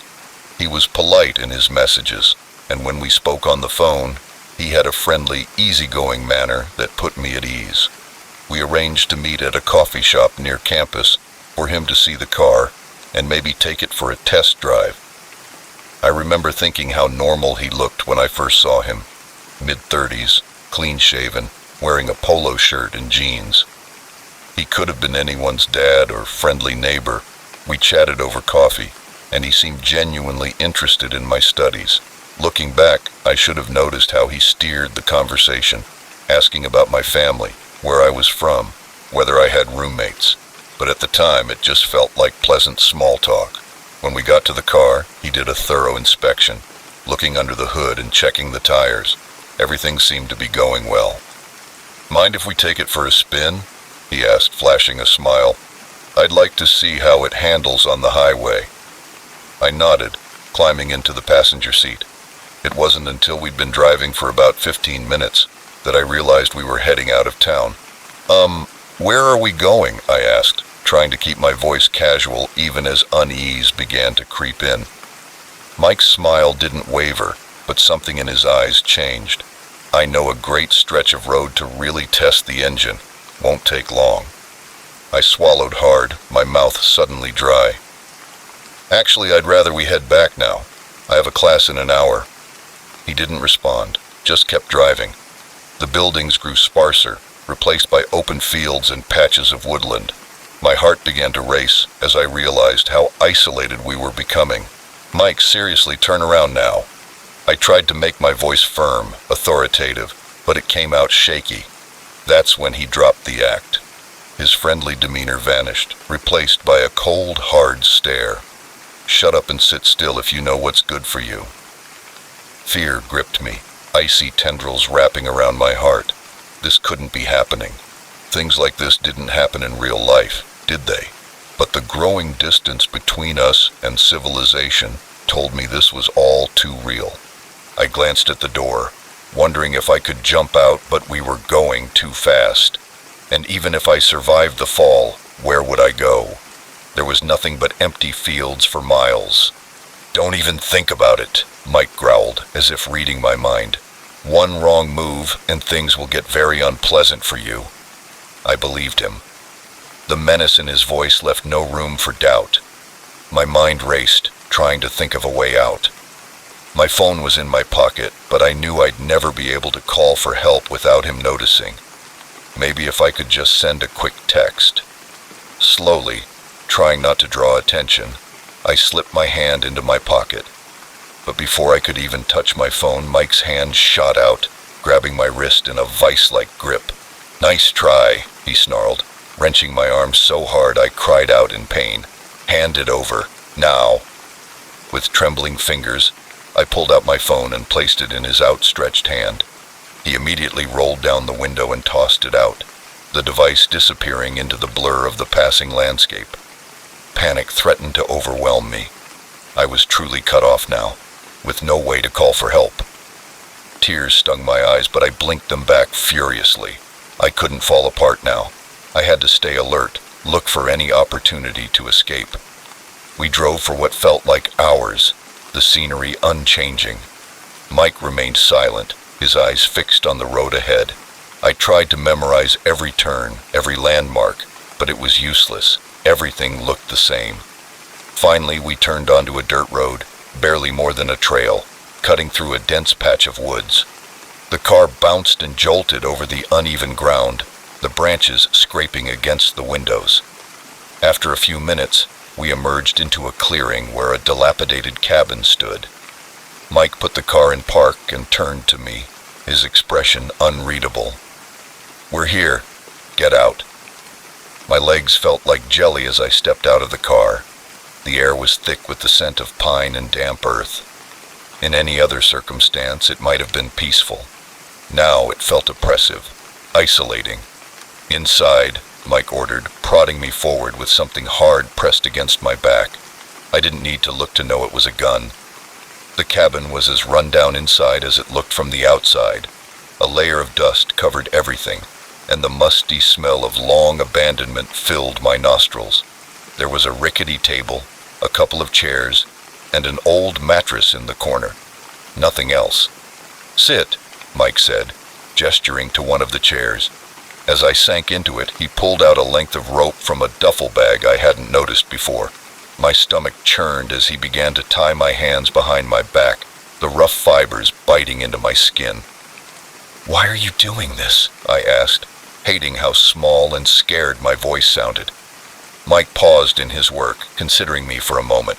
"It's nothing personal, kid. Just business. You'd be surprised how much people will pay for a young, healthy specimen like yourself." The implication of his words hit me like a physical blow. Human trafficking. The horror stories I'd heard on the news suddenly became my reality. I felt sick. "Please," I begged, unable to keep the desperation from my voice. "You don't have to do this. I won't tell anyone, I swear. Just let me go." He laughed, a harsh, humorless sound that made me flinch. "Save your breath. You're not the first to make that promise, and you won't be the last. You're merchandise now, nothing more." With my hands secured, he moved to tie my ankles to the chair legs. I knew this might be my last chance. Gathering every ounce of strength and courage I had left, I waited until he was kneeling in front of me. Then, with all my might, I kicked out, my foot connecting solidly with his face. Mike fell backward with a cry of pain and surprise. I didn't waste a second. I threw myself sideways, the chair toppling over with me. The impact sent shockwaves of pain through my shoulder, but I ignored it, focusing on wriggling my hands free. I heard Mike cursing, scrambling to his feet. The ropes were looser than I'd thought. He must have been overconfident, not expecting me to fight back. With a final, desperate tug, my hands came free. I untangled myself from the fallen chair just as Mike lunged for me. I rolled away, narrowly avoiding his grasp. My eyes darted around the cabin, looking for a weapon, an escape route, anything. There, the window. It was small, but so was I. I sprinted for it, adrenaline giving me speed I didn't know I possessed. Behind me, I heard Mike's enraged roar, felt his fingers brush my shirt as he tried to grab me, but I was faster. I threw myself at the window, arms covering my face as the glass shattered around me. Pain lanced through me as shards cut into my skin, but I didn't stop. I hit the ground running, bolting for the cover of the trees. Mike's shouts echoed behind me, but I didn't look back. I ran like I'd never run before, branches whipping my face, roots threatening to trip me with every step. But I kept going, driven by pure survival instinct. I don't know how long I ran. Time lost all meaning in that green maze. But eventually, the shouts faded, replaced by the normal sounds of the forest. Still, I didn't slow down. I couldn't risk it. It was nearly dark when I finally broke through the tree line and found myself on a road, a real paved road. Hope surged through me, giving me a second wind. I started walking, my feet aching, my body screaming for rest, but I couldn't stop. Not yet. Headlights appeared in the distance, growing brighter as they approached. I waved my arms frantically, praying it wasn't Mike, praying they would stop. The car slowed, then pulled over. An elderly couple peered out at me, their faces etched with concern. "Are you all right, dear?" the woman asked, taking in my disheveled appearance, the cuts and bruises. I shook my head, tears finally spilling over. "No," I choked out. "I need help, please." As they ushered me into their car, promising to take me to the police, the reality of what I'd escaped began to sink in. I was alive. I was free. But I knew the nightmare wasn't over. Mike was still out there, and who knew how many others like him. As we drove towards safety, I made a silent vow. I would do whatever it took to make sure he was caught, to make sure no one else would fall victim to his scheme. My ordeal might be over, but my fight was just beginning. Next story. The first drop of blood on the kitchen floor should have been my cue to run. Instead, I stood there, frozen, as the old man's kindly smile twisted into something far more sinister. In that moment, I realized I hadn't found shelter from the storm. I'd walked straight into the lion's den. It had started as a simple road trip, a chance to clear my head after a messy breakup. Just me and the open road. I'd been driving for hours, the rain pelting my windshield with increasing fury, when my old Chevy started making a noise that sent chills down my spine, a rattling, sputtering sound that spelled trouble. I was in the middle of nowhere, miles from the last town I'd passed through, when the car finally gave up the ghost. It shuddered once, twice, and then died completely, leaving me stranded on a lonely stretch of country road. I sat there for a moment, listening to the rain drum on the roof, weighing my options. My cell phone showed no signal, of course, and I hadn't seen another car for at least an hour. With a sigh, I pulled on my raincoat and stepped out into the downpour. That's when I saw it. A faint light in the distance, barely visible through the sheets of rain. A farmhouse, set back from the road. My salvation. I slogged through the mud, my shoes squelching with every step. As I got closer, I could make out more details. The house was old, its white paint peeling in places, but it looked well maintained. Flower pots lined the porch and warm light spilled from the windows. I hesitated at the bottom of the porch steps. It was late, past 11 p.m. according to my watch. Would they even be awake? But desperation won out over politeness, and I climbed the steps, raising my hand to knock. Before my knuckles could touch the wood, the door swung open. An elderly man stood there, his face creased with smile lines, his eyes twinkling with warmth. "Well, hello there," he said, his voice as warm as his smile. "Looks like you got caught in quite a storm. Come in, come in."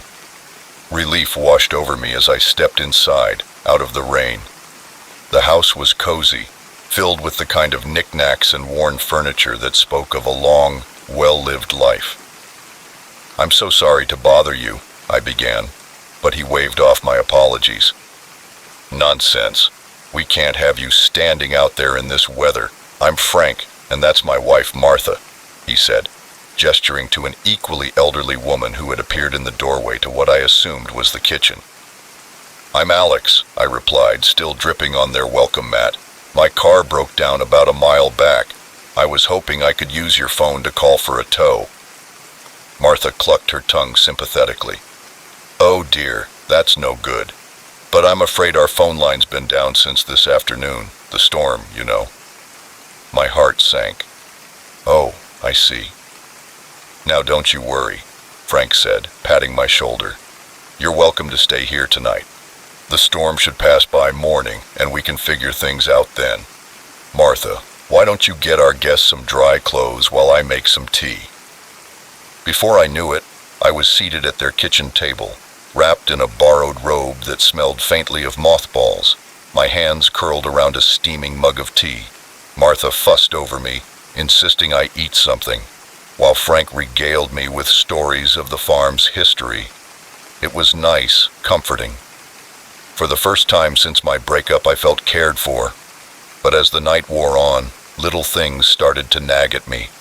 The way Martha's smile seemed to falter when she thought I wasn't looking.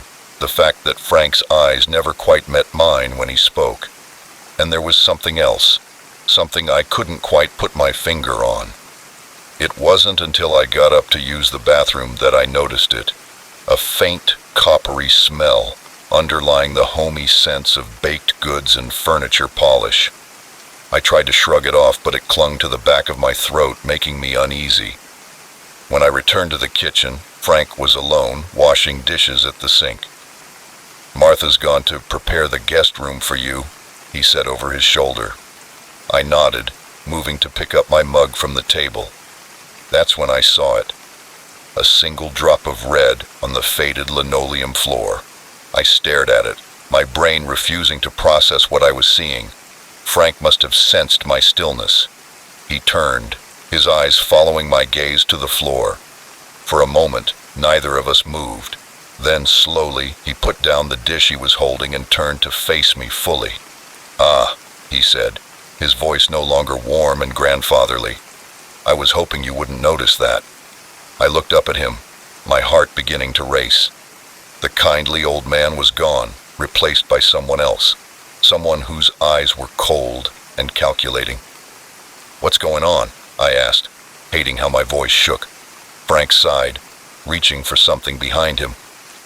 "It's nothing personal, you understand. It's just, well, Martha and we have certain needs, and it's not often we get visitors out here." He brought his hand into view, and my blood ran cold. He was holding a large kitchen knife, its blade gleaming in the overhead light. I backed away, my eyes darting around for an escape route. "You don't have to do this," I said, trying to keep my voice steady. "I'll leave right now. I won't tell anyone, I swear."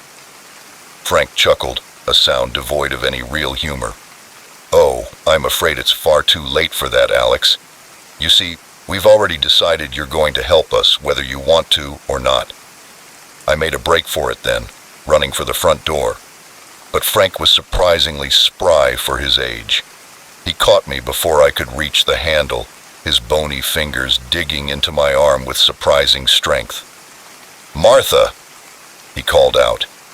"Our guest is trying to leave." I heard footsteps on the stairs, and then Martha appeared, holding something in her hand. A syringe, I realized, with growing horror. Now, she said, her voice sickly sweet. "There's no need for all this fuss. Just a little prick and you'll feel much better." I fought then, with everything I had. I kicked and scratched and screamed, but they were stronger than they looked. Frank held me down while Martha approached with the syringe. In my desperation, I lashed out blindly. My elbow connected with something soft, Martha's stomach, I realized, and she stumbled back with a cry of pain, the syringe clattering to the floor. Taking advantage of Frank's momentary distraction, I wrenched myself free. I ran for the kitchen, my mind racing. The back door, there had to be a back door. I found it, fumbling with the lock, as I heard Frank's angry shouts behind me. The door finally gave way, and I burst out into the rain-soaked night.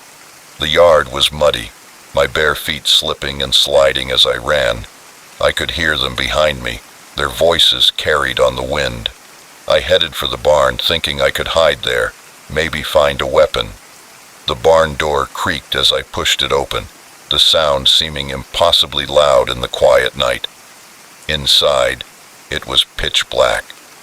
I felt my way forward, my hands outstretched, praying I wouldn't run into anything. Suddenly, my foot hit something solid. I went down hard, landing in something wet and sticky. The coppery smell from earlier hit me full force, and I had to choke back a scream as I realized what it was. Blood. So much blood. My eyes were adjusting to the darkness now, and I could make out shapes, hanging hooks, tables with straps, and something else, something that looked horribly like body parts. This wasn't just murder. This was butchery. I scrambled to my feet, bile rising in my throat. I had to get out of here, had to run, had to find help. But as I turned to leave, I found the doorway blocked. Frank and Martha stood there, silhouetted against the night sky. "Oh, Alex," Martha said, her voice filled with false sympathy. "You really shouldn't have come in here. Now we have no choice."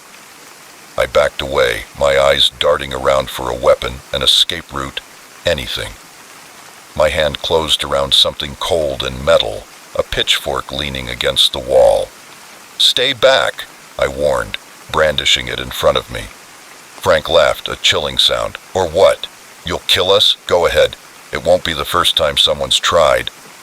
They advanced slowly, confidently. They knew they had me cornered, but they had underestimated my will to survive. As they got closer, I made my move. I charged forward, the pitchfork held out in front of me like a lance. Frank's eyes widened in surprise, but it was too late. The tine sank into his chest with a sickening thud. Martha screamed, a sound of pure rage and grief. She came at me with her bare hands, her nails raking across my face. We grappled, rolling on the blood-soaked floor of the barn. My hand closed around something hard, a hammer that had fallen from a workbench. I swung blindly, feeling it connect with a dull thud. Martha went limp. I lay there for a moment, gasping for breath, the reality of what had just happened washing over me. Then slowly, I got to my feet. The rain had stopped, I realized, and in the distance, I could hear a sound that made my heart leap. Sirens. As I stumbled out of the barn, I saw police cars pulling up to the farmhouse, their lights painting the night in red and blue. Someone must have heard the commotion, called for help. I sank to my knees in the muddy yard, relief and shock washing over me in equal measure. It was over. I was safe. But as the police swarmed around me, asking questions I couldn't begin to answer, I knew that the nightmare was far from over. The things I'd seen in that barn, the horrors I'd experienced, they would stay with me forever. I had survived, yes, but at what cost? Next story. The safe wasn't supposed to be open. That was my first clue that this seemingly cushy house-sitting gig was about to turn into a nightmare. As I stared at the stack of unmarked bills and the suspicious ledger, I heard the unmistakable sound of a key turning in the front door lock. In that moment, I knew I was in way over my head. It had all started innocently enough. I was a broke college student, desperate for some extra cash to cover my textbooks, and maybe splurge on something other than ramen noodles for once. When my professor, Dr. Winters, mentioned he and his wife needed someone to house sit for a week while they were at a conference, I jumped at the chance. The Winters lived in one of those big fancy houses in the suburbs, the kind with manicured lawns and 3-car garages. It was a far cry from my cramped studio apartment. When I arrived, Mrs. Winters gave me a whirlwind tour, pointing out the plants that needed watering, and the elaborate security system I needed to set each night. "Oh, and dear," she'd said, pausing at the door to the study, "this room is strictly off limits. Private papers and all that. I'm sure you understand." I'd nodded, not thinking much of it. Rich people and their secrets, right? The first few days were uneventful. I lounged by the pool, raided their well-stocked fridge, and binge-watched shows on their massive TV. It was like a vacation in paradise. But on the fourth day, curiosity got the better of me. I'd always been a bit nosy. It's what made me want to be a journalist in the first place. The locked study door had been nagging at me, and I couldn't resist taking a peek. I told myself I was just making sure everything was okay in there. Maybe there was a plant I'd forgotten to water. It was a flimsy excuse, but it was enough to convince me to try the door handle. To my surprise, it wasn't locked. The study was immaculate, all dark wood and leather-bound books. It looked like something out of a movie. But what caught my eye was the painting on the far wall. It was slightly askew, and behind it I could see the edge of a safe. Now, I'm not proud of what I did next, but like I said, curiosity has always been my weakness. I approached the painting, my heart pounding. I told myself I was just going to look, not touch anything. But when I moved the painting aside, I froze. The safe was open, just a crack, but enough for me to see inside. That's when I heard the front door. Panic set in. I quickly closed the safe and straightened the painting, my hands shaking. Footsteps echoed through the house, getting closer. "Hello?" a male voice called out. It wasn't Dr. Winters. I looked around frantically, searching for a place to hide. The closet was too obvious, and I'd never make it out the window in time. In desperation, I dove under the massive oak desk, pulling the chair in close to conceal me. The study door opened and a pair of expensive-looking shoes came into view. "All clear in here," the man said, presumably into a phone. "Yeah, safe's untouched. Looks like the kid didn't snoop after all." Kid? Were they talking about me? Another set of footsteps entered the room. "Good," a woman's voice replied. "Last thing we need is some nosy college brat messing up our operation." My blood ran cold. Operation. What had I stumbled into? "Let's get what we need and get out," the man said. "The Winters will be back tomorrow, and we need to have everything in place by then." I held my breath as they moved around the room. I heard the safe open, papers rustling, and the distinct sound of money being counted. "Perfect," the woman said. "With this last shipment, we'll have enough to expand into 3 more states. The boss will be pleased." Shipment. States. My mind was reeling. This sounded big, way bigger than some run-of-the-mill theft or fraud. "What about the girl?" the man asked. "Think she suspects anything?" There was a pause. "Doubtful," the woman finally replied. "From what the Winters said, she's just some naive student. Probably spent the whole week by the pool, if only they knew." They continued to talk, mentioning names and places I didn't recognize. I tried to memorize as much as I could, my journalistic instincts kicking in despite my fear. After what felt like hours, but was probably only minutes, they finally left the study. I waited, barely breathing, until I heard the front door close and a car engine start up outside. Slowly, I crawled out from under the desk, my legs cramped and shaky. My mind was racing. What should I do? Call the police? But what if the Winters were involved? They could be back any minute, and I had no proof of what I'd heard. I needed evidence. With trembling hands, I approached the safe again. It was still slightly open. Inside, I found stacks of cash, the ledger I'd seen earlier, and a USB drive. Without thinking too much about the consequences, I grabbed the USB drive and shoved it in my pocket. I also snapped a quick photo of the open safe with my phone, making sure to capture the cash and ledger. Just as I was closing the safe and straightening the painting, I heard another car pull up outside. Panic gripped me again. I raced out of the study, barely remembering to close the door behind me. I made it to the living room just as the front door opened. Dr. and Mrs. Winters walked in, looking tired but happy. "Oh, Emma," Mrs. Winters exclaimed. "We didn't expect you to still be here. How was everything?" I forced a smile, hoping my face didn't betray the turmoil inside me. "Great," I managed to say. "No problems at all. How was your conference?" As they chatted about their trip, I nodded along, my mind elsewhere. The USB drive felt like it was burning a hole in my pocket. "Well, we won't keep you, Doctor," Winters said finally. "I'm sure you're eager to get back to your own place. Here's a little something extra for your trouble." He handed me an envelope. I thanked him, feeling sick to my stomach.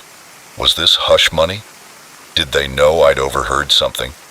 I gathered my things and headed for the door, my legs feeling like jelly. "Oh, and Emma," Mrs. Winters called after me. "We might need a house sitter again next month. Would you be interested?" I turned, meeting her gaze. Her smile seemed genuine, but there was something in her eyes, a calculating look that I hadn't noticed before. "Sure," I heard myself say. "Just let me know." As I drove home, my mind was in chaos. What had I gotten myself into?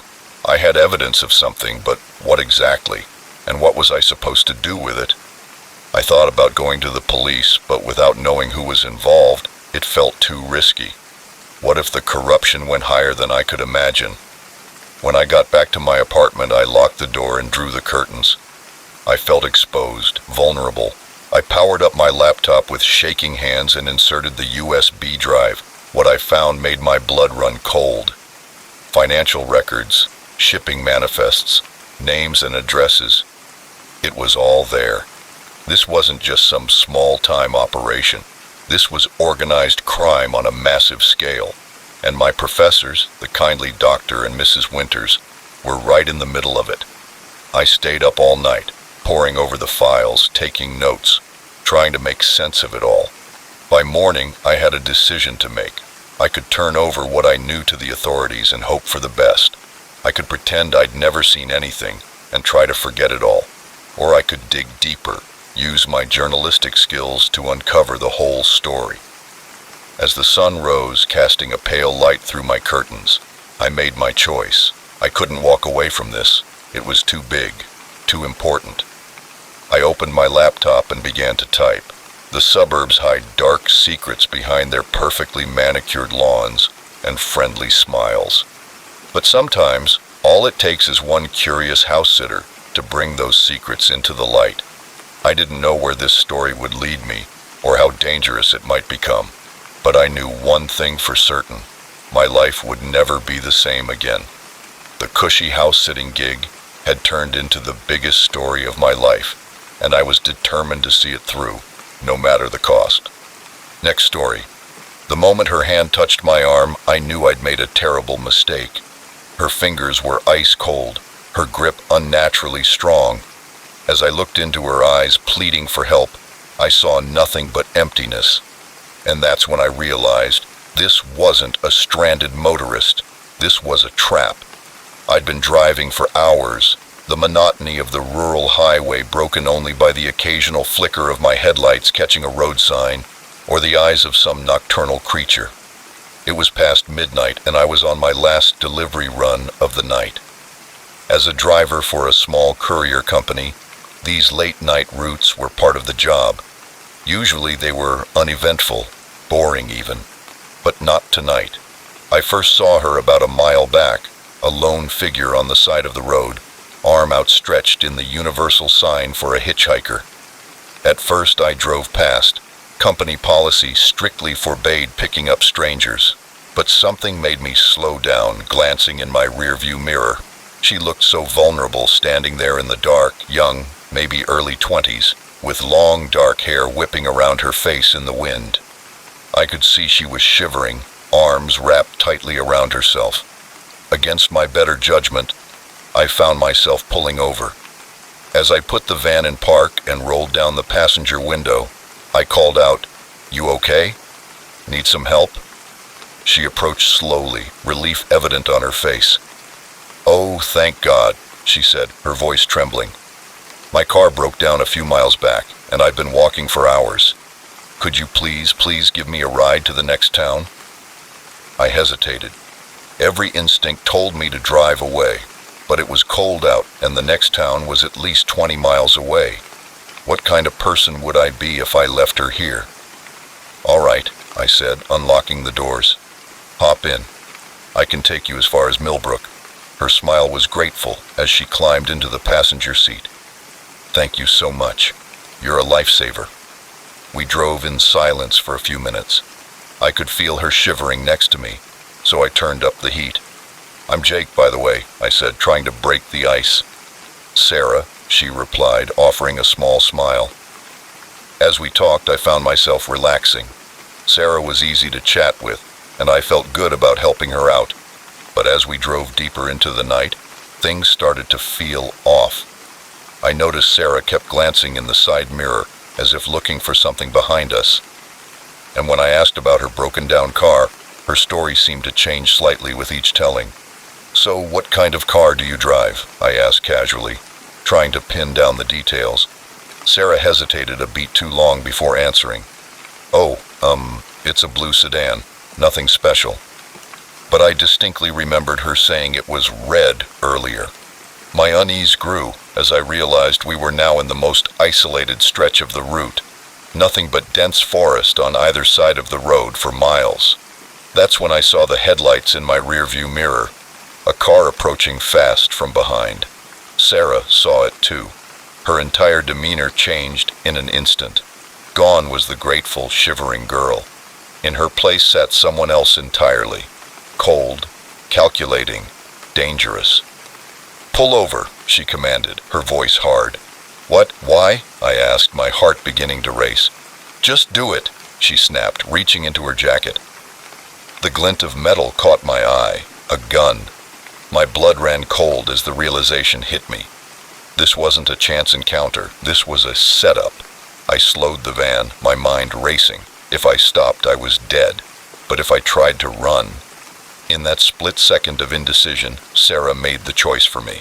She grabbed the wheel, jerking it hard to the right. The van swerved violently.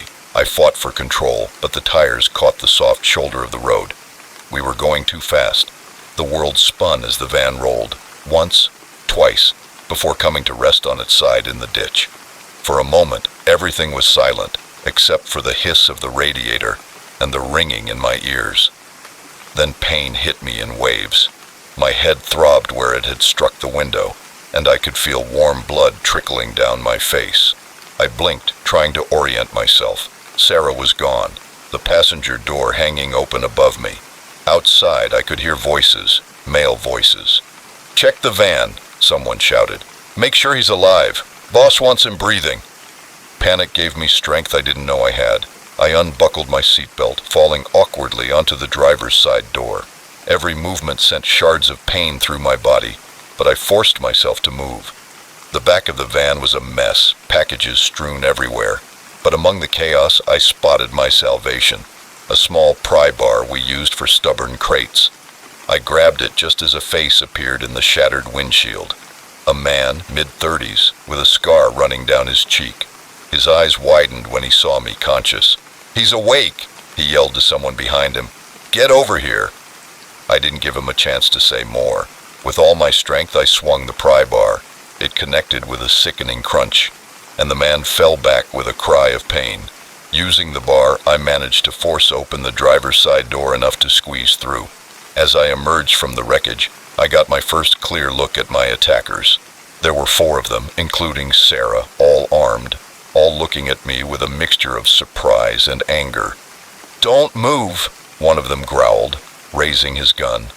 But I was already running, fueled by adrenaline and sheer terror.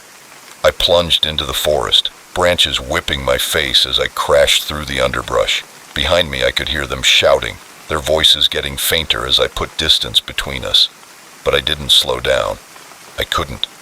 I ran until my lungs burned and my legs felt like lead.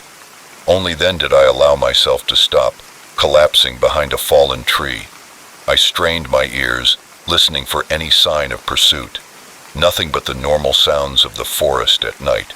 As my breathing slowed, the reality of my situation began to sink in.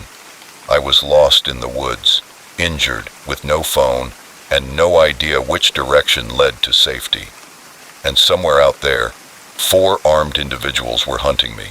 I allowed myself a moment of despair, but only a moment. I couldn't give up. I had to keep moving. Using the stars to orient myself, I began to walk. Every shadow made me jump. Every snapping twig sent my heart racing. But I pressed on. Hours passed.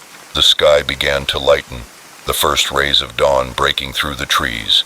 And then, like a miracle, I heard it. The distant sound of traffic. New energy flooded through me. I quickened my pace, following the sound. Finally, the trees thinned, and I found myself on the edge of a highway. A different highway than the one I'd been on, but a path to salvation, nonetheless. I flagged down the first car I saw, probably looking like a madman with my bloodied face and torn clothes. The elderly couple inside seemed terrified, but they stopped. "Please," I gasped. "I need help. Someone's after me." They must have seen the desperation in my eyes because the man nodded, unlocking the doors. "Get in, son. We'll take you to the police." As we drove, I recounted my harrowing night. The couple listened in shocked silence, the woman clutching her husband's arm. At the police station, my story was met with skepticism at first, but as I described Sarah and the others in detail, I saw recognition dawn in the detective's eyes. "We've had reports of a group operating like this along Interstate 80, he said, his expression grim, "targeting lone drivers, especially truckers, and delivery personnel.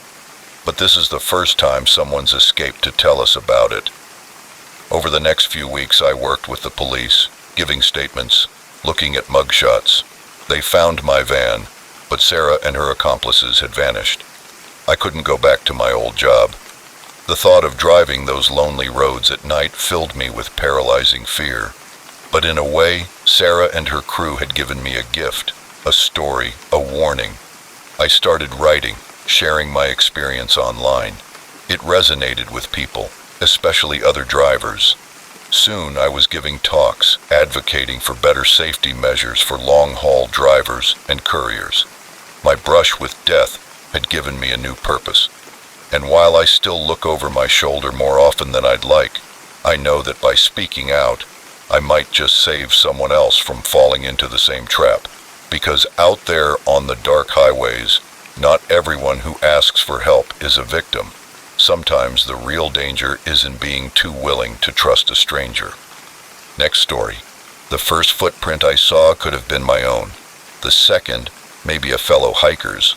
But the third, perfectly formed and definitely not mine, sent a chill down my spine. Someone was following me, and in the vast wilderness of the Rockies, that could only mean one thing. I was being hunted. I'd always loved solo camping. There's something about the solitude, the raw connection with nature, that you just can't get when you're with other people.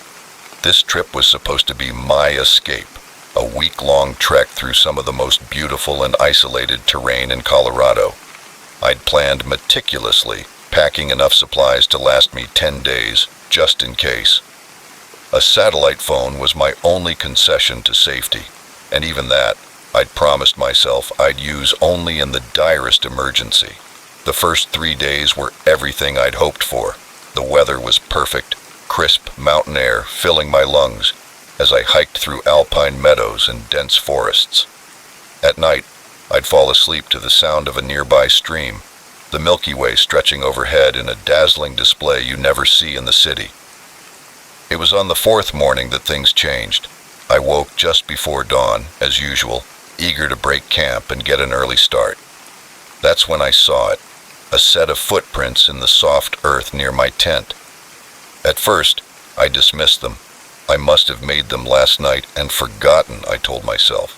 But as I followed their trail with my eyes, my blood ran cold. They circled my entire campsite, coming right up to my tent at one point. Someone had been watching me sleep. I packed up faster than I ever had before, my hands shaking as I stuffed my gear into my backpack. Part of me wanted to use the satellite phone right then to call for help. But what would I say? That I saw some footprints? I had no proof of any real danger, and the rational part of my brain was still trying to come up with logical explanations. So I hiked on, following my planned route, but with a new sense of urgency. Every snapping twig, every rustle in the underbrush made me jump. I found myself constantly looking over my shoulder, scanning the trees for any sign of movement. By midday, I was exhausted, more from the constant state of alertness than from the physical exertion. I stopped by a small lake to refill my water bottles and try to calm my nerves. That's when I saw the reflection in the water, a figure standing on the ridge above me, partially hidden by a tree. I whirled around, my heart pounding, but there was nothing there. Had I imagined it? The stress playing tricks on my mind? I didn't stay to find out. I grabbed my pack and started moving again, no longer caring about following my planned route. My only goal now was to put as much distance between me and whoever or whatever was out there. As the day wore on, the evidence became harder to dismiss. A freshly broken branch here, a disturbed patch of moss there, small signs that someone was paralleling my route, staying just out of sight. By the time I made camp that night, I was a wreck. Every shadow seemed to move, every sound a potential threat. I didn't dare light a fire, instead choking down a cold meal of trail mix and beef jerky. Sleep was out of the question. I sat with my back against a tree, a small folding knife clutched in my hand, straining my eyes against the darkness. Sometime in the early hours of the morning, I heard it. Footsteps, slow and deliberate, moving around my campsite. I held my breath, trying to pinpoint the source of the sound. It seemed to be coming from all around me. Then a voice, low and gravelly. "I know you're awake. Why don't you come out and say hello?" Terror gripped me. This was real. This was happening. "Who are you?" I managed to stammer out. "What do you want?" A chuckle, cold and mirthless. "What do I want? Oh, city boy, out here, it's not about want, it's about need. And right now, I need you to start running." I didn't need to be told twice. I bolted, leaving my tent and most of my gear behind. The only things I had were what I'd been clutching all night. My knife, the satellite phone, and a small pack with some water and energy bars. I ran blindly through the forest, branches whipping my face, roots threatening to trip me with every step. Behind me I could hear him, not running, but moving steadily, confidently. He knew these woods. This was his territory, and I was nothing but prey. As the first light of dawn began to filter through the trees, I allowed myself to slow down, gasping for breath. I couldn't keep running forever. I needed a plan. The satellite phone. I pulled it out with trembling hands, praying for a signal. 1 bar. It would have to do. As I was dialing, a sharp crack split the air. The phone exploded in my hand, pieces of plastic and electronics scattering on the forest floor. The shot had come from behind me, too close for comfort. "Ah, ah, ah," the voice called out, closer now. "That would be cheating. This is between you and me, city boy." I ran again, fueled by a new surge of adrenaline, but I knew I couldn't outrun him forever. I needed to outsmart him. I found a stream and started following it downstream, hoping the water would mask my scent and cover my tracks. As I moved, my mind raced, trying to recall every survival tip I'd ever read or seen on TV. After about a mile, I veered off suddenly, backtracking along the bank before heading off in a new direction. It wasn't much, but I hoped it might buy me some time, make him think I was still following the stream. I found a dense thicket and crawled inside, trying to slow my breathing, to become as silent and still as possible. And I waited. Hours passed. The sun climbed higher in the sky, its warmth a stark contrast to the cold fear that gripped me. I heard him pass by twice, muttering to himself, clearly frustrated at having lost my trail. As dusk approached, I knew I had to move. I couldn't stay hidden forever, and I was no closer to safety than I had been this morning. Slowly, carefully, I emerged from my hiding spot. That's when I saw it, a glint of metal in the fading light. A trap, not 10 feet from where I'd been hiding. If I'd tried to run earlier, I would have stumbled right into it. The realization hit me like a punch to the gut. He wasn't just tracking me, he was herding me, driving me towards his traps. This wasn't a spur-of-the-moment hunt. This was a game he'd played before. With this new understanding came a grim determination. I wasn't going to be his prey any longer. It was time to turn the tables. I started moving again, but with purpose now. I laid false trails, doubled back on myself, used every trick I could think of to confuse my trail. And all the while, I watched for more traps, for signs of his passage. As night fell, I found what I was looking for, his camp. It was well hidden, but in his arrogance, he'd underestimated me. He hadn't expected his prey to become the hunter. I watched from the shadows as he returned, clearly angry at having lost me. He threw down his rifle and slumped by the fire, muttering curses. This was my chance. I crept closer, my hand tightening around my small knife. It wasn't much, but it was all I had. A twig snapped under my foot. His head whipped around, eyes wide with surprise. For a moment, we just stared at each other, prey and predator. Roles suddenly reversed. Then everything happened at once. He lunged for his rifle. I threw myself forward, knife outstretched. We collided, rolling on the ground, each fighting for survival. He was stronger, but I was desperate. Somehow, in the chaos, my knife found its mark. He let out a gasp, more of surprise than pain, and then went still. I scrambled away, shocked at what I'd done, but there was no time for regret or moral quandaries. I grabbed his rifle and satellite phone, and I ran. It took search and rescue 2 days to find me. By then, I was dehydrated, exhausted, and on the verge of collapse. As the helicopter lifted me to safety, I looked down at the vast wilderness below. It no longer seemed beautiful. Now, it just looked like a place to hide bodies. The authorities found his camp, and with it, evidence of other victims. The man who had hunted me was wanted in 3 states for a string of disappearances. In the end, my nightmare had saved lives. Next story. The first camera I found was in the shower head. The second was nestled in the eye of a teddy bear. By the time I discovered the third, hidden behind a vent in the master bedroom, I knew I was in serious trouble. It was supposed to be an easy night of babysitting. The Wilsons were new to the neighborhood, having just moved into the sprawling Victorian mansion at the end of our street. When Mrs. Wilson approached me after church last Sunday, her perfectly manicured nails tapping my shoulder, I jumped at the chance to make some extra cash.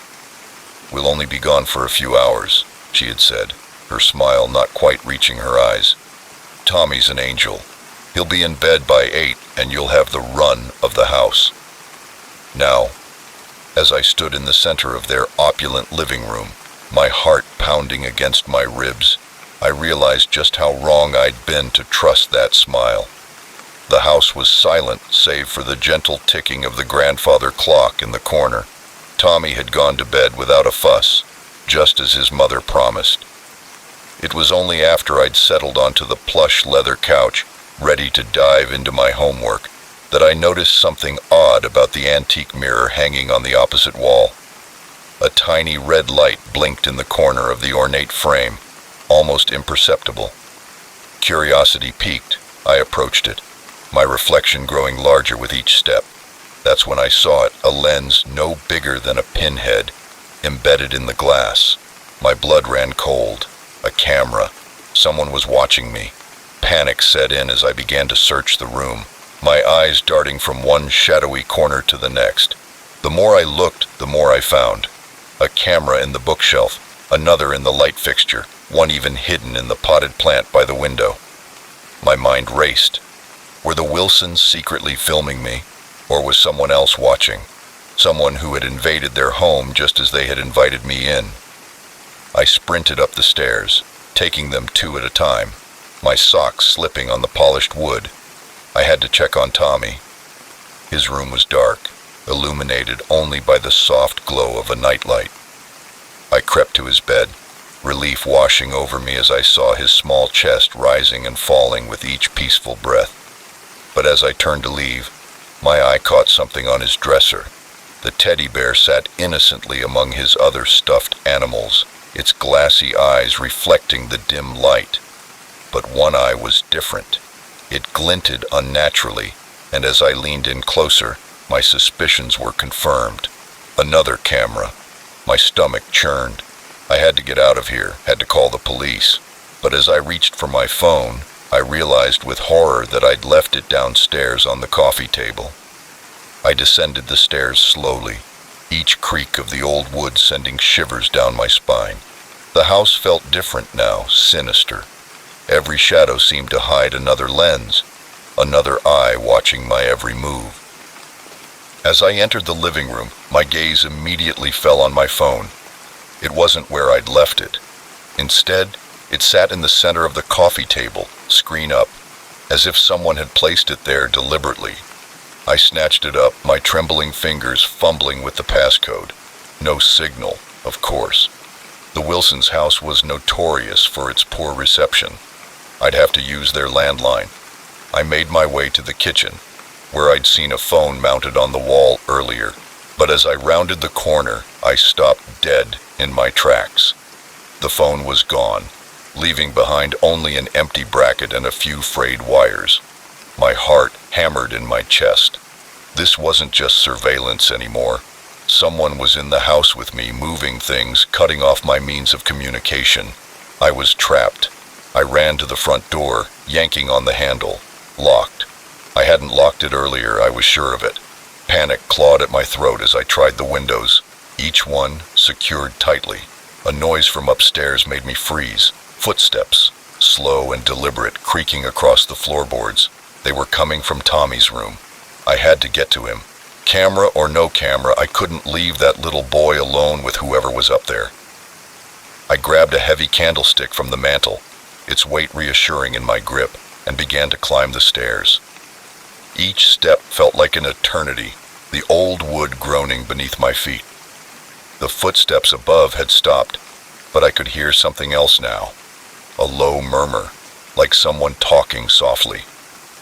I reached the landing, pressing myself against the wall.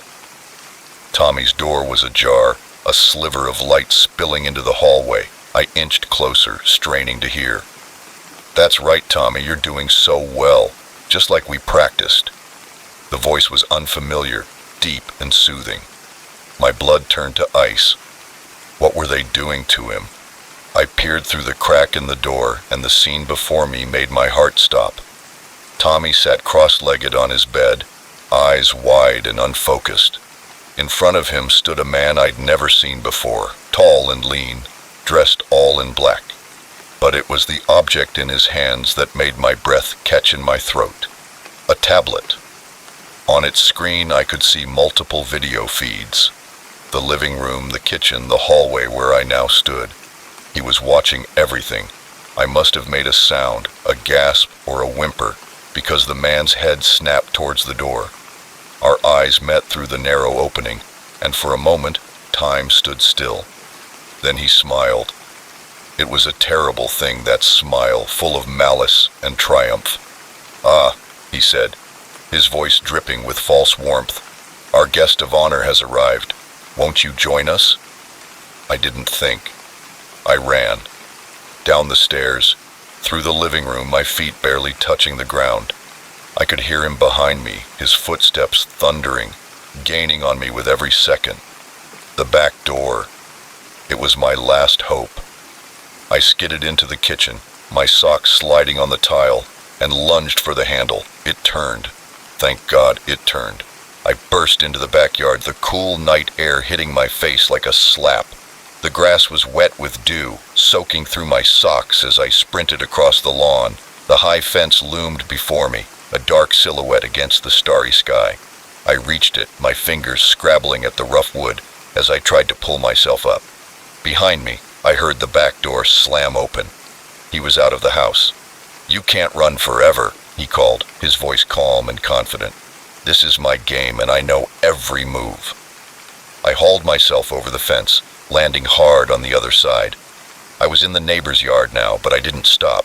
I couldn't. I ran through unfamiliar gardens, vaulting over low fences and ducking under clotheslines. My lungs burned, my legs ached, but I pushed on. I had to get help, had to save Tommy. The streets of the neighborhood blurred past me as I ran, houses dark and silent. Why wasn't anyone awake? Why weren't there any cars? It wasn't until I reached the end of the street that I realized something was terribly wrong. The road simply ended. Beyond it was nothing but an empty blackness, as if the world itself had been cut off. I turned, desperate, looking for another way out, but everywhere I looked, I saw the same thing. Darkness encroaching, swallowing up the edges of the neighborhood. And in the distance, growing louder with each passing second, I heard his footsteps. "You see now, don't you?" His voice seemed to come from everywhere at once. There's no escape. There never was.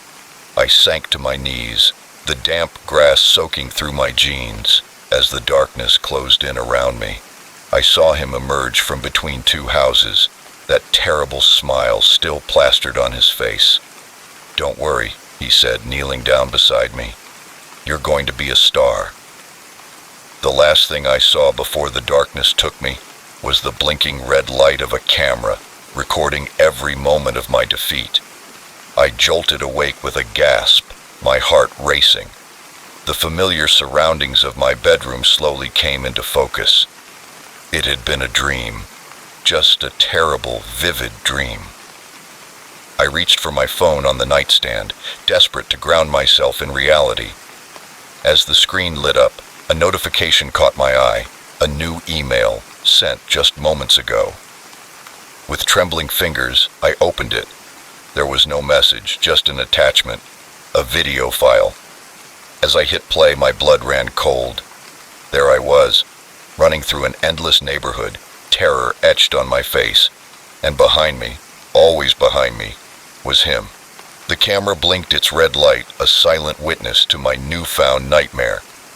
Next story. The first snap of the twig could have been a deer, the second maybe a raccoon, but the third, followed by hushed voices, told me I wasn't alone in these God-forsaken woods, and whatever I'd stumbled upon, I wasn't meant to find.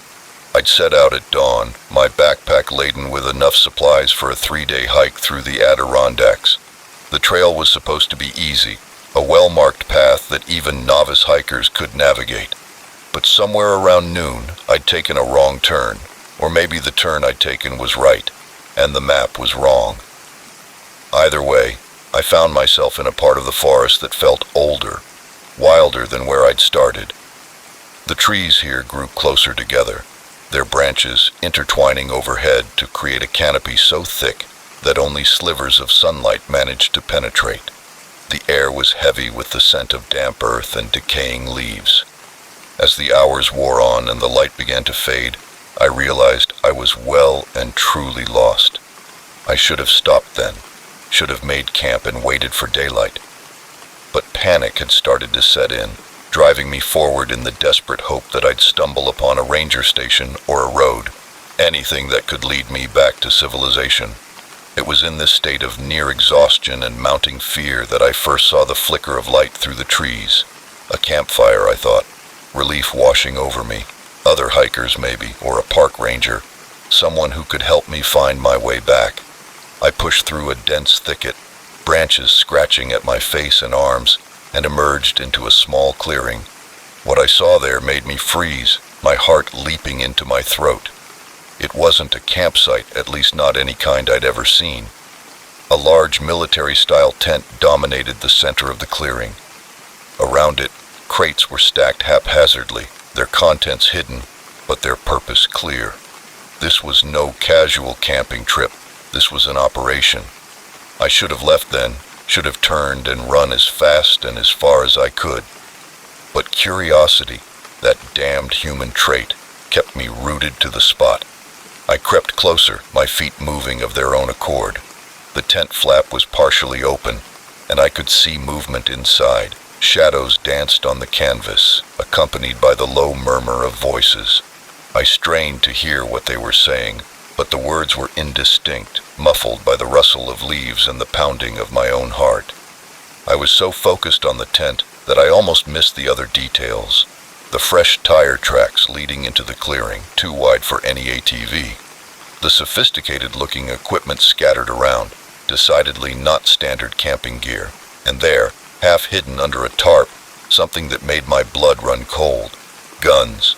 Not hunting rifles, but serious military-grade weapons. I'd stumbled onto something big, something illegal. My mind raced with possibilities. Drug runners, arms dealers. Whatever it was, I knew I was in way over my head. I started to back away, trying to retrace my steps without making a sound. But in my haste, I forgot to look where I was going. My foot came down on a fallen branch, and the crack echoed through the clearing like a gunshot. The voices in the tent stopped abruptly. I heard the scrape of a chair, footsteps approaching. Panic seized me, and I dove behind the nearest tree, pressing myself against the rough bark. "Check the perimeter," a gruff voice commanded. "Could be an animal, but I'm not taking any chances."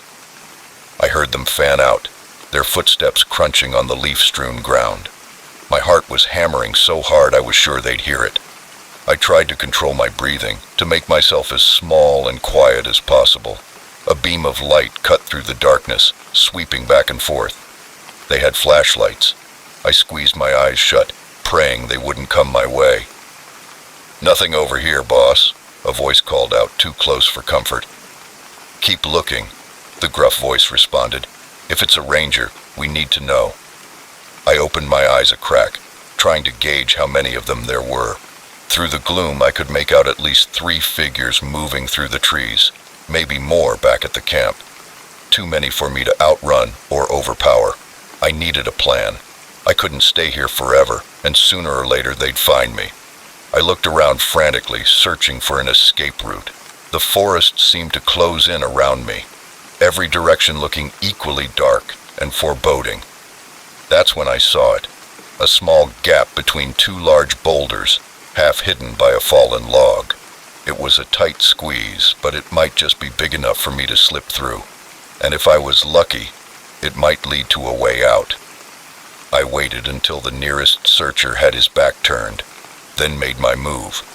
Crouching low, I scurried across the open ground, my heart in my mouth. Just as I reached the boulders, I heard a shout. "Hey! Over there!" I didn't look back. I dove for the gap, ignoring the sharp rocks that scraped my sides. It was a tighter fit than I'd thought, and for one terrifying moment I thought I was stuck. But with a final, desperate wriggle, I slipped through. I found myself in a narrow ravine, the walls rising steep and high on either side. Without pausing to catch my breath, I started to run, stumbling over loose rocks and exposed roots. Behind me, I could hear shouting and the beam of flashlights. They knew where I'd gone, and they were coming after me. The ravine twisted and turned, and I followed it blindly, praying it wouldn't lead to a dead end. My lungs burned, and my legs felt like lead, but I didn't dare slow down. The sounds of pursuit seemed to be getting closer. Or was that just my imagination, fueled by fear and exhaustion? Just when I thought I couldn't go on any further, the ravine opened up. I burst out onto a wider trail, clearly man-made, a hiking trail. In the distance, I could see lights, a ranger station, or maybe a campground. Safety. I ran towards the lights, my feet pounding on the packed earth.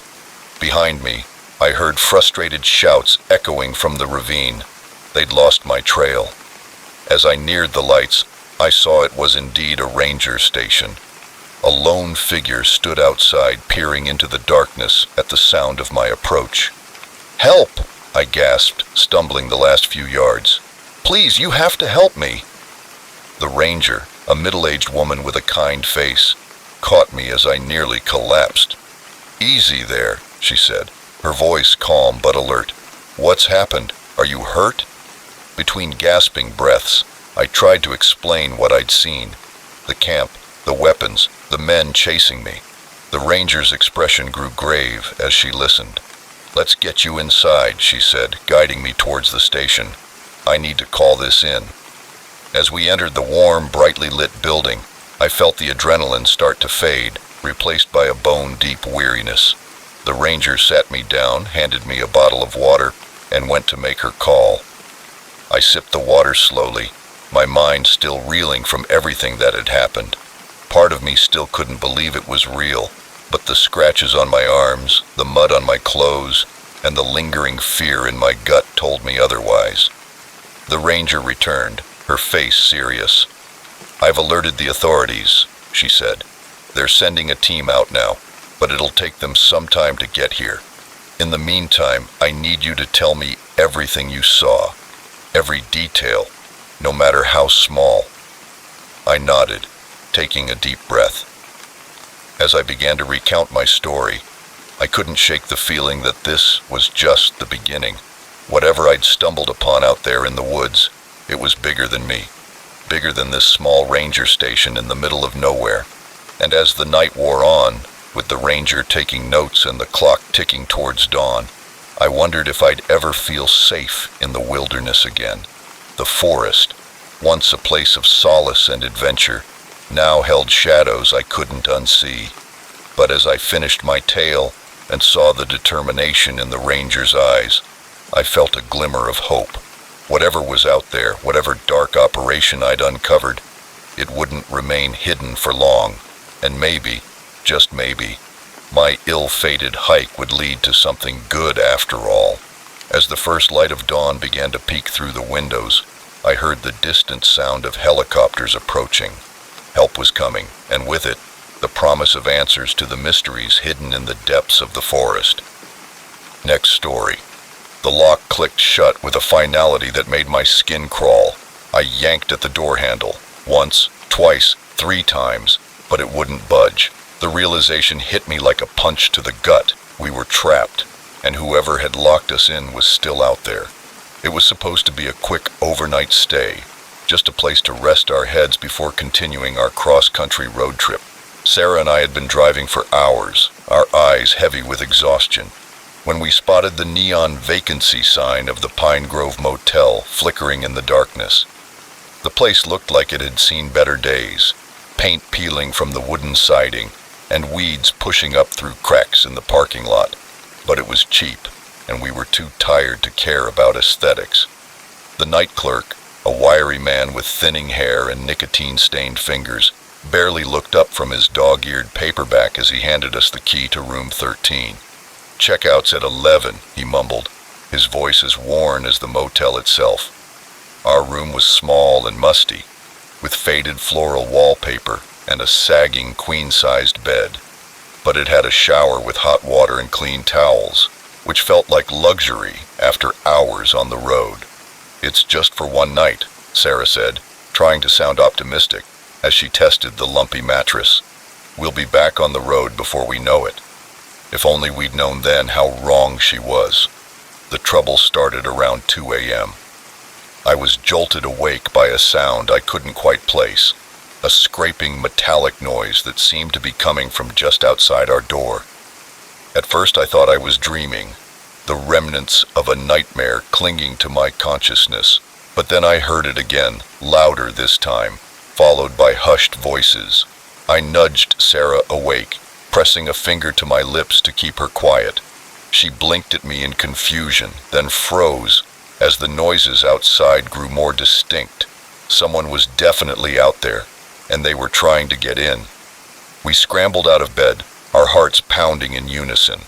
I grabbed my phone from the nightstand, ready to call for help, but my stomach dropped when I saw the no service message glaring back at me. "Try the landline," Sarah whispered, her voice trembling. I picked up the ancient-looking phone on the bedside table and put it to my ear. Nothing, not even a dial tone. We were cut off. The scraping at the door intensified, punctuated by muffled curses. Whoever was out there was getting frustrated. I looked around frantically for something, anything, we could use as a weapon. The lamp was too unwieldy. The TV bolted to the wall. My eyes landed on the shower curtain rod. It wasn't much, but it was better than nothing. I had just managed to wrench it free when we heard a new sound, the unmistakable click of a key in the lock. Our eyes met in the dim light, a silent understanding passing between us. This was it. We had to be ready. The door swung open and two figures stepped into the room. In the darkness, I could make out the glint of something metallic in one of their hands, a crowbar or maybe a tire iron. Without thinking, I swung the curtain rod as hard as I could. There was a satisfying thud as it connected with something solid, followed by a grunt of pain.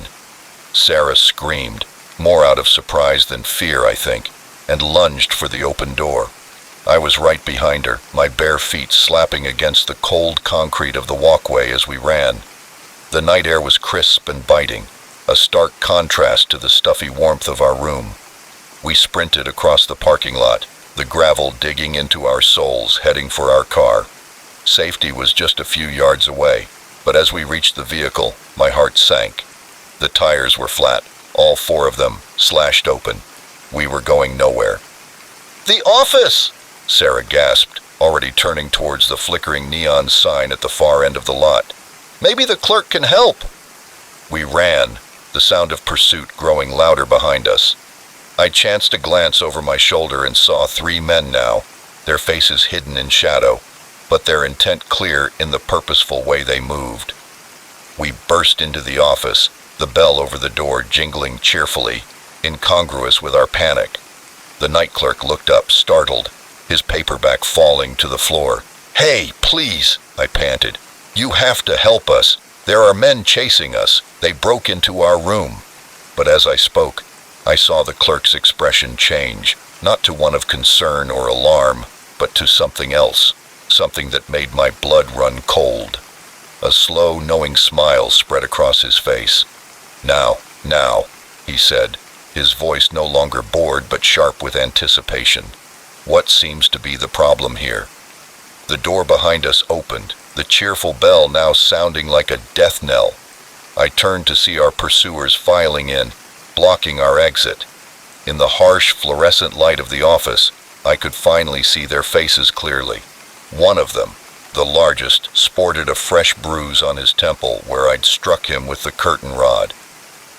"Looks like we've got some runners, boys," the clerk said, coming out from behind the counter. He was holding something in his hand, a syringe filled with clear liquid. "You know how I hate it when they run." Sarah gripped my arm, her nails digging into my skin. "What do you want from us?" she demanded, her voice stronger than I would have thought possible given the circumstances. The clerk chuckled, a sound devoid of any real humor. "Want? Oh, sweetheart, it's not about what we want. It's about what others are willing to pay for. And let me tell you, pretty young things like you two, you'll fetch a very nice price indeed." The reality of our situation hit me like a freight train.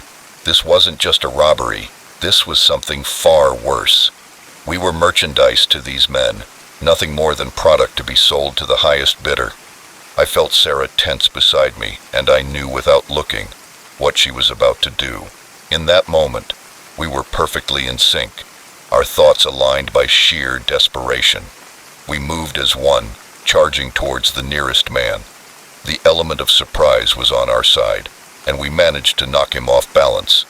Sarah's elbow connected with his solar plexus, driving the air from his lungs, while I aimed a kick at his knee.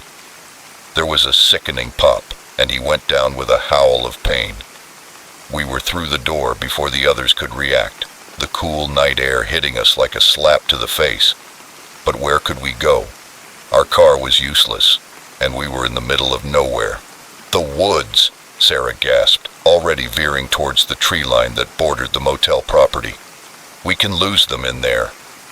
I didn't argue, just followed her lead as we plunged into the darkness of the forest. Behind us, I could hear shouts and the beam of flashlights cutting through the night. They were coming after us, and they knew these woods far better than we did. We ran blindly, branches whipping at our faces and underbrush tearing at our legs. Every sound, the snap of a twig, the rustle of leaves, sent a fresh surge of adrenaline through my system. Were they gaining on us? How long could we keep this up? Just when I thought my lungs would burst, Sarah pulled me to a stop. "Listen," she whispered, her breath coming in ragged gasps. At first, all I could hear was the pounding of my own heart, but then I heard it, the distant rumble of traffic, a highway, civilization, hope. We pushed on, our pace slowing to a jog as exhaustion began to take its toll.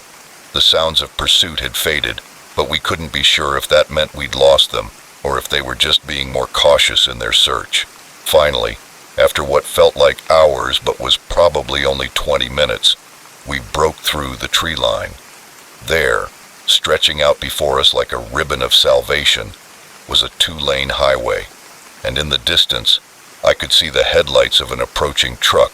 We waved our arms frantically, probably looking like madmen to the driver, but thankfully, mercifully, the truck began to slow.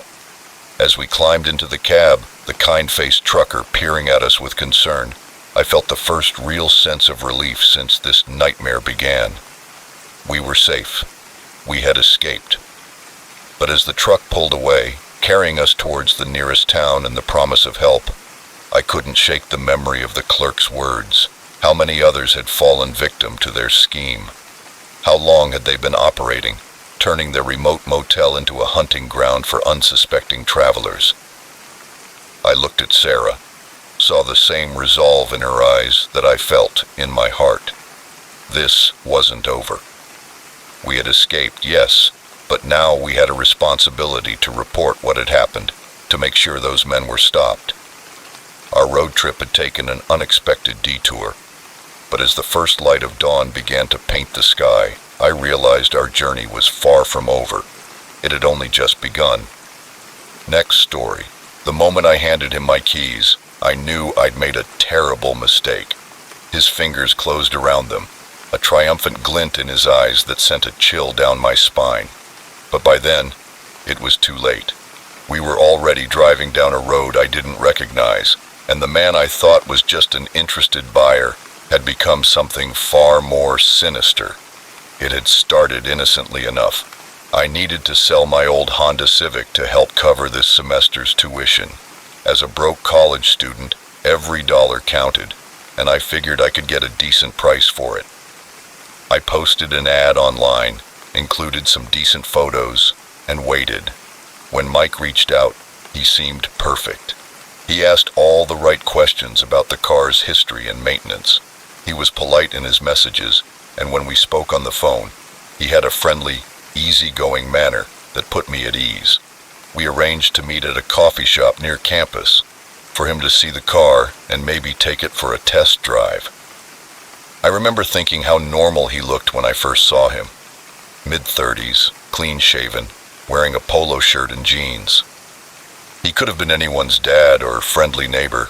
We chatted over coffee, and he seemed genuinely interested in my studies. Looking back, I should have noticed how he steered the conversation, asking about my family, where I was from, whether I had roommates. But at the time, it just felt like pleasant small talk. When we got to the car, he did a thorough inspection, looking under the hood and checking the tires. Everything seemed to be going well. "Mind if we take it for a spin?" he asked, flashing a smile. "I'd like to see how it handles on the highway." I nodded, climbing into the passenger seat. It wasn't until we'd been driving for about 15 minutes that I realized we were heading out of town. Where are we going?" I asked, trying to keep my voice casual even as unease began to creep in. Mike's smile didn't waver, but something in his eyes changed. "I know a great stretch of road to really test the engine. Won't take long." I swallowed hard, my mouth suddenly dry. "Actually, I'd rather we head back now. I have a class in an hour." He didn't respond, just kept driving. The buildings grew sparser, replaced by open fields and patches of woodland. My heart began to race as I realized how isolated we were becoming. "Mike, seriously, turn around now." I tried to make my voice firm, authoritative, but it came out shaky. That's when he dropped the act. His friendly demeanor vanished, replaced by a cold, hard stare. "Shut up and sit still if you know what's good for you." Fear gripped me, icy tendrils wrapping around my heart. This couldn't be happening. Things like this didn't happen in real life, did they? But the growing distance between us and civilization told me this was all too real. I glanced at the door, wondering if I could jump out, but we were going too fast. And even if I survived the fall, where would I go? There was nothing but empty fields for miles. "Don't even think about it," Mike growled as if reading my mind. "One wrong move, and things will get very unpleasant for you." I believed him. The menace in his voice left no room for doubt. My mind raced, trying to think of a way out. My phone was in my pocket, but I knew I'd never be able to call for help without him noticing. Maybe if I could just send a quick text. Slowly, trying not to draw attention, I slipped my hand into my pocket. But before I could even touch my phone, Mike's hand shot out, grabbing my wrist in a vice-like grip. "Nice try," he snarled, wrenching my arm so hard I cried out in pain. "Hand it over, now." With trembling fingers, I pulled out my phone and placed it in his outstretched hand. He immediately rolled down the window and tossed it out, the device disappearing into the blur of the passing landscape. Panic threatened to overwhelm me. I was truly cut off now, with no way to call for help. Tears stung my eyes, but I blinked them back furiously. I couldn't fall apart now. I had to stay alert, look for any opportunity to escape. We drove for what felt like hours, the scenery unchanging. Mike remained silent, his eyes fixed on the road ahead. I tried to memorize every turn, every landmark, but it was useless. Everything looked the same. Finally, we turned onto a dirt road, barely more than a trail, cutting through a dense patch of woods. The car bounced and jolted over the uneven ground, the branches scraping against the windows. After a few minutes, we emerged into a clearing where a dilapidated cabin stood. Mike put the car in park and turned to me, his expression unreadable. "We're here. Get out." My legs felt like jelly as I stepped out of the car. The air was thick with the scent of pine and damp earth. In any other circumstance, it might have been peaceful. Now, it felt oppressive, isolating. "Inside," Mike ordered, prodding me forward with something hard pressed against my back. I didn't need to look to know it was a gun. The cabin was as run down inside as it looked from the outside. A layer of dust covered everything, and the musty smell of long abandonment filled my nostrils. There was a rickety table, a couple of chairs, and an old mattress in the corner. Nothing else. "Sit," Mike said, gesturing to one of the chairs. As I sank into it, he pulled out a length of rope from a duffel bag I hadn't noticed before. My stomach churned as he began to tie my hands behind my back, the rough fibers biting into my skin. "Why are you doing this?" I asked, hating how small and scared my voice sounded. Mike paused in his work, considering me for a moment. "It's nothing personal, kid, just business. You'd be surprised how much people will pay for a young, healthy specimen like yourself." The implication of his words hit me like a physical blow. Human trafficking. The horror stories I'd heard on the news suddenly became my reality. I felt sick. "Please," I begged, unable to keep the desperation from my voice. "You don't have to do this. I won't tell anyone, I swear. Just let me go." He laughed, a harsh, humorless sound that made me flinch. "Save your breath. You're not the first to make that promise, and you won't be the last. You're merchandise now, nothing more." With my hands secured, he moved to tie my ankles to the chair legs. I knew this might be my last chance. Gathering every ounce of strength and courage I had left, I waited until he was kneeling in front of me. Then, with all my might, I kicked out, my foot connecting solidly with his face. Mike fell backward with a cry of pain and surprise. I didn't waste a second. I threw myself sideways, the chair toppling over with me. The impact sent shockwaves of pain through my shoulder, but I ignored it, focusing on wriggling my hands free. I heard Mike cursing, scrambling to his feet. The ropes were looser than I'd thought. He must have been overconfident, not expecting me to fight back. With a final desperate tug, my hands came free. I untangled myself from the fallen chair just as Mike lunged for me. I rolled away, narrowly avoiding his grasp. My eyes darted around the cabin, looking for a weapon, an escape route, anything. There, the window. It was small, but so was I. I sprinted for it, adrenaline giving me speed I didn't know I possessed. Behind me, I heard Mike's enraged roar, felt his fingers brush my shirt as he tried to grab me. But I was faster. I threw myself at the window, arms covering my face as the glass shattered around me. Pain lanced through me as shards cut into my skin, but I didn't stop. I hit the ground running, bolting for the cover of the trees. Mike's shouts echoed behind me, but I didn't look back. I ran like I'd never run before, branches whipping my face, roots threatening to trip me with every step. But I kept going, driven by pure survival instinct. I don't know how long I ran. Time lost all meaning in that green maze.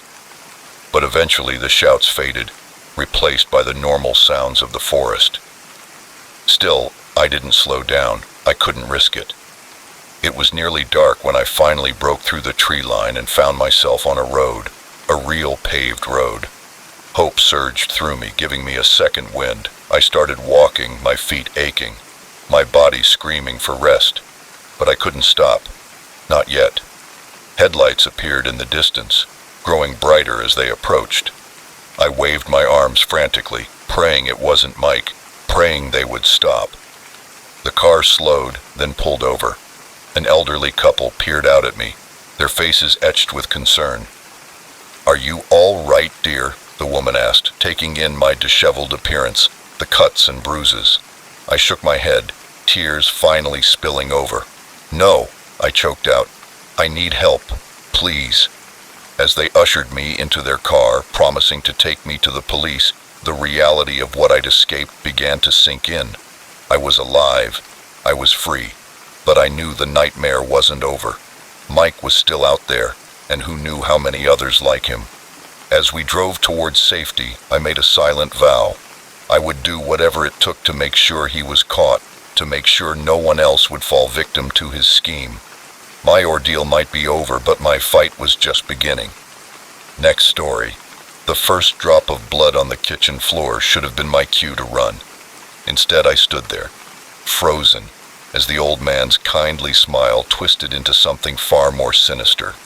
In that moment, I realized I hadn't found shelter from the storm. I'd walked straight into the lion's den. It had started as a simple road trip, a chance to clear my head after a messy breakup. Just me and the open road. I'd been driving for hours, the rain pelting my windshield with increasing fury, when my old Chevy started making a noise that sent chills down my spine, a rattling, sputtering sound that spelled trouble. I was in the middle of nowhere, miles from the last town I'd passed through, when the car finally gave up the ghost. It shuddered once, twice, and then died completely, leaving me stranded on a lonely stretch of country road. I sat there for a moment, listening to the rain drum on the roof, weighing my options. My cell phone showed no signal, of course, and I hadn't seen another car for at least an hour. With a sigh, I pulled on my raincoat and stepped out into the downpour. That's when I saw it, a faint light in the distance, barely visible through the sheets of rain. A farmhouse set back from the road. My salvation. I slogged through the mud, my shoes squelching with every step. As I got closer, I could make out more details. The house was old, its white paint peeling in places, but it looked well maintained. Flower pots lined the porch, and warm light spilled from the windows. I hesitated at the bottom of the porch steps. It was late, past 11 p.m., according to my watch. Would they even be awake? But desperation won out over politeness, and I climbed the steps, raising my hand to knock. Before my knuckles could touch the wood, the door swung open. An elderly man stood there, his face creased with smile lines, his eyes twinkling with warmth. "Well, hello there," he said, his voice as warm as his smile. "Looks like you got caught in quite a storm. Come in, come in." Relief washed over me as I stepped inside out of the rain. The house was cozy, filled with the kind of knickknacks and worn furniture that spoke of a long, well-lived life. "I'm so sorry to bother you," I began, but he waved off my apologies. "Nonsense. We can't have you standing out there in this weather. I'm Frank, and that's my wife Martha," he said, gesturing to an equally elderly woman who had appeared in the doorway to what I assumed was the kitchen. "I'm Alex," I replied, still dripping on their welcome mat.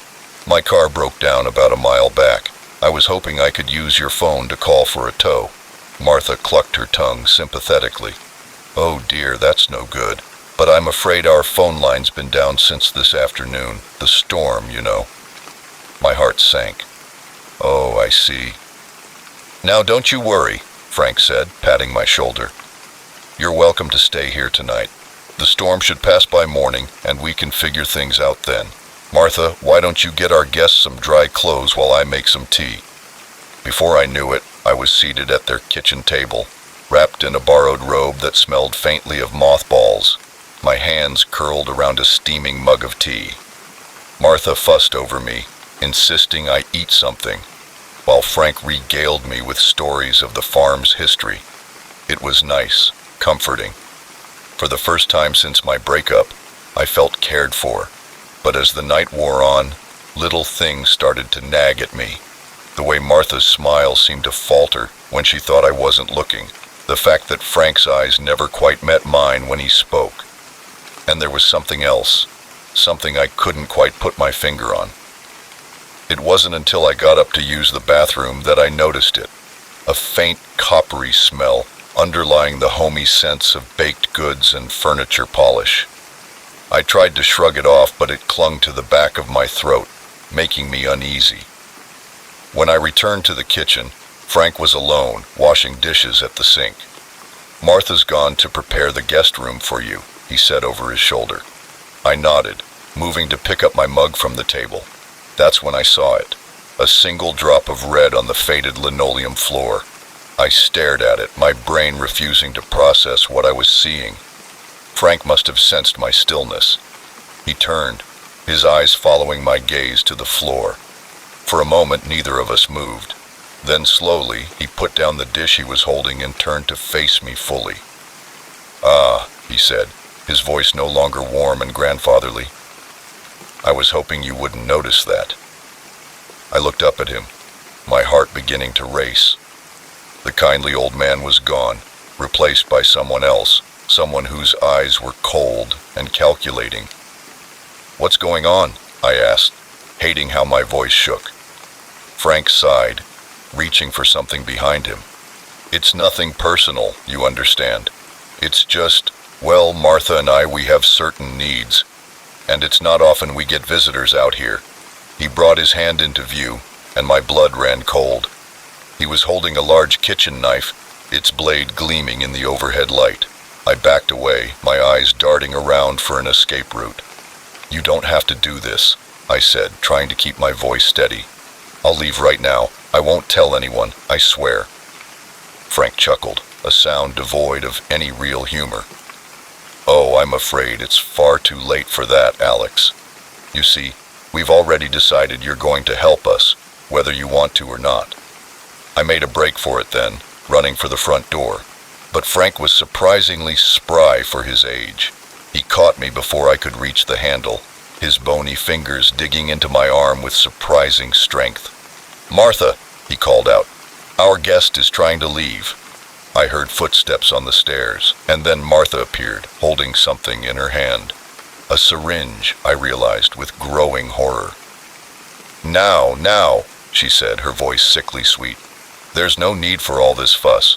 Just a little prick, and you'll feel much better." I fought then, with everything I had.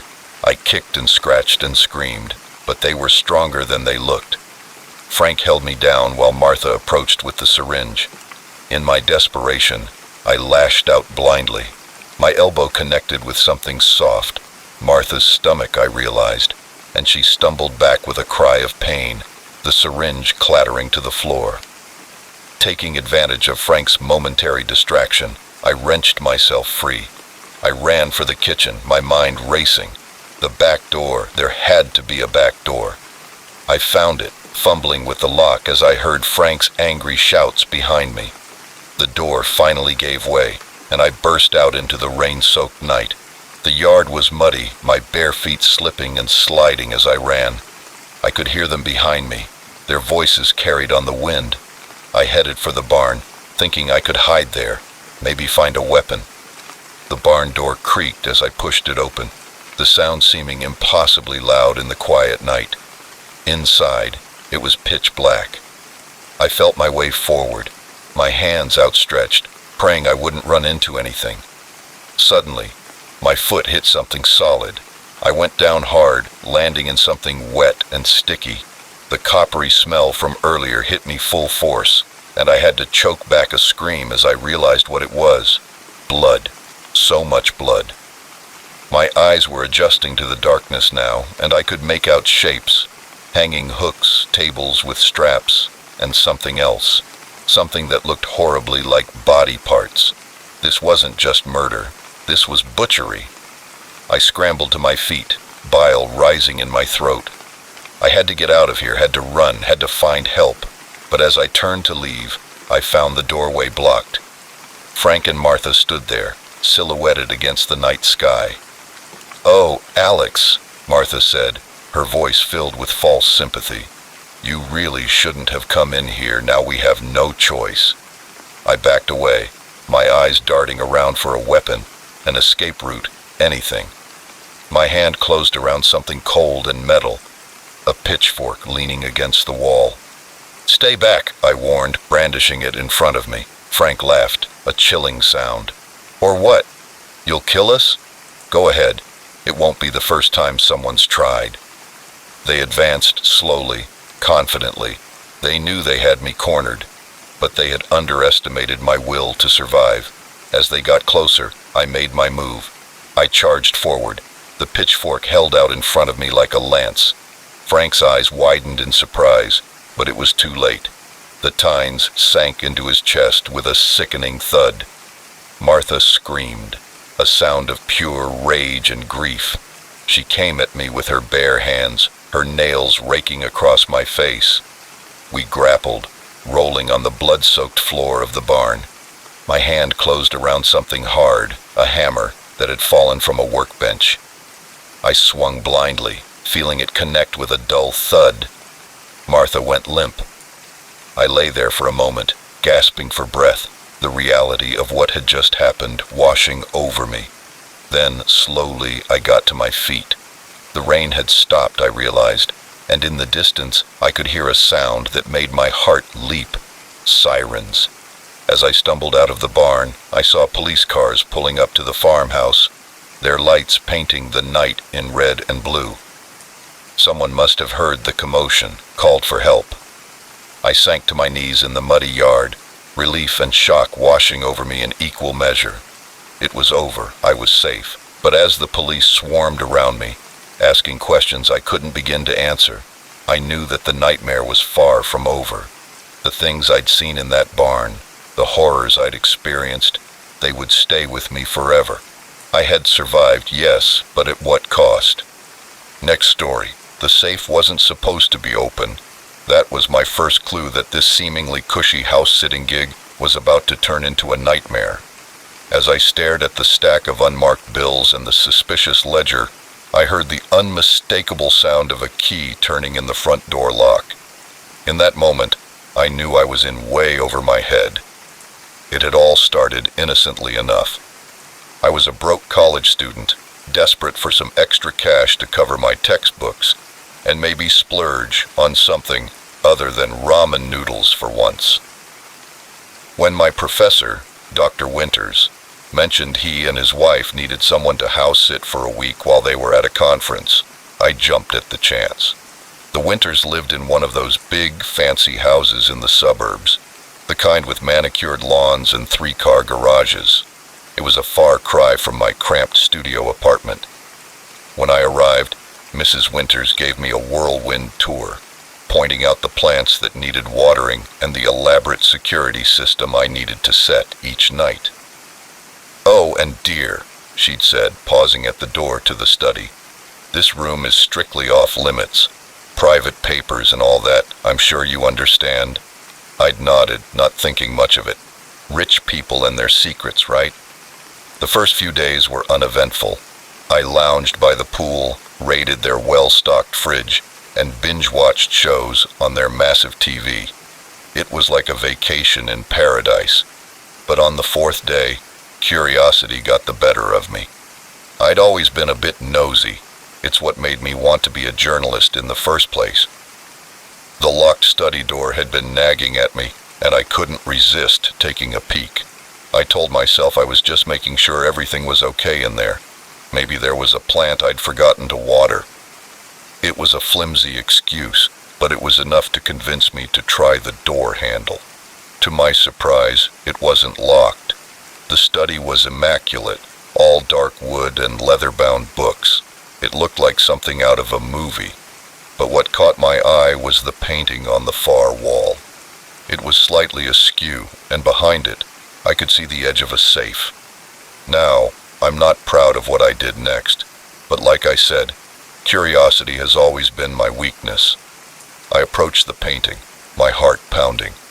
I told myself I was just going to look, not touch anything. But when I moved the painting aside, I froze. The safe was open, just a crack, but enough for me to see inside. That's when I heard the front door. Panic set in.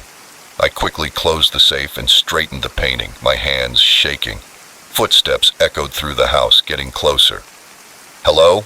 a male voice called out. It wasn't Dr. Winters. I looked around frantically, searching for a place to hide. The closet was too obvious, and I'd never make it out the window in time. In desperation, I dove under the massive oak desk, pulling the chair in close to conceal me. The study door opened, and a pair of expensive-looking shoes came into view. "All clear in here," the man said, presumably into a phone. "Yeah, safe's untouched. Looks like the kid didn't snoop after all." Kid? Were they talking about me? Another set of footsteps entered the room. "Good," a woman's voice replied. "Last thing we need is some nosy college brat messing up our operation." My blood ran cold. Operation? What had I stumbled into? "Let's get what we need and get out," the man said. "The Winters will be back tomorrow, and we need to have everything in place by then." I held my breath as they moved around the room. I heard the safe open, papers rustling, and the distinct sound of money being counted. "Perfect," the woman said. "With this last shipment, we'll have enough to expand into 3 more states.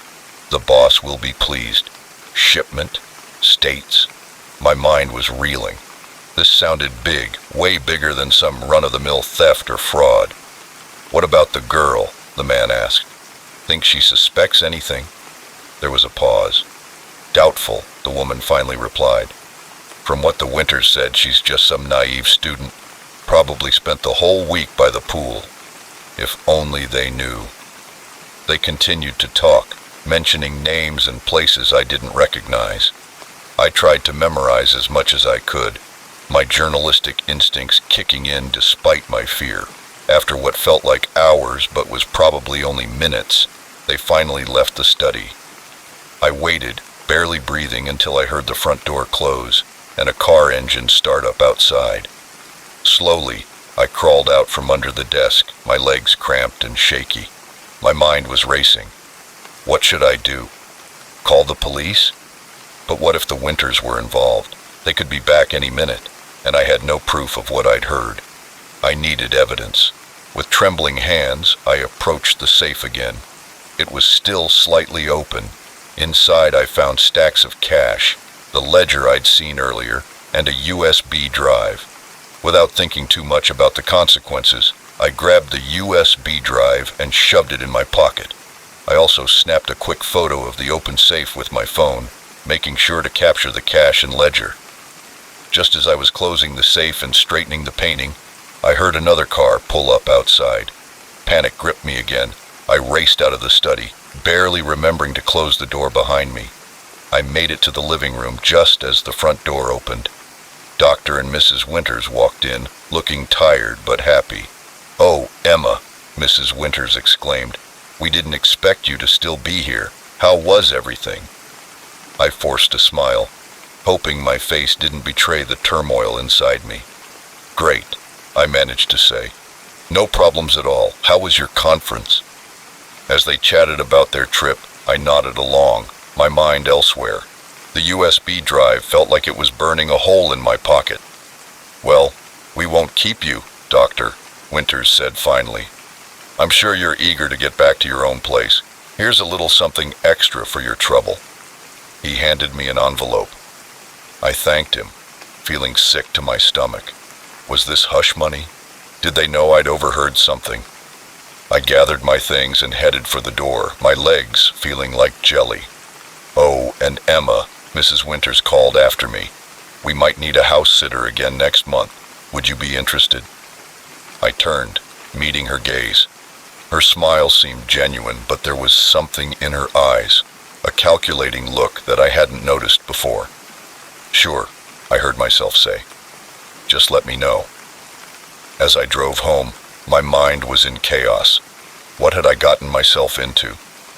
I had evidence of something, but what exactly? And what was I supposed to do with it? I thought about going to the police, but without knowing who was involved, it felt too risky. What if the corruption went higher than I could imagine? When I got back to my apartment, I locked the door and drew the curtains. I felt exposed, vulnerable. I powered up my laptop with shaking hands and inserted the USB drive. What I found made my blood run cold. Financial records, shipping manifests, names and addresses. It was all there. This wasn't just some small-time operation. This was organized crime on a massive scale. And my professors, the kindly doctor and Mrs. Winters, were right in the middle of it. I stayed up all night poring over the files, taking notes, trying to make sense of it all. By morning, I had a decision to make. I could turn over what I knew to the authorities and hope for the best. I could pretend I'd never seen anything and try to forget it all. Or I could dig deeper, use my journalistic skills to uncover the whole story. As the sun rose, casting a pale light through my curtains, I made my choice. I couldn't walk away from this. It was too big, too important. I opened my laptop and began to type. The suburbs hide dark secrets behind their perfectly manicured lawns and friendly smiles. But sometimes, all it takes is one curious house sitter to bring those secrets into the light. I didn't know where this story would lead me, or how dangerous it might become. But I knew one thing for certain. My life would never be the same again. The cushy house-sitting gig had turned into the biggest story of my life, and I was determined to see it through, no matter the cost. Next story. The moment her hand touched my arm, I knew I'd made a terrible mistake. Her fingers were ice cold, her grip unnaturally strong. As I looked into her eyes, pleading for help, I saw nothing but emptiness. And that's when I realized this wasn't a stranded motorist. This was a trap. I'd been driving for hours, the monotony of the rural highway broken only by the occasional flicker of my headlights, catching a road sign or the eyes of some nocturnal creature. It was past midnight, and I was on my last delivery run of the night. As a driver for a small courier company, these late-night routes were part of the job. Usually they were uneventful, boring even, but not tonight. I first saw her about a mile back, a lone figure on the side of the road, arm outstretched in the universal sign for a hitchhiker. At first, I drove past. Company policy strictly forbade picking up strangers, but something made me slow down, glancing in my rearview mirror.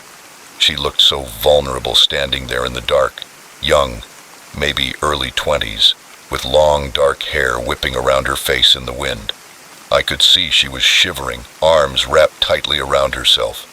Against my better judgment, I found myself pulling over. As I put the van in park and rolled down the passenger window, I called out, "You okay? Need some help?" She approached slowly, relief evident on her face. "Oh, thank God," she said, her voice trembling. "My car broke down a few miles back, and I've been walking for hours. Could you please give me a ride to the next town?" I hesitated. Every instinct told me to drive away. But it was cold out, and the next town was at least 20 miles away. What kind of person would I be if I left her here? "All right," I said, unlocking the doors. "Hop in. I can take you as far as Millbrook." Her smile was grateful as she climbed into the passenger seat. "Thank you so much. You're a lifesaver." We drove in silence for a few minutes. I could feel her shivering next to me, so I turned up the heat.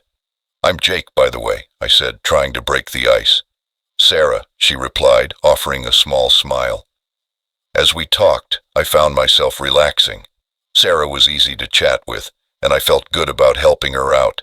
But as we drove deeper into the night, things started to feel off. I noticed Sarah kept glancing in the side mirror, as if looking for something behind us. And when I asked about her broken-down car, her story seemed to change slightly with each telling.